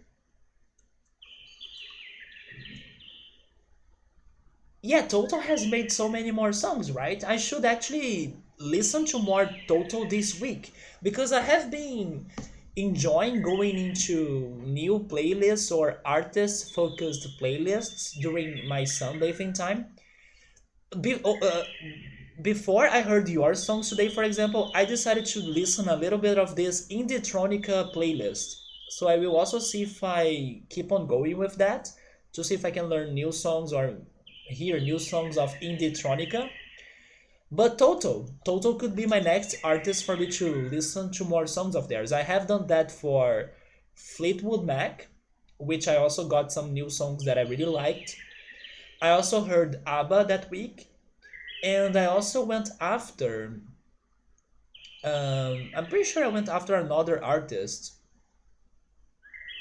I even tried to go and listen to some more songs by Apparat, which is the band that sings the opening of Dark, the Netflix show Dark. Go watch that if you haven't.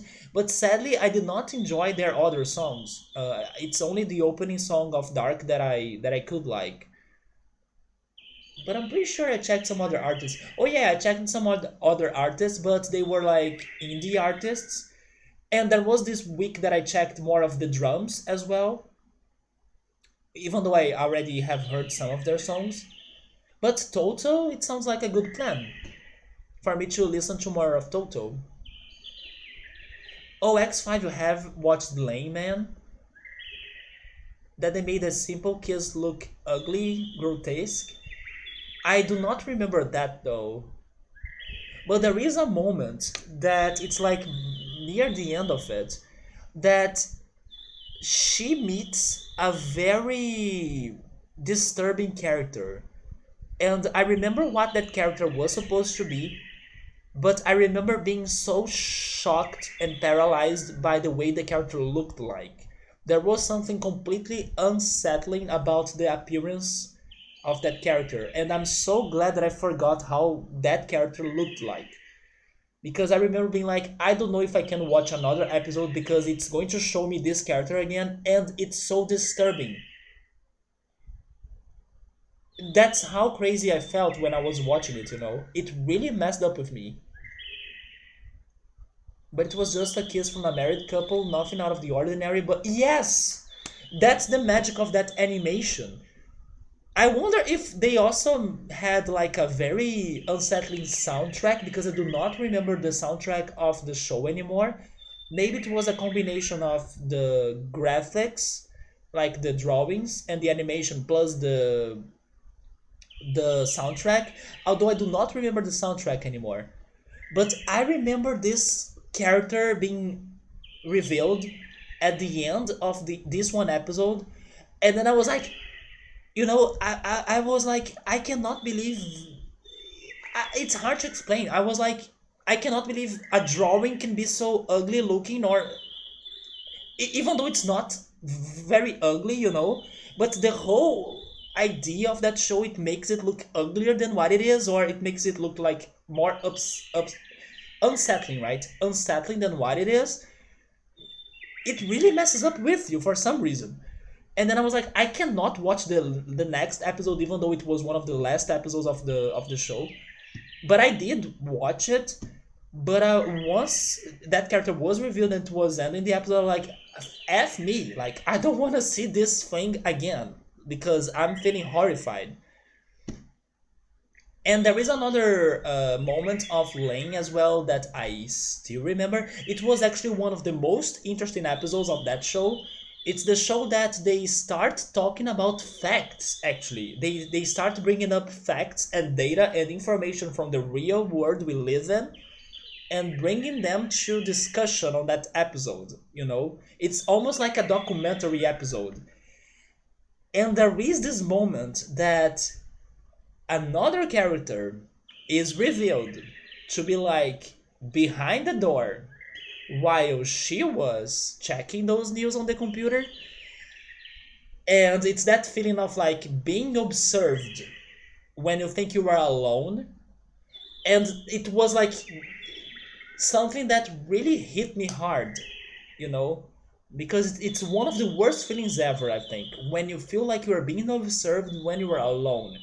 And then that's what that show was doing to us. Not to mention that it was also, of course, a somewhat disturbing character observing her as well. So yeah, it really messed up with me that episode. And sadly, I do remember that part, but I don't remember the looks of the character that also made me feel disturbed. Yeah, we are talking about Lane. Be careful because it's really messed up, but I do really recommend the opening of it. Like, it's a beautiful song and it was on the top 20 video of best opening songs of anime that I watched. And I do agree it should be there.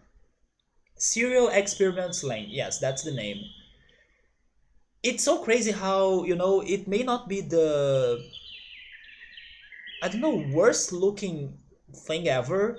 Probably there are horror movies that will have more gruesome and more horrifying scenes than this one anime, but there is something in there I cannot explain. Maybe it's a special season, like a special ingredient. There is a twist in that anime that it does make it impact you more than what it is. And it impacts you on a very messed up way. So, yeah, like, go for it. And let me know in case you really finish watching it or something. And remind us with how disturbing it is. Because it's been forever since I watched it. But I do not have mental health to go through that again. I kind of wish I could, but I totally can't. And so far, it's the most disturbing anime I have watched. Although I was recommended to watch another disturbing anime that's called Perfect Blue. So I will be doing that at some point. But I doubt it's going to be worse or more disturbing than Lane was to me. So I can totally relate to that. West Coast League is nice, but it can be boring at times. Yeah, it's one of those things that I don't mind if it's plain, but I think I would not go after that myself, you know? Actually, probably all of the songs you have sent me had at least one member of Toto? What the hell, man? I didn't know Toto was that, like, big, right? Regarding their musicians being part of different bands and having so many works out there. You guys talk about disturbing anime and character, and the only thing that comes to your mind is Mirai Nikki. It is long far from Lane disturbing. Yeah, Lane has some sort of atmosphere.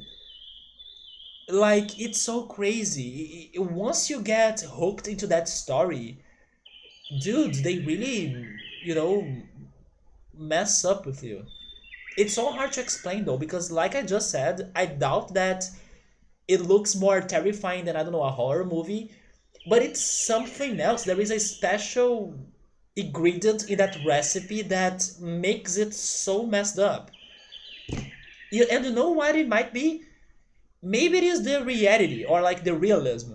Even though it is such an abstract and crazy show or anime, maybe there is a bit of realistic things in there that we're always scared regarding technology, and they show that to us. It's a little bit like Black Mirror. Like, I know some people that they kind of cannot digest Black Mirror episodes very well because of how realistic and dark they sound, how depressing they sound as well regarding technology in the future. Lane does that as well. Like, even though it's such a crazy nonsense abstract ride, there is a little bit of there that could be a, a bit related to technology today, you know, or to the future. That's totally messed up. So Yoda is recommending the anime Elfen Lied's opening song. If I want to play the Lanes game, was there a Lanes game? Another is amazing if you watch first time and you never forget it.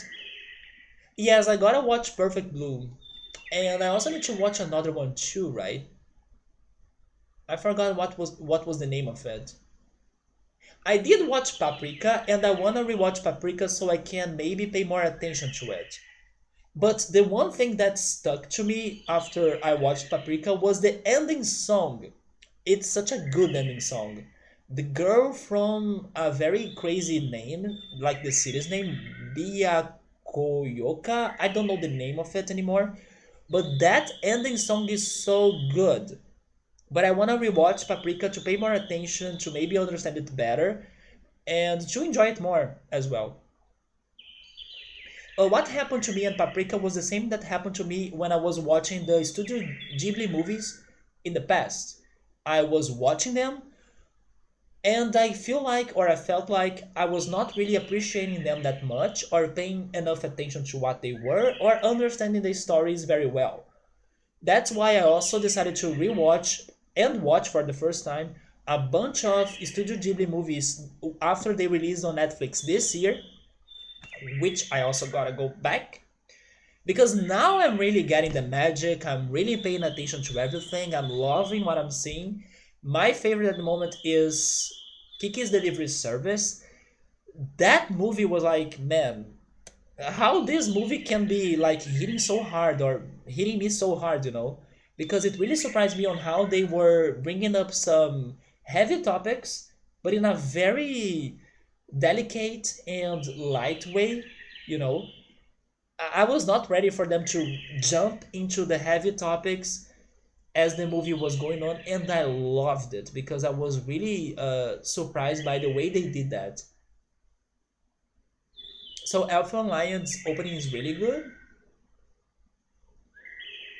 Yeah, Paprika and Perfect Blue are from the same director. Let me listen a little bit of Alpha and Lion's opening. Everyone in total pretty much are session musicians,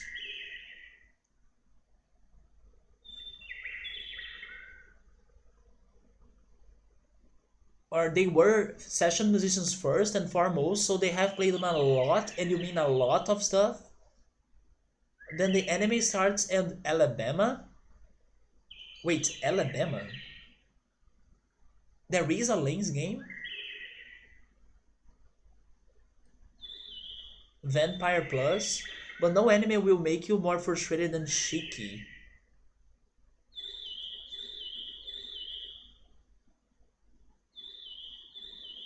There is this one complex anime called. Um, man, how is it called? Oh my god, I have heard of Elfen Light before. It's a very disturbing anime, right? I just got the some scenes on YouTube in here that are already messed up.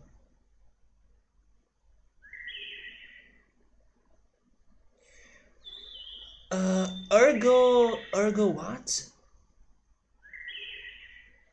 Ergo, wait. Let me first listen this song and then I will go after the anime that I was thinking.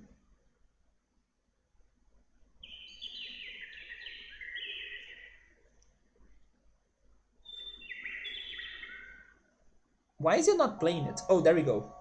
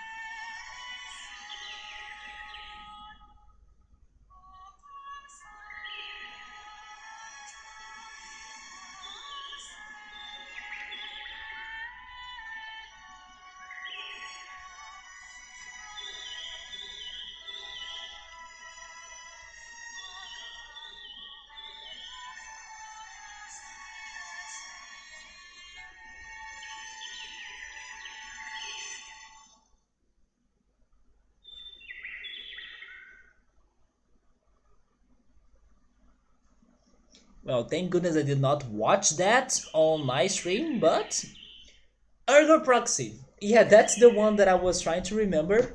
Did you guys hear that though? Could you hear it? The music was okay. I was waiting for a somewhat twist to the song, like maybe it's going to get accelerated or faster. But it was a beautiful song. Sounds a lot like I don't know, those how can I say this? I don't know. not really religious, but you know those songs that are, I don't know, about spirits and gods and deities or something.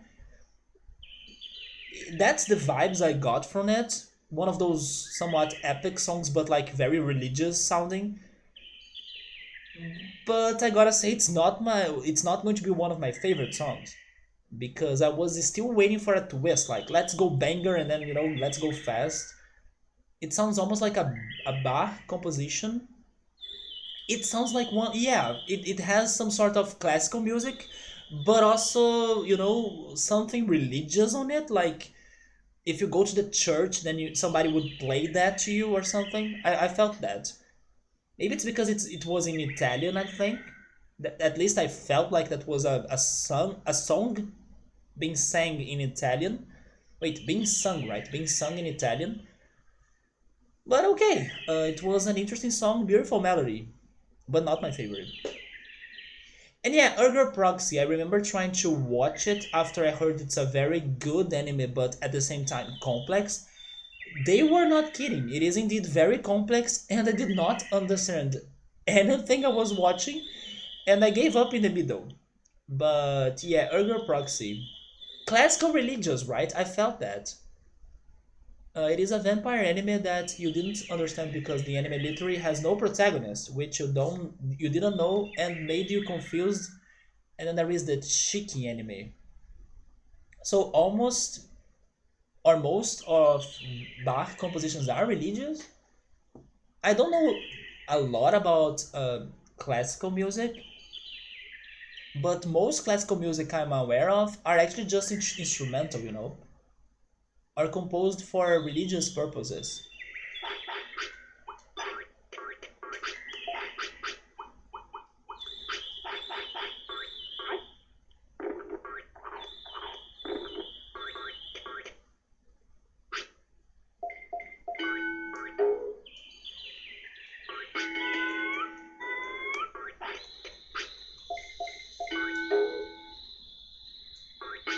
And then you search for the lyrics and it's Latin, and everybody mistranslates it because it's Latin.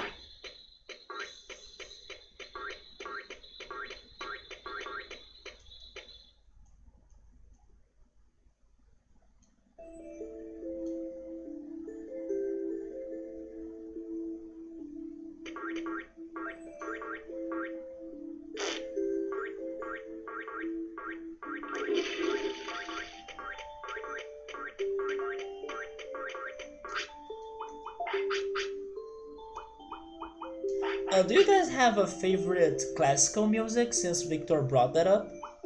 If I need to pick my favorite classical music, I probably would pick this song. Oh my god, it's actually going to connect to the game that I'm playing. I would pick Ravel's Bolero. Hopefully that's how it's said in English. And why am I connecting it to the game? Because it's a song that plays in the first season of Digimon actually, in the anime. Yeah, Ravels, I don't know how to pronounce his name. Bolero is one of, if not my favorite classical music. And the very specific reason why I'm saying that, it's not only because of the Digimon anime, that's such a beautiful song that plays there, but also there is this one city in the northeast region of Brazil where um, my uncle lives, and in that city they have this one. It's like a river. Yeah, it is a river, and I don't know if they are still going with this tradition, but I think they are. On every sunset, or at least on most days sunsets, what happens on that river is that people gather there to watch the sunset, like the sun setting on the horizon of the river, while there is this one guy or this one musician that starts rowing a boat to the center of the river while Revel's Bolero is playing. So it's freaking crazy, right? And then I went there with my family when I was visiting my uncle, And that situation also made the song even more special to me. There are people that even cried to that. I think my uncle cried to that when the sun was setting and then they were playing Ravel's Bolero in the place, right? So yeah, because of also that situation, that song became very special to me. Your favorite one is Eric Satie's Gymnopeds. Not sure how to pronounce that. But even though I cannot remember how it sounds like, I'm pretty sure I have heard it before because it sounds or it looks very familiar. Wasn't Bolero supposed to be used as the theme for the original Last of Zelda? I don't know about that, but I know they have the how is it called? Um, they have a bolero in the game, right? How was it called again? The fire one? It's Serenade of Water, Prelude of Light, Nocturne of Shadow. I forgot. Is it Bolero of Fire? Maybe it is just Bolero of Fire, right? I remember the Bolero of Fire. Um, like when you understood one reason was in English, you were mind blown.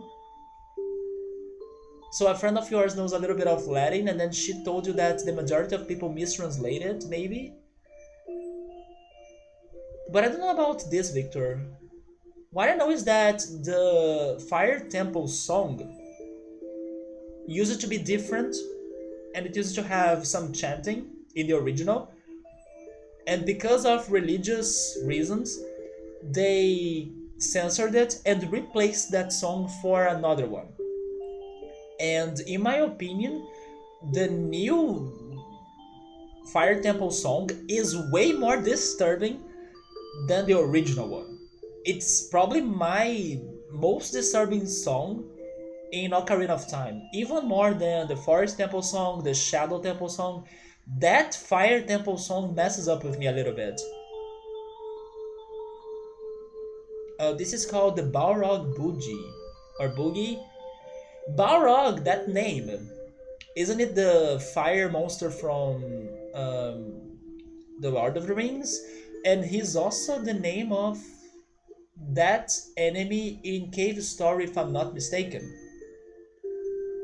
Your favorite one was it's a very well known one in Brazilian or in Brazil, right? In Brazil, but you don't remember the name of it. You only hear classical by Fabio Lima doing his classic guitar. I don't know his songs, right, or his music. This is the first part of it. Yeah, but for the first game, they were going to use an old piece of music, and you think it was a bolero, but the copyright hadn't yet expired, and Koji Kondo wrote the famous Zelda theme instead, or so the story goes anyway. Balrog name origin, as well other creatures with that name, is due to the devil Balrog, which is a fire one, I'm thinking. But Cave Story has a character called Balrog as well.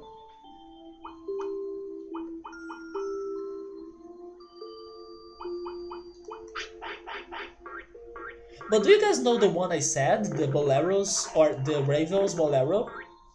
It's a song that plays in the Digimon anime.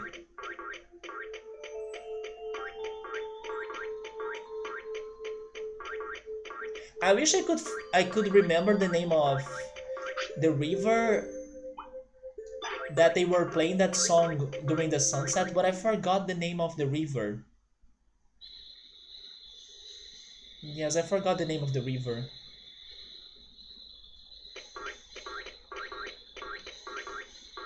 Weren't you sleepy though? Well, since you're back to normal, let's train. You have probably heard it, but you don't remember how it goes. I can sing that to you. It's that one. Wait a second.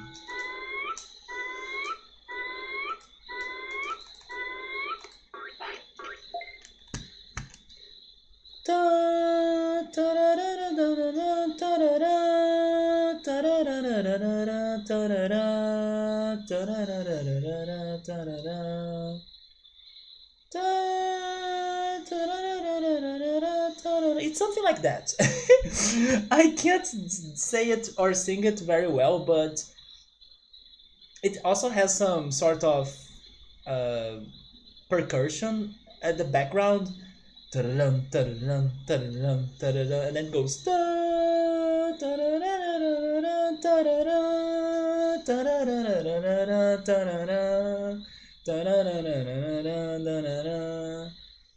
And then it has the percussion.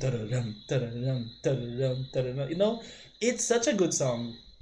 Yeah, hopefully you could get it, Victor, even though I cannot sing it. But it's such a relaxing and chill classical song, and I really like it. So he plays piano and other instruments, but mostly violon or guitar, and he plays piano boleros on his guitar, and it's beautiful. Huh. Fabio Lima. I actually don't know that much of. Yeah, me neither. I also don't know a lot of classical, but I only know about Eric Satie because of Haruhi Suhomiya's movie. That it had the track in his OST. Even when he was playing Chavez del Ocho's song. Oh my god. No, wait, but what are you saying? Even when he was playing that song, it's beautiful, dude. Chavez del Ocho has amazing soundtrack. What are you talking about? Anyone playing those songs will sound beautiful. But then why singing Digimon? Singing Digimon? Singing Digimon?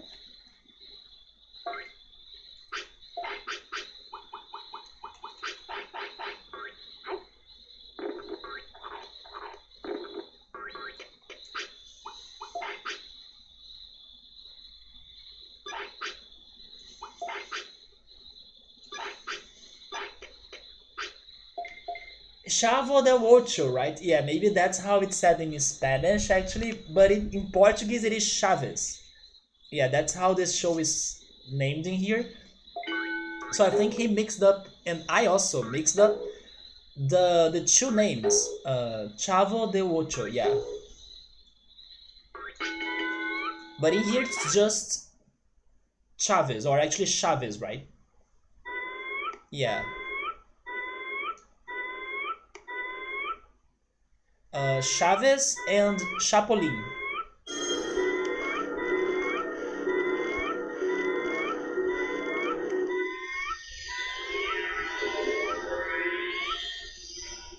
Kunemon it is.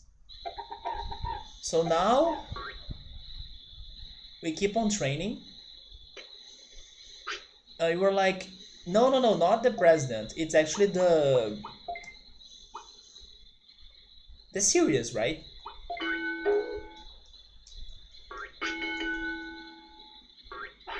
El Chapulín Colorado. Yeah, here it's just Chapulín.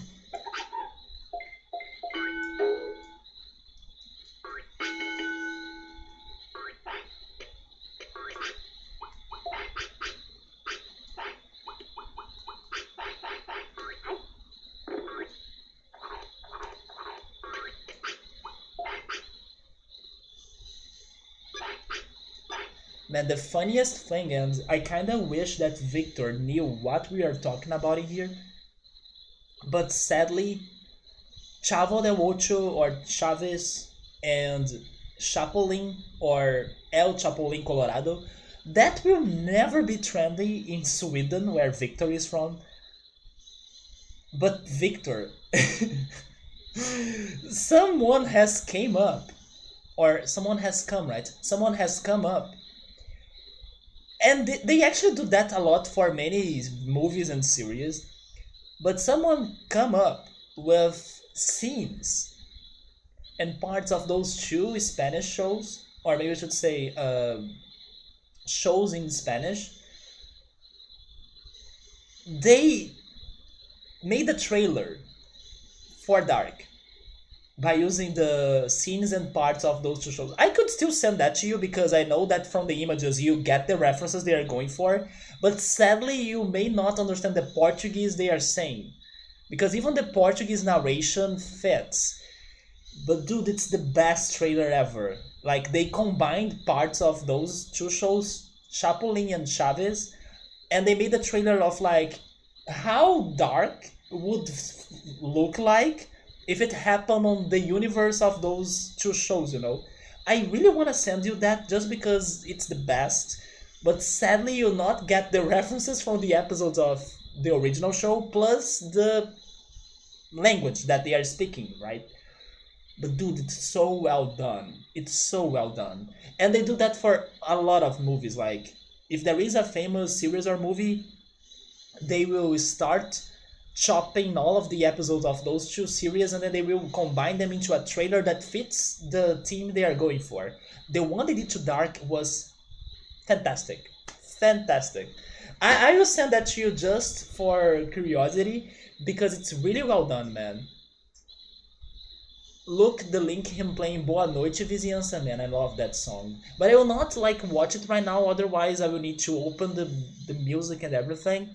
Maybe later I check that out. But I love that song a lot. Man, I wish you could get it, man, the references. But I will send that to you regardless. Because from the montage, you will get the references for sure. It's so well done. I will send it to my girlfriend and ask her to translate. You can probably understand it, right? Her mother is Brazilian, so she knows a little bit of Portuguese. But you can also get the narrator. You can understand Portuguese. You just gotta believe. You just gotta believe. How is that song again? Do you believe in love? Wait, how is it again? Do you believe in what after love? I know it's like after love, but I forgot what's the word that connects everything. Anyway, just believe X5 and then you will understand it. You just wanna, or you just gotta want it, because then you're going to get it. You're just gonna want it because then you're gonna get it. There we go.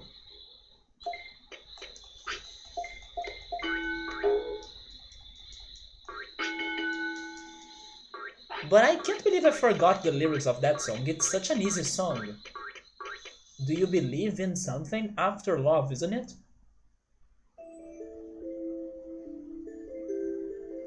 Agora sim entendo.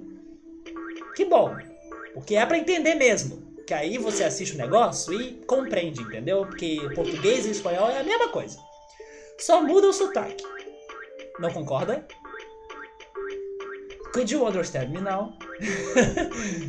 After my Portuguese vent or Portuguese rant.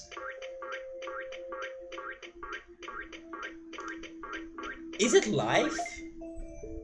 Oh yeah, right. Do you believe in life after love? Yeah, that's how it goes. Yes, it's so simple. How could I forget that? So you just gotta believe X5. Believe you know Portuguese and then it's going to you're going to get it, you know? You did not understand what I said? Damn. I basically said that Portuguese and Spanish are the same. That's what I said. They're like two sides of the same coin.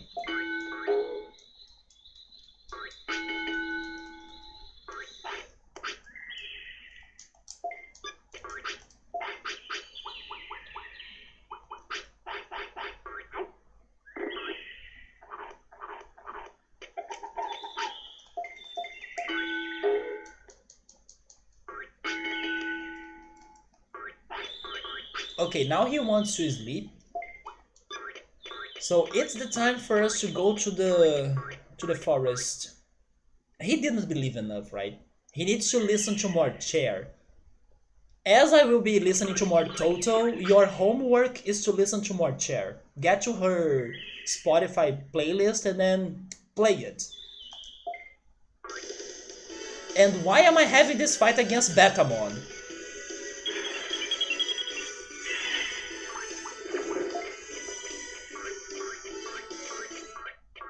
No, but good call. I wish I knew the lyrics though, but I know a little bit. I believe I can fly. I believe I can touch the sky. Every day, another way. And I believe I can, or I need to rewatch Space Jam so I can remember that song more, right? Everybody get up, it's time to jam now. Going down, welcome to the Space Jam, Space Jam, no, Space Jam. Alright, alright, alright, alright. Raise your hand in the air. Oh, wait, it's like that. Raise your hand in the air. Alright. And everybody running down, running down. I wish I could know lyrics, dang it. Why was I not born with that ability? Come on, somebody forgot to program me with like learn lyrics. Somebody corrupted my code when I was born. I can't.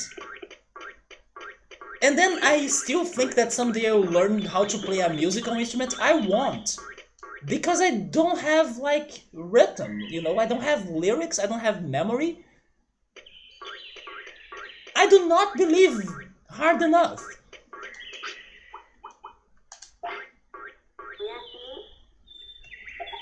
I now feel bad about that. Even if the song is in Portuguese, so it doesn't matter. I do not remember lyrics. There are only very few exceptions to that rule. The code is not working and we don't know why. Oh! Kunemon first sleep time. But the code is working and we don't know why. All I know is that I don't know.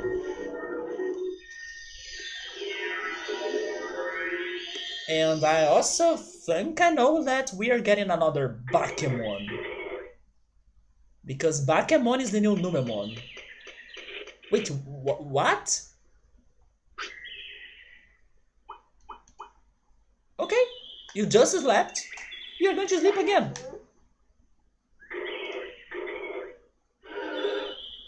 Talk about hibernation, right?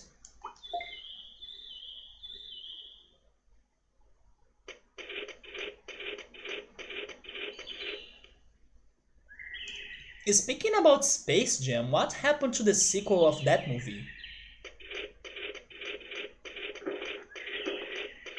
You heard about someone who got hit in the head and went in coma, and when he woke up, he suddenly knew how to play piano? I have heard about some stories like that, but they learned new languages actually. I mean, learning how to play piano is a language still, but I heard about people learning, I don't know, human languages.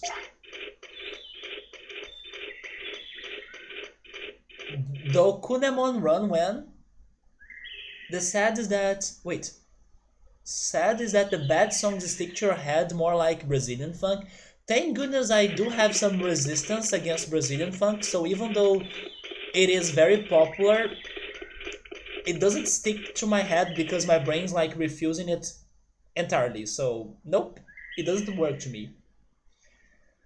So, if you don't care about your own safety, you could try that. No, Victor, thank you for your consideration though, but I think I will not try that. There is a sequel of Space Jam. Yeah, but I don't know how is it going. As I'm back here, now I need to get... Let's go for HP. Oh, actually, never mind. Let's go for Super Carrot.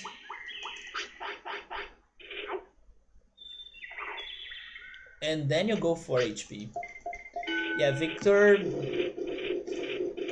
I know your intentions were good, man. I wanna believe that, but... It's just like when Victor was here when I was playing Tales of Symphonia, trying to give me like good advices and like trust Zealous. You are going to like that guy. And then the strategy backfired. It's the same here. Good strats, but I don't know about that. It sticks sometimes because people keep hearing it all over the place. I don't, thank goodness. In my house in here, Brazilian funk doesn't play. I have my own crazy universe of music that I listen in my house. So yeah, I don't even know like what is being trendy today. Like there was this one day that people told me like, oh, I think it was Rion actually. Rion was talking about one Adele song or something. I was like, I don't know that song. I'm sorry because I don't know Adele songs. So he was like, how don't you know that song? You know, I don't. I have my own musical universe that it blocks me from what the heck is playing for the other people. You heard about someone when you were a kid that got very very intelligent, like 100 times more smart than anybody else after he got shocked while he was trying to turn on his room light. Well, maybe that's how. And then to finish or to complete a mystery that we were discussing earlier, maybe that's how Ash Swallow got stronger after he was zapped by Pikachu's Thunderbolt, right? Maybe the answer is right there, and we only had to wait more hours so the conversation could keep on going to get the answer. Maybe instead of making Swallow weaker, we were boosting him for real because there are examples in real life where people do get smarter or stronger after getting zapped. There we go. I got the answer I never could get, or I was always wondering what the heck, and then there we go. It makes sense now. Full sense.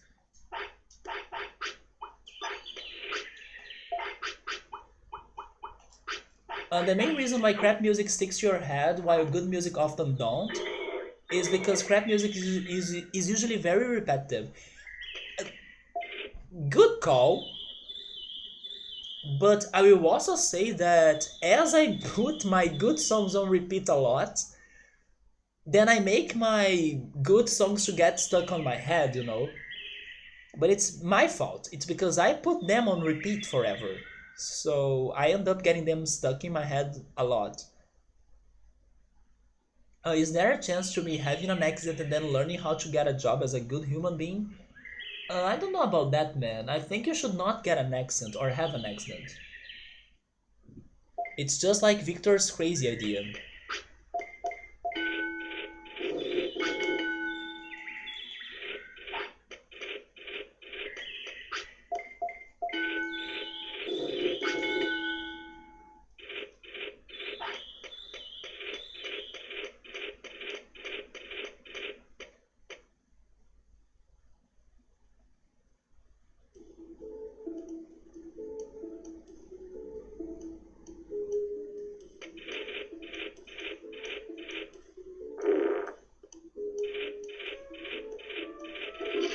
Okay, so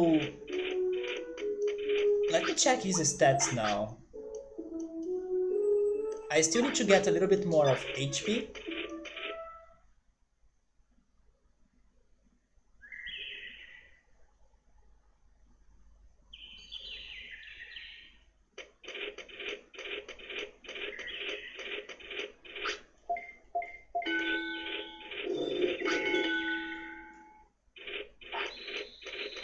Then let's go for attack.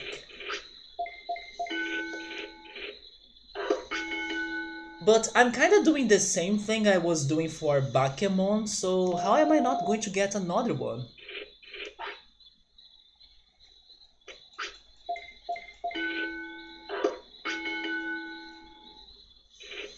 In case I get another Bakemon, I think I will work for Monochromon then. Right? Either that or really go after the cards. Can we have some new Digimon this time to fill somewhat our Pokédex? I mean, the problem is that I'm doing the same I was doing before, right? Maybe I should risk it a little bit more and do something different.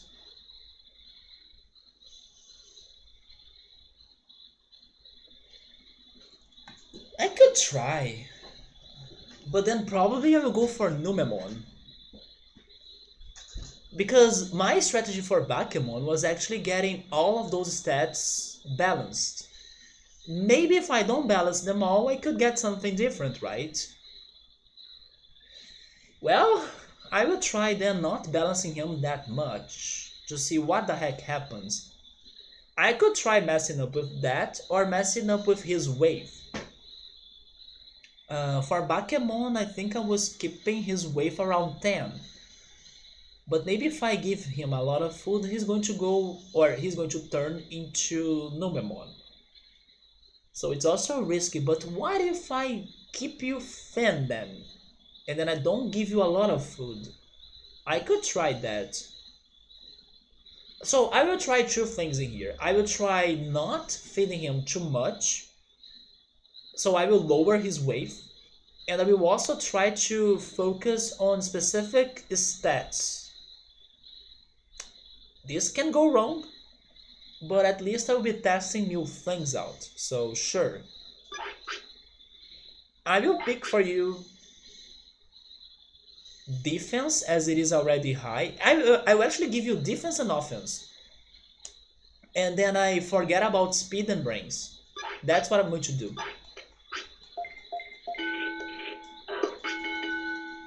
Although he's still getting some speed points, but sure.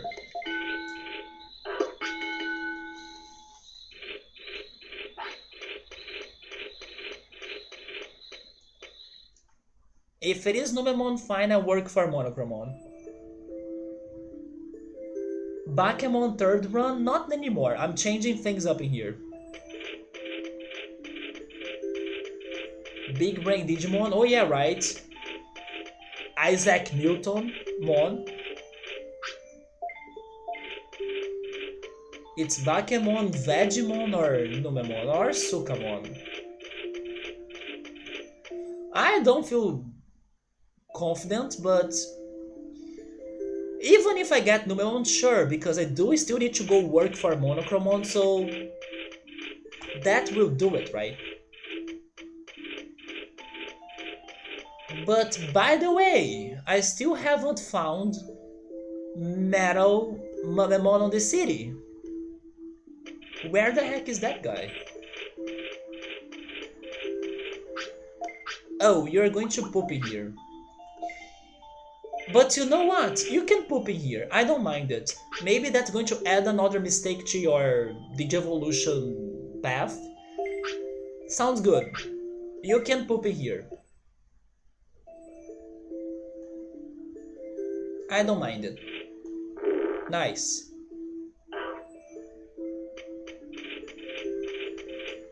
Newtomon, aka Vademon. Maybe if you give him a wig? I can see that.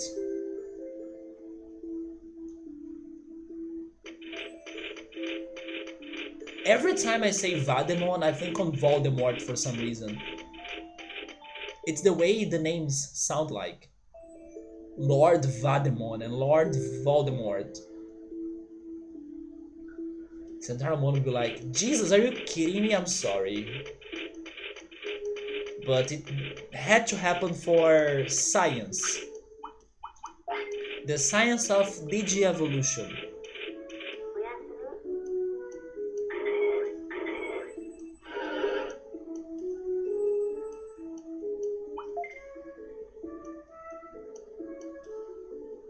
I think he does.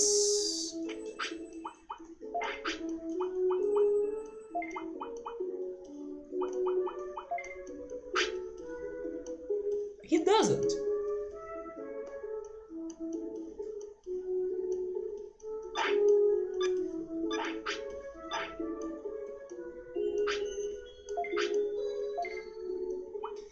Things I learned today. Vademon doesn't have a nose. Zubat doesn't have eyes.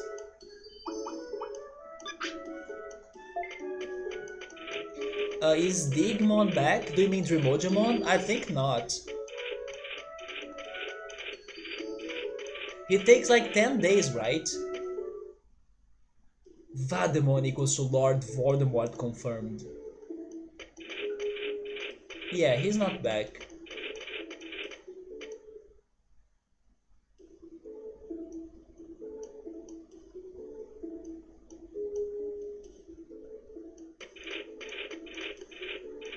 By the way, I just noticed that on that antenna, it says DS.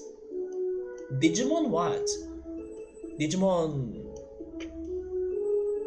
I don't know. Wait, maybe satellite?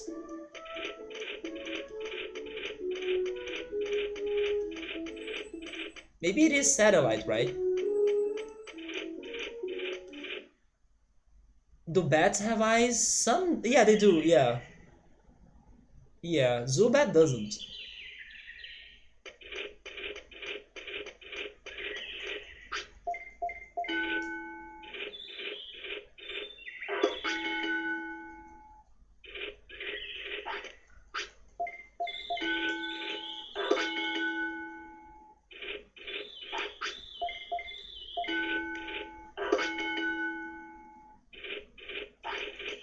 I was also watching a video this week about craziest animal invasions during sports, and they had one about bats in there, but I forgot what sport was going on.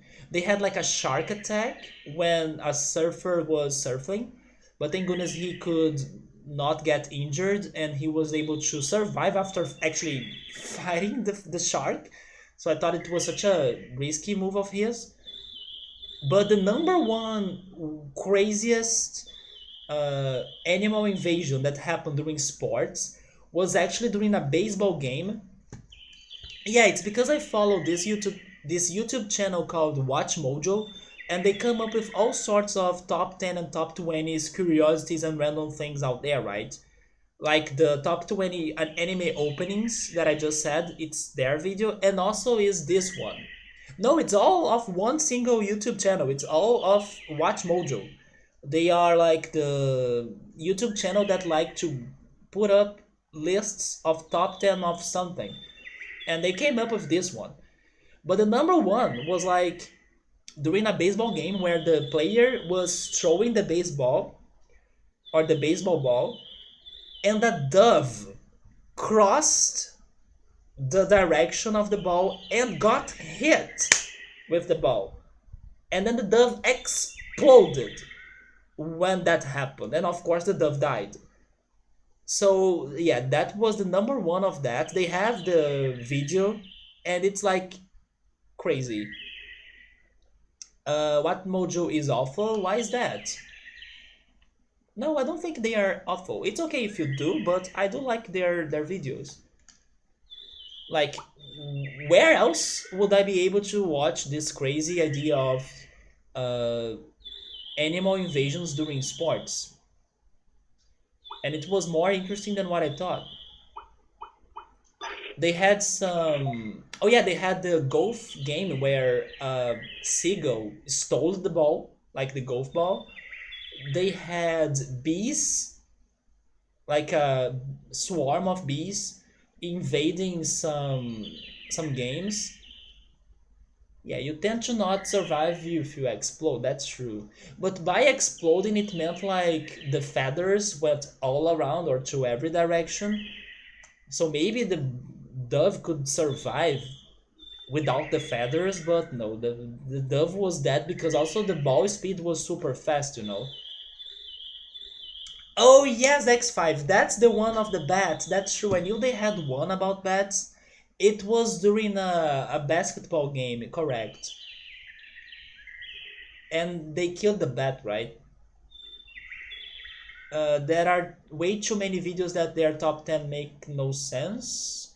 They do repeat their topics sometimes, I agree, but I still like to know about the crazy situations that happen around there. Even if the top 10 is like not agreeable, for example, oh yeah, maybe this is not the number one I would pick or something. I like the variety of topics they are telling me about that I was not aware of, you know? It's like one way for me to learn about random trivia or random curiosities out there. Which everyone was like, look at Ginobili, so cool, and then suddenly, dude, what do you have? Or WTF? But yes, that's the one about the bat. Can I remember any other one? I think they had one of a squirrel entering a soccer game or something, or a cat as well. But the one with the dove getting hit by the baseball ball, that's insane. The timing in there is so, you know, so it's such a coincidence. Like what?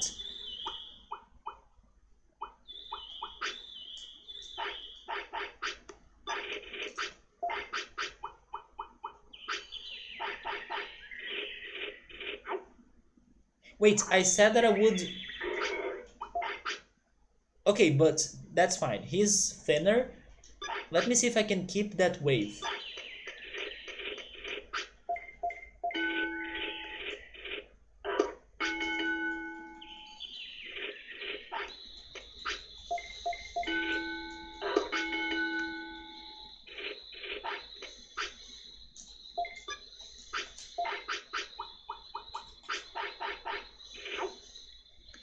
The number one incident in a basketball game was someone throwing a grenade?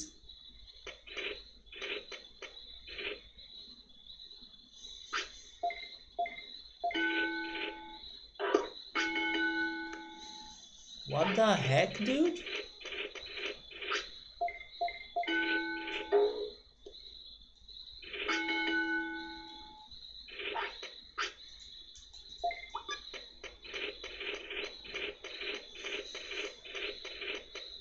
But to be honest, sadly, there are a lot of shit that happen, or yeah, shit that happen in sports, right?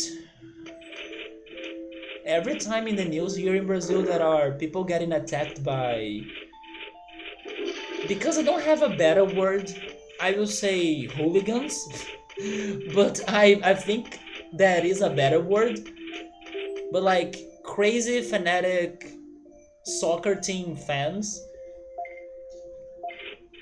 also known as hooligans in my opinion. And then this week there was a situation that happened in the Rio's airport. So it's like I don't know, sports can go crazy sometimes for the dumbest reasons in my opinion.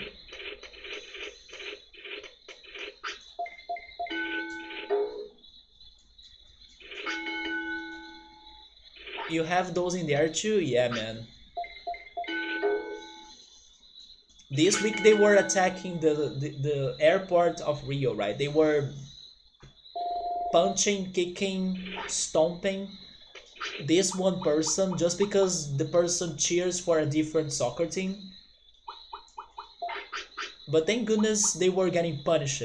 Like they went after their houses to try to arrest them. It's so like seriously.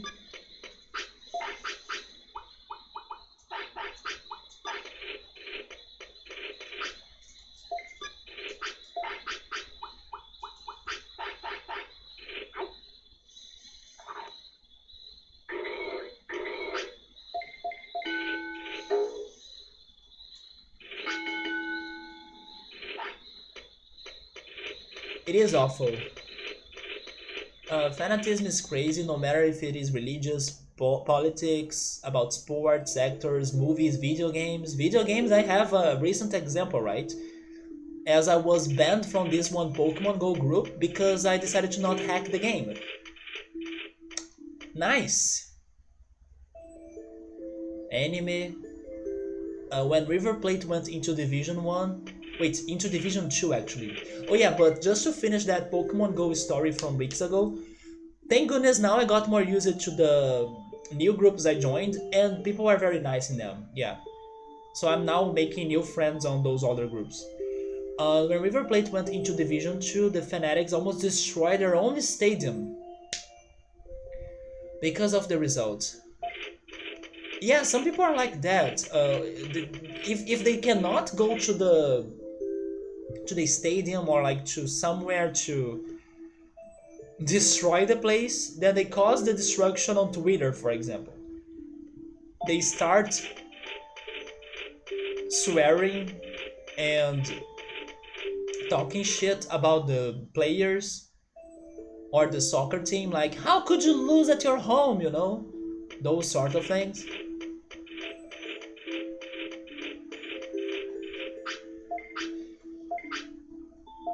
It's so unnecessary. From fan to fanatic and fanatism, it's not a big jump.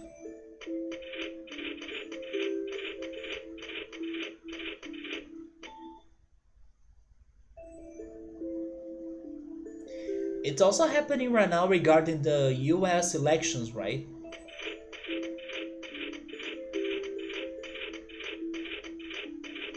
Some people will not accept the results.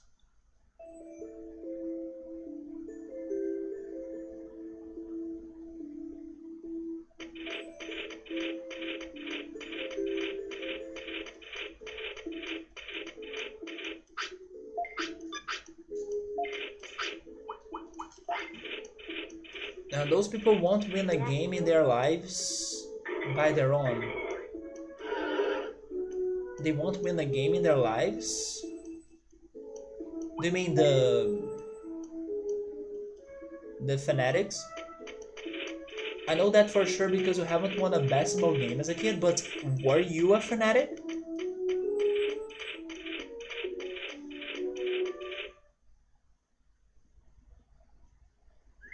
I do suck at basketball. It's not my sport. I do have. I'm tall, so normally would expect that I would be good at basketball. I'm not. I actually hate it. As a kid, yeah. Thank goodness you have grown up, man. I mean, you don't need to be able or do something to judge others doing it. Yeah, that's true. And this is also happening with Cyberpunk. Yeah, that's dumb, right? Even with death threats, Jesus. I mean, if they need more time to release the game to make it better for everybody, come on, give it the time, right? Better than getting a game beforehand and then being disappointed by it. I actually respect their decision of like postponing it if they have like a good reason to make it better.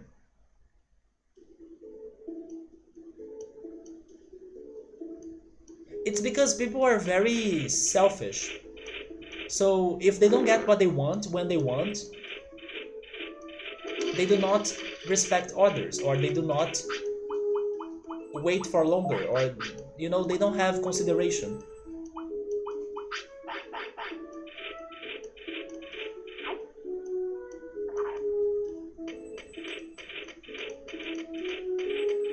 That happened to one of man, it's so dumb. It was about other stuff. Maybe it's because of how the game ended, but I still need to check it by my own, so please no spoilers. But I have heard that the ending of it is debatable, or it's like somewhat controversial.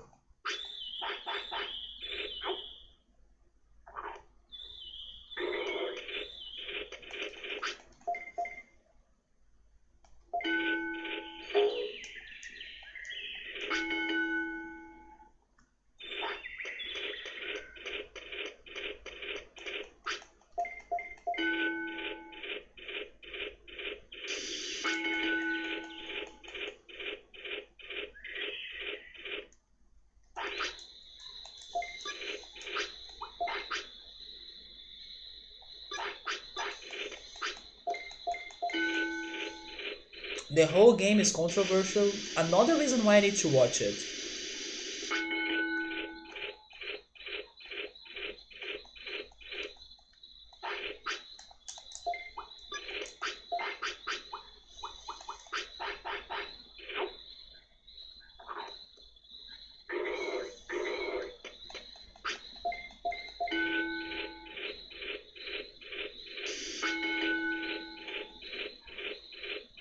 The good thing is that you didn't like the first, So you didn't care about the second. That's fair.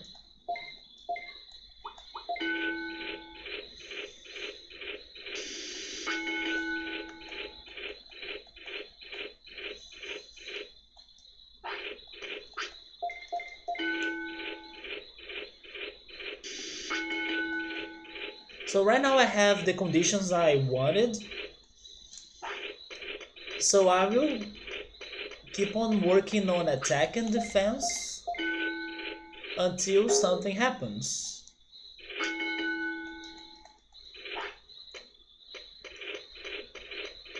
But you felt and you understood what some fans did. You tried to play the game on the PS3, you didn't like it, but you watched the Let's Play and then you enjoyed it. I will watch it. There are some games that I think that they may not be suit for you, but they also can be interesting, like the plot can be interesting, or they could have something in there that deserves your attention. And that's what I think about The Last of Us. I wanna watch somebody playing it because I know for sure that I would not like to play it myself. The same happened to me and Resident Evil. Horror games are not for me, but I got curious enough to watch it, and I ended up liking the plot of it a lot. But it's not a game that I could see myself playing it, you know? It is as controversial as playing Final Fantasy VII than playing Final Fantasy VIII. Some people hated it, but it's still good. It just means big changes, right?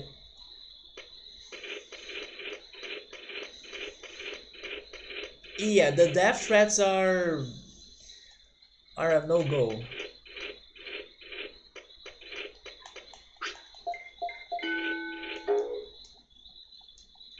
Also because, let's be honest, the actors are probably uh,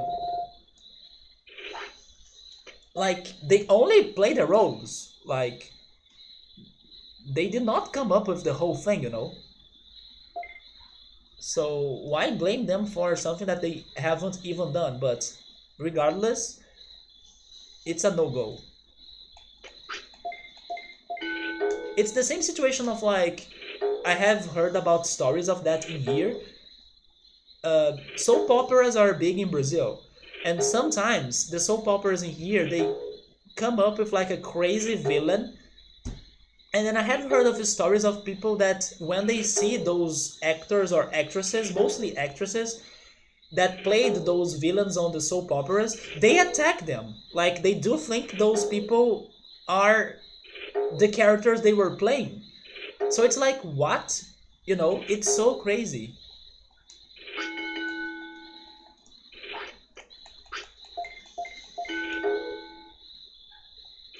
You can say that Last of Us 2 was good, but you didn't really enjoy it. It just didn't match with you. You swipe. What's the past of swipe? You swiped? You swiped left? They are not involved in the script at all, right? That happens in wrestling as well? Do you mean those, um, I don't know, wacky fights? Are those scripted? Probably, right? People take it really personal for some reason. I still think the real reason is because people are selfish. If it is not the way I want, I will find a very shitty reason or excuse to complain about it. It can be like the actor, the actress, the delay on the release date. I did not like the ending. They will always find one thing that they couldn't agree with to complain about it because they are selfish. They cannot understand things being different than their expectations, you know? Yes, Victor. So they scripted fights like on WWE, AEW, TNA, and others. I actually didn't know they were scripted fights, but it makes sense to me now. Oh, so here's what I'm going to say. I will not complain whatever happens with this Digivolution. Even if it goes beyond my expectations or like different than my expectations, you know, because if you give me a Numemon, I know what to do with you. It's another Bakemon. Okay. I may not be sure what I'm doing with you, but I have options, right? I was not joking when I said that Bakemon is the new Numemon. And I really love how people were saying, Bakemon, he's the most hard one or the hardest for you to get. And then three in a row. Three in a row.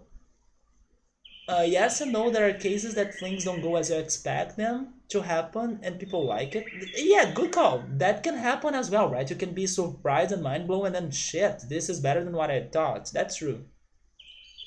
Not rip, come on. It's ripped my Digimon chart, but I think we could work for Monochromon with him, right? But first,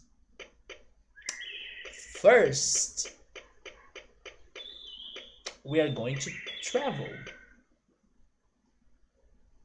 Well, it is rip regarding the Insectoid Arena fight. Well, that's fine.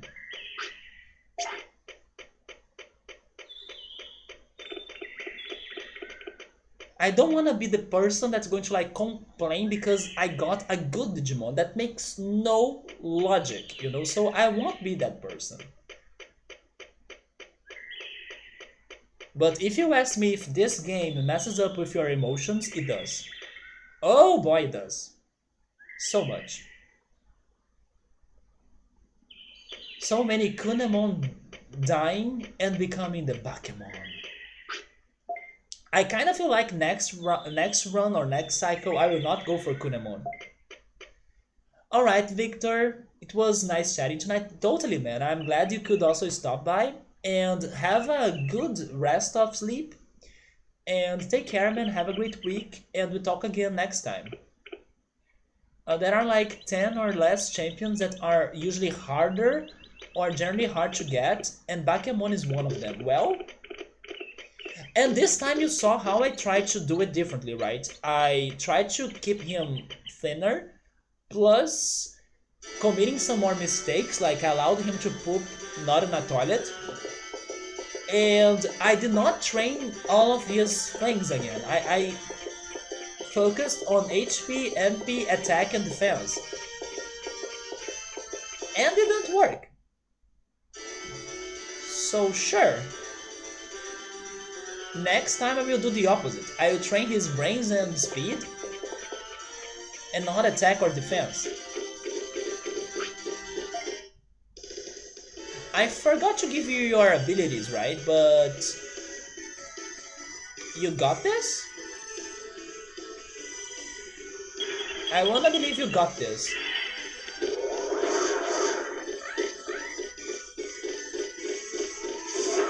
No, he doesn't got this. Wait, he doesn't get this. And you know what I'm getting? Can you guess? Any guesses what I'm getting? I think Suber would guess it right. There is a segment of WWE CM Punk, a bad guy, that ran into the stands because he was being pursued by the good guys, and then he was surrounded by spectators in the arena. They were shoving him and hitting him in the back of the head until he snapped and slapped someone in the face. Someone who didn't really do anything, and then they were yelling, throw him out of the stairs, hit him, and so on. And the Punk later apologized with the fan after the incident.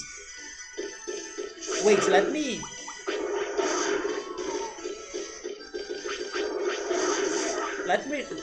read that again.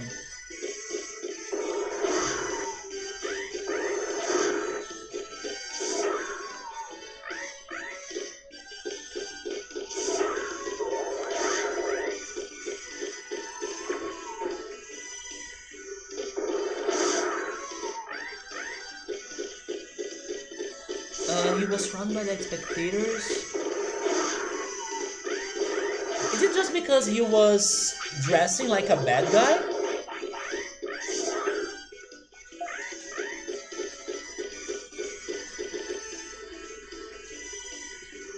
So like the spectators decided to fight the wrestler because he was acting as the bad guy of the fight?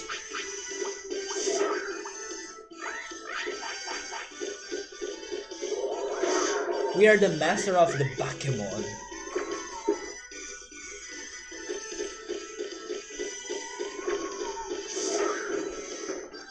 Wait, no, it's more than that. So it is because of that then. But you also said that somebody that had nothing to do with that got hit?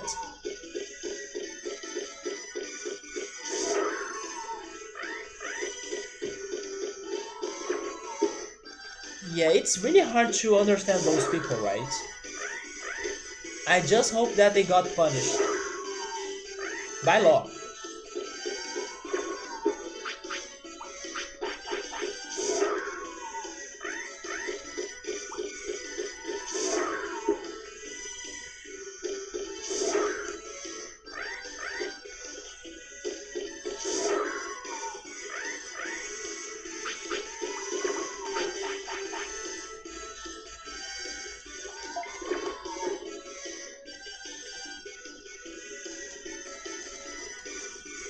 Okay, we defeated them.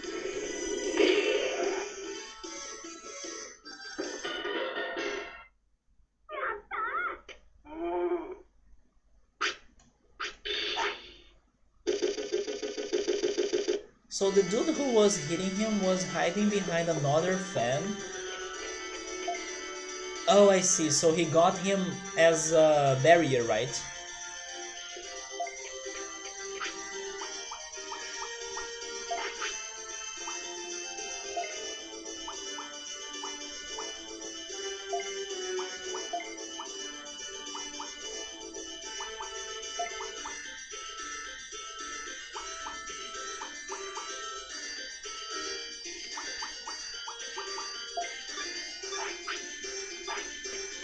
Yeah. And then the CM Punk thought that the person he had behind.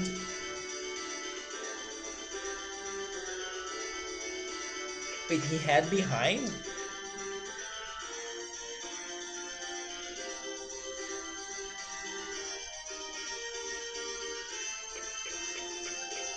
Don't you mean the person that was innocent got? Yeah, because he. So he got hit because the punk thought that he was the one hitting him, but he was innocent, right? I believe that's what happened. But still, that sounds like a horrible situation.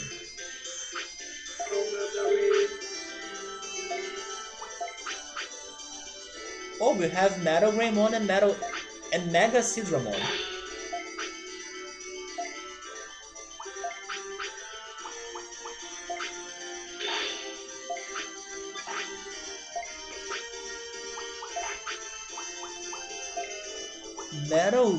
Mega Sidramon. I like this card. I really like the blue behind him. It's like a velvet room. Welcome to the velvet room. This place is between dream and reality. Mind and matter. I miss you, Igor. And then Metal Greymon. Okay, this one though sounds a bit creepy. It's like Greymon's ghost type. Even more ghost type than this one. So now I have a question. How are we buying the new cards? Are we buying the new cards by spending the money at this shop or by going back to Pile City and going for the gacha in there? He described it as a really scary one, yeah, right?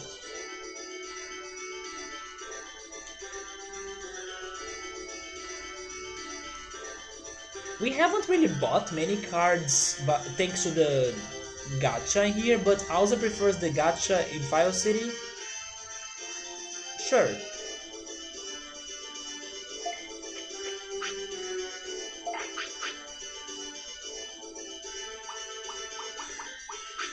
It's faster to spam? Okay.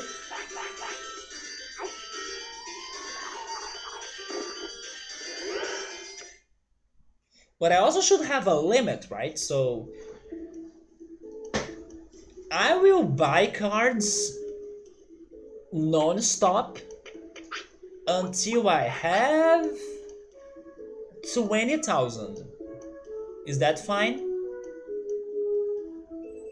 That sounds like a good plan to me. 20,000. Are you ready for that? Maybe 25,000, what do you think? You actually want me to stop at 50? Okay, so yeah, I will have maybe 26,000, okay. Yeah, okay, let's stop around 25,000 then. Which means we'll be spending 50,000. Fine. I'm an amateur, do you want me to go all in, like in a poker game? I do miss playing poker though. Wait, where am I going? I don't want to go to the gym.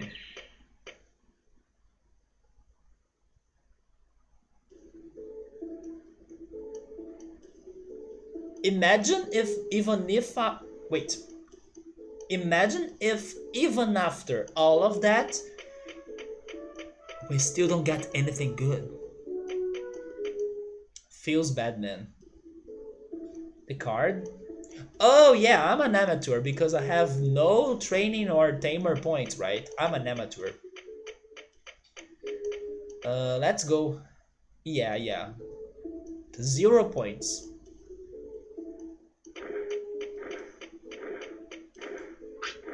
Just before doing this though, Metal Momemon, are you down here by any chance? Please be?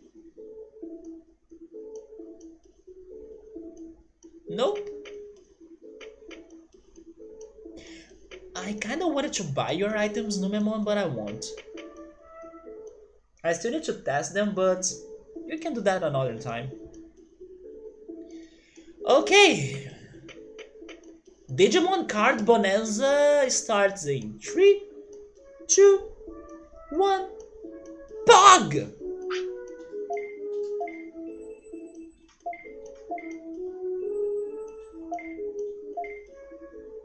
Okay. Even though I already have that.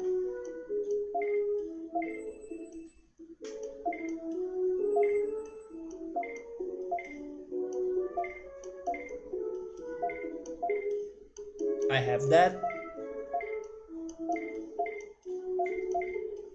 I have that. Wait, do I think I... No! Actually, it's a new card.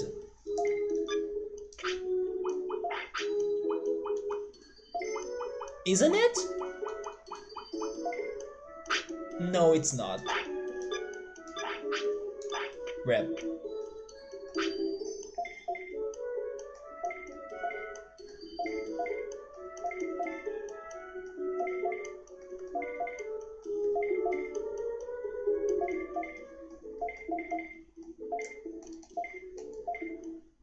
Kokatorimon? I think I have it, right?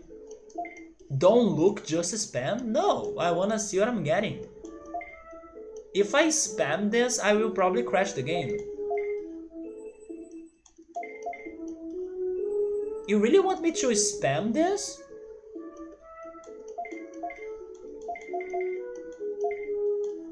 Are you for real? Goburimon? Who is Goburimon? Oh, Goburimon is the goblin, right? This is a race? This is not a race. You really want me to spam? Okay.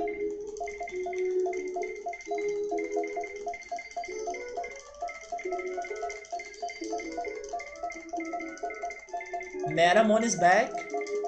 Phoenixmon. Yamamon. Ogremon.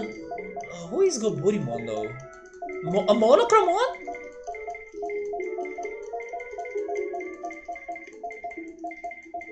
Greymon. Goburimon again. No, yeah, Goburimon is the goblin. I'm right.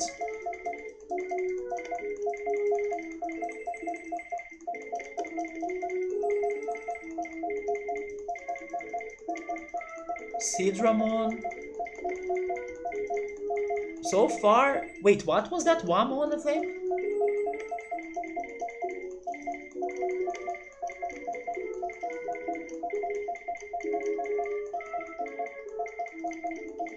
Cherrymon. Another Toy Agumon. Digimon. Koalamon. King of Sukamon.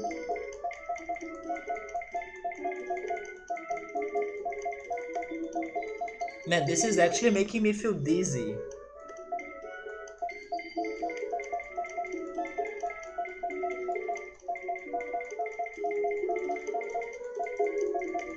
Dreamojamon.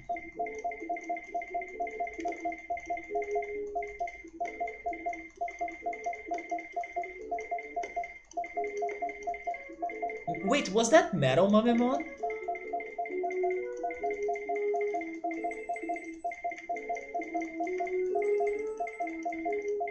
Kabuterimon?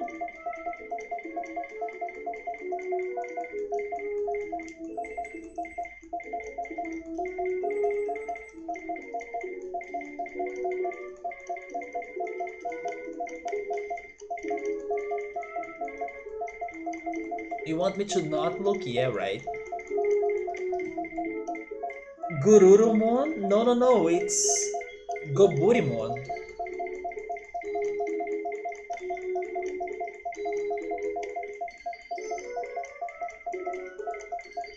Wait, what was that? Megadramon? What is a Megadramon?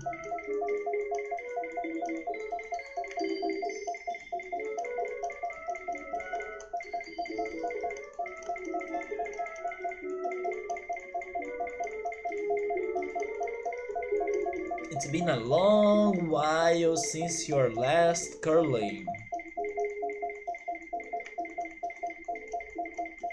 I will not. A Ninjamon?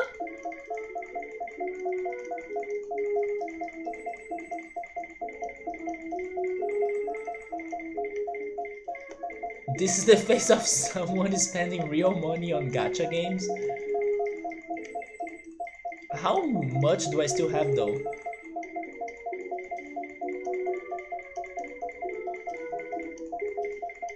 I like that I'm getting some other repetitive cards that I can uh, use to get the item that digivolves my Digimon into Monzaimon. I'm getting the Toy Agumon, I'm getting the Tankmon, and I think I need Water Monzaimon though.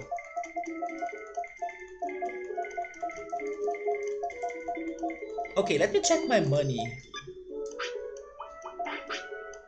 Oh boy, I'm actually almost getting there.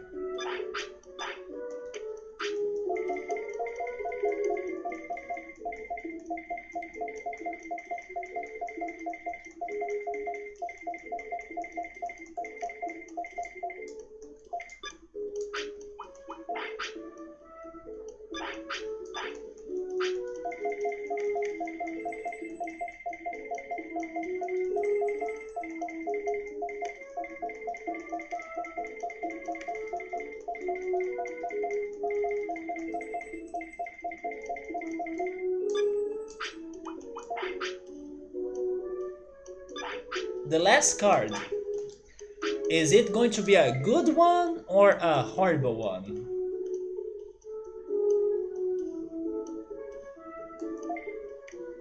That answers it.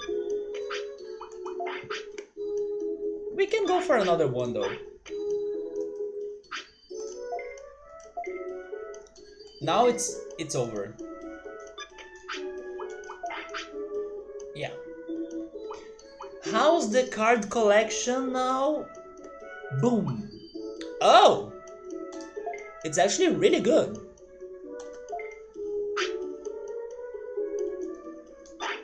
So we got Metal Mumemon. Wait, this is the normal Mumemon though.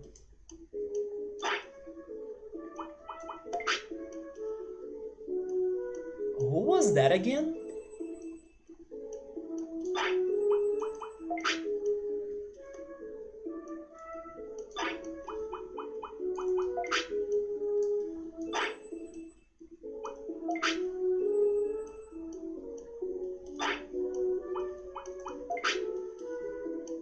Wait, this is the Mega Dramon they were saying?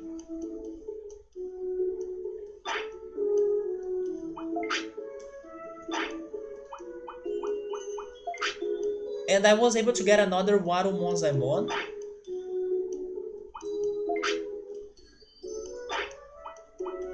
We got Kabuterimon's card. We got another Metamon. We got Angemon.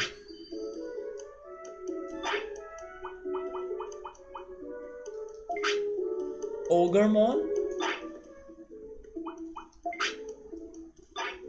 Dreamojamon. Monochromon down here.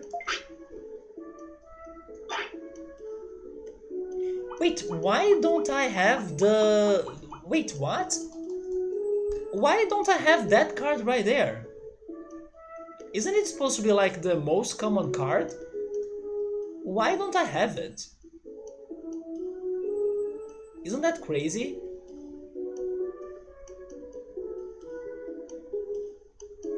Do you mean Mega Dramon? There are some nice prices on curling and doesn't take as long as treasure hunting.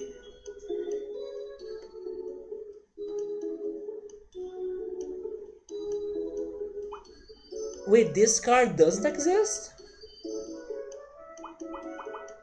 Huh.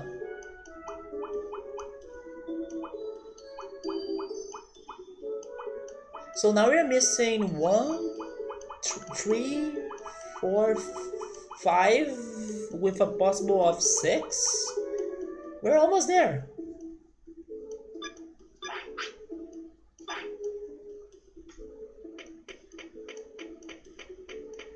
But yeah, we got a bunch of new cards, but now it's going to be even harder for us to get the remaining ones unless we get lucky either on this gacha or by going back to Gear Savannah and buying them directly. Now we stop after getting any ultimate? No, I will spend all of my money. I need to trade my Ifrit card for it? Dude.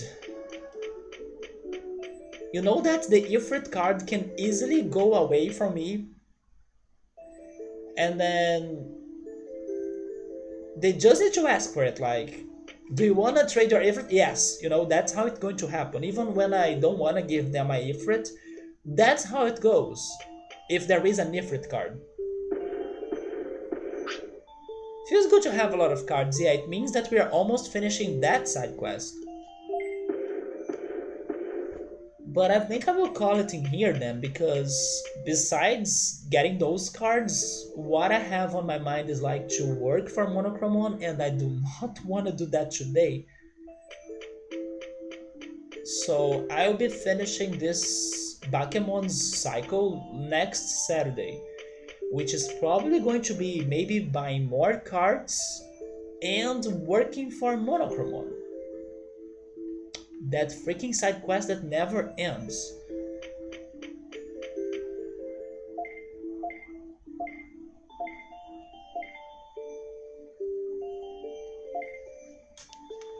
But when are we going to get another Digimon? I don't know. It's only Bakemon from today until the end of this game, I guess. But guys, thank you so much for stopping by. This is going to be it. So let's get ready for another Bakemon cycle next Saturday. But let's take a break of 5 days during the week, so it's not like too much of Bakemon, right? So thank you so much for stopping by. I hope you guys have a great week. Also, take care. Be careful about everything, especially the pandemic.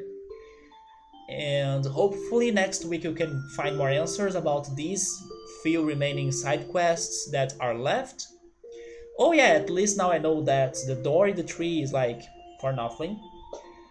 But hopefully Monochromon's work and side quest is not like worthless, right? But have a good night, take care, and goodbye.